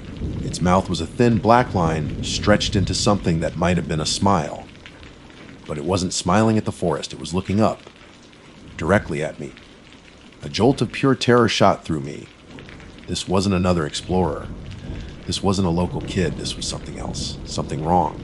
And as it continued to stare up at me, its head tilted slightly, the humming started again, louder this time, closer. I wasn't alone. I was definitely not alone, and whatever was down there in the darkness, it knew I was here too. My adventure in the Pennsylvania wilderness had just taken a very dark turn. Panic seized me, a cold, paralyzing wave that threatened to send me tumbling off the narrow platform. My breath hitched in my throat, and my heart hammered against my ribs like a trapped bird. The pale figure below continued to stare, its dark eyes fixed on me with an unnerving intensity. The humming resonated in the stillness of the night, a low, persistent drone that seemed to vibrate in my very bones. I wanted to scream, to shout for help, but the words caught in my throat, choked by a primal fear I'd never experienced before. This wasn't a spooky old house or a crumbling factory. This was something else entirely, something that felt ancient and malevolent. My rational mind struggled to catch up. What was I seeing? Was it some kind of animal I'd never encountered before? Some nocturnal creature adapted to these remote woods? But the way it moved, the unnaturally pale skin, and the unsettling intelligence in its dark eyes, it defied any logical explanation. The humming stopped abruptly, and the figure below took a step forward, emerging fully into a patch of moonlight. It was humanoid in shape, but gaunt and elongated, its limbs too long and thin, its movements too fluid, too silent. It wore what appeared to be tattered clothing, dark and indistinct, clinging to its emaciated frame. Its face gawed its face. The eyes were large and black, devoid of any discernible pupil or iris, just vast, empty voids that seemed to swallow the light. The thin, black line of its mouth remained fixed in that unsettling smile, a silent, mocking expression that sent a fresh wave of terror through me. It raised one long, spindly hand, the fingers unnaturally long and slender, and pointed directly at me. That's when I knew. It wasn't just aware of me, it was acknowledging me. It knew I was here watching. My fight or flight response finally kicked in. I scrambled backwards away from the edge of the platform, my hands scraping against the rough wood. My headlamp tumbled to the ground, casting a shaky beam of light that danced across the weathered planks. I needed to get out of here, now. But the only way down was the rusted ladder, and the thought of descending that precarious structure with that thing watching me from below filled me with dread. I glanced around the platform, my eyes darting frantically for anything I could use as a weapon. The old chair. It looked like it would crumble at the slightest touch. The rusty remnants of the observation scope, bolted firmly to the floor. I was completely exposed, trapped on this metal perch with whatever nightmare fuel had decided to pay me a visit. The humming started again, louder this time, and the figure below began to move. It glided silently towards the base of the tower, its pale form a stark contrast against the dark foliage. It didn't seem to be in a hurry, its movements deliberate, almost playful. It reached the bottom of the tower and stopped, its head tilted back, its black eyes fixed on me once more. The unsettling smile widened, revealing a row of small, pointed teeth. A wave of nausea washed over me. This wasn't real. This couldn't be real. This was some kind of elaborate hallucination, brought on by exhaustion and the isolation. But the fear was too visceral, too real.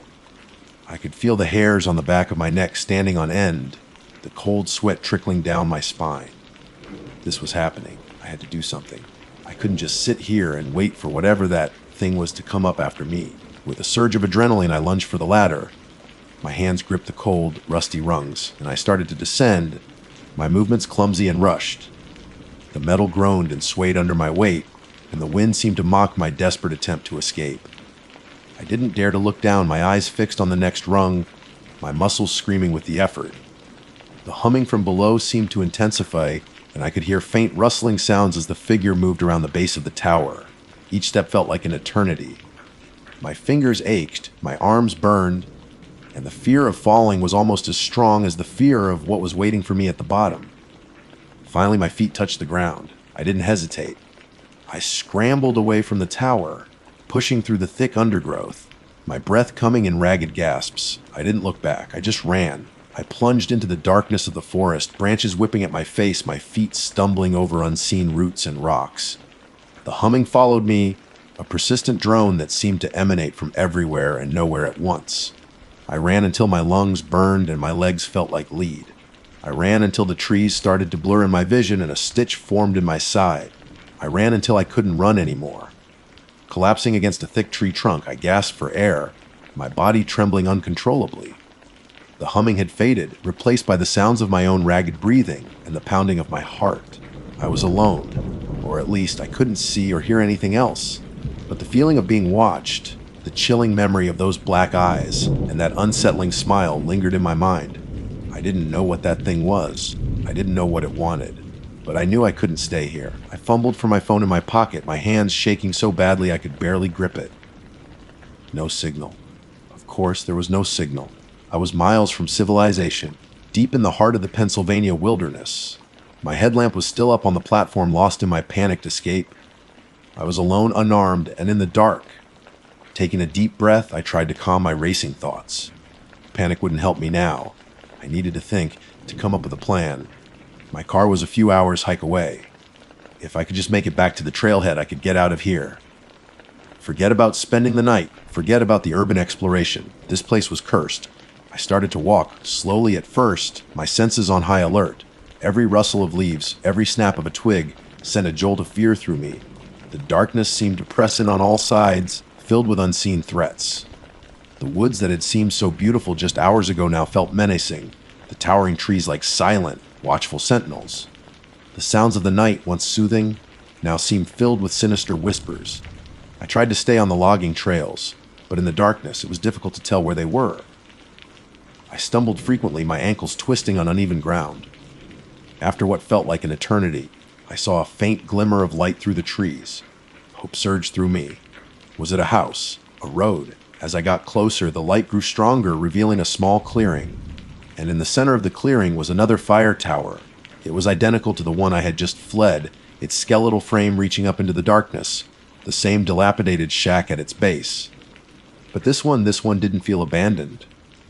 A dim light flickered in the windows of the shack, casting long, distorted shadows across the clearing, and as I watched, the humming started again, faint at first, but growing steadily louder. A figure emerged from the shack, silhouetted against the dim light. It was tall and gaunt, its movements fluid and silent, and as it stepped into the moonlight, I saw its face. The same pale skin, the same black eyes, the same unsettling smile. It raised a long, spindly hand and pointed directly at me. This wasn't just one of them. There was more, and they were waiting. My blood ran cold. This wasn't a random encounter. This felt intentional. Like I had stumbled into something I wasn't supposed to see, something that was now very aware of my presence. I didn't wait to find out what they wanted. I turned and ran back into the darkness, the humming echoing in my ears. The image of that pale face burned into my mind. I ran blindly, not caring where I was going, just needing to get away.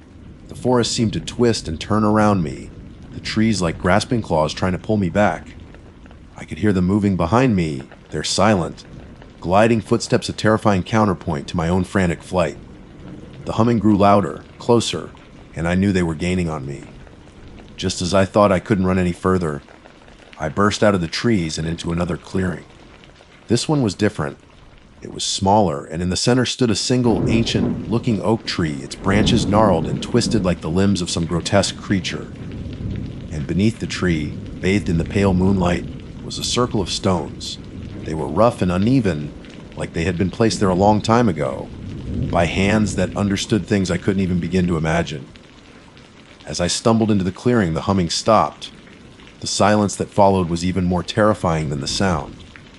The figures emerged from the trees, surrounding the clearing, their pale faces turned towards me, their black eyes gleaming in the moonlight. There were more of them than I could count, their unsettling smiles all focused on me. I was trapped. There was nowhere left to run. And then the one that I had first seen on the fire tower stepped forward, its gaunt form casting a long, distorted shadow in the moonlight. It raised its long, spindly hand and beckoned me towards the circle of stones. Fear had pushed me this far, but now a strange sense of resignation washed over me. I knew, somehow, that I wasn't going to make it out of these woods. Not tonight. Slowly, hesitantly, I started to walk towards the ancient oak tree, towards the circle of stones, towards the waiting figures. Their unsettling smiles seemed to widen as I approached, their black eyes filled with an unreadable anticipation. The air grew cold, a bone, chilling cold that had nothing to do with the night air. An oppressive silence descended, broken only by the faint rustling of leaves in the wind. As I reached the circle of stones, the figures closed in around me, their pale, gaunt forms pressing in, their cold breath on my face. The unsettling smiles were inches away, those black eyes staring into my very soul. And then the humming started again, louder than ever before, a deafening, all-encompassing drone that filled my head, my body, my entire being. The world began to spin, the trees blurring, the pale faces swirling around me. A sharp pain shot through my head, and I stumbled, collapsing onto the cold, rough stones. As my vision faded, the last thing I saw was the circle of pale faces leaning over me, their black eyes filled with a chilling hunger. And the last thing I heard was the humming growing louder and louder, until it consumed everything. The humming, it was the last sensation I registered before the world dissolved into a swirling vortex of darkness and sound. Then nothing. A void where fear, pain, and even thought ceased to exist. How long I was in that void, I can't say. Time seemed to have no meaning there, but eventually, a flicker, a faint spark in the darkness. It grew slowly like a nascent flame until it bloomed into a dull, hazy light. My senses returned gradually, like waking from a deep, dreamless sleep. First, the feeling of cold, hard stone beneath me. Then, the faint smell of damp earth and something else, something metallic and vaguely sweet. Finally, the sound, the persistent low hum, still present but now somehow integrated, a part of the background noise of this new reality. My eyelids felt heavy, but I forced them open. The hazy light above me resolved into the underside of the ancient oak tree, its gnarled branches reaching towards the sky like skeletal fingers. I was still lying in the circle of stones, or at least what I thought were stones. They seemed to glow faintly in the dim light, an unnatural luminescence that pulsed gently in time with the humming. The air around me felt thick, heavy, almost viscous. I tried to sit up, but a wave of dizziness washed over me, accompanied by a sharp, throbbing pain in my head. I groaned and fell back against the cold stones. My body felt heavy, sluggish, like it wasn't entirely my own. Slowly, painstakingly, I pushed myself up onto my elbows. The clearing was still there, the trees forming a silent ring around the ancient oak. But something was different. The pale figures were gone. Or were they? I scanned the edges of the clearing, my heart pounding with a renewed sense of fear. The shadows seemed deeper now, more alive, and I couldn't shake the feeling that I was still being watched. I looked down at myself. My clothes were still intact, but they felt different. Stiffer somehow. And my skin, it had a strange, pale sheen to it, almost translucent in the dim light. Panic started to bubble up inside me again. What had they done to me? As I looked at my hands, a gasp escaped my lips. They were longer, thinner than before, the fingers elongated and almost skeletal, and my skin, it wasn't quite the same color anymore. It was paler, almost translucent. My reflection in the darkness of one of the glowing stones confirmed my horrifying suspicion. The face that stared back at me was vaguely familiar, the features still recognizably mine, but changed. My skin was unnaturally pale, my eyes larger and darker, reflecting no light, and my mouth, it was stretched into a thin, black line, a permanent, unsettling smile. I was one of them. A wave of nausea and despair washed over me. This couldn't be happening. This had to be a nightmare. I pinched myself hard, but the pale skin didn't even redden. It remained cold and lifeless. The humming intensified, and I felt a strange pull, a subtle urging in the back of my mind. It was a beckoning, a silent invitation. I stood up, my limbs feeling stiff and awkward. As I moved, I realized I was no longer alone in the clearing. Other figures emerged from the shadows of the trees, their pale forms gliding silently towards me. They were like me now. Their skin had the same unnatural pallor, their eyes the same empty darkness, their mouths fixed in the same unsettling smile. They moved with the same fluid, silent grace I had witnessed the night before. They surrounded me, their cold breath on my face, their black eyes staring into mine. But there was no malice in their gaze now, only recognition, acceptance. The humming resonated within me, a comforting vibration that seemed to fill the empty spaces inside. The urging in my mind grew stronger, and I knew what I had to do. We moved together, a silent procession, towards the edge of the clearing. The trees seemed to part before us, revealing a narrow, overgrown path leading deeper into the woods. As we walked, I felt a strange sense of peace descend over me. The fear was gone, replaced by a quiet resignation. I no longer felt like Chris, the urban explorer. That life, that identity seemed distant and irrelevant now. I was something else. Something part of this place. Part of the silent, watchful woods. We walked for what seemed like hours, the humming our only companion. The path led us through dense undergrowth, past towering trees that had stood for centuries. We moved with an effortless grace, our pale forms blending seamlessly with the shadows. Eventually we reached another clearing. In the center stood another fire tower, identical to the first two I had encountered. But this one was different. It didn't look abandoned. A faint light glowed in the windows of the shack at its base, and a thin wisp of smoke curled from a small chimney. The figures stopped at the edge of the clearing, their black eyes turned towards the tower. The humming intensified, and I felt the familiar pull, the urging in my mind. I knew what I had to do. Silently, I walked towards the tower, my pale feet making no sound on the forest floor. The door to the shack stood slightly ajar, and I could hear faint sounds coming from within. A low, rhythmic clicking, like the ticking of an old clock. Hesitantly, I pushed the door open and stepped inside. The air was thick with the smell of dust and old wood. The room was small and sparsely furnished, with a cot in one corner, a small table and chair in the center, and a strange-looking device on the table. It was made of wood and metal, with various dials and wires connected to a small humming box. And sitting in the chair, his back to me, was another figure. He was taller and broader than the others, but his skin had the same unnatural pallor, his hair long and white, his clothes tattered and worn. As I stepped into the room, he slowly turned around. His eyes were the same deep, empty black as the others, but there was something else in them, something ancient and knowing. And his mouth, it was stretched into the same unsettling smile, but on him it seemed somehow wiser. He gestured to the chair opposite him, and the humming in my mind grew louder, more insistent. Slowly, I sat down. He didn't speak, but I understood. This was where I belonged now. This was my purpose. To watch, to wait, to hum with the others in the silent woods. He picked up a small, worn book from the table and held it out to me. The cover was blank, but as I took it, words began to appear on the page, written in a spidery, almost illegible script. It was a list of names. Familiar names, the names of other urban explorers, of hikers who had ventured too deep into the woods, of curious souls who had stumbled upon their secret. And at the bottom of the list, just below the last entry, was my own name, Christopher Miller. A faint smile touched my lips, mirroring the one on the face of the figure across from me. I understood now. This wasn't an ending. It was a transformation. The humming filled the small shack, and I knew my watch had begun. The watch for the next curious soul who would wander into our woods, seeking the forgotten stories. They wouldn't be alone for long.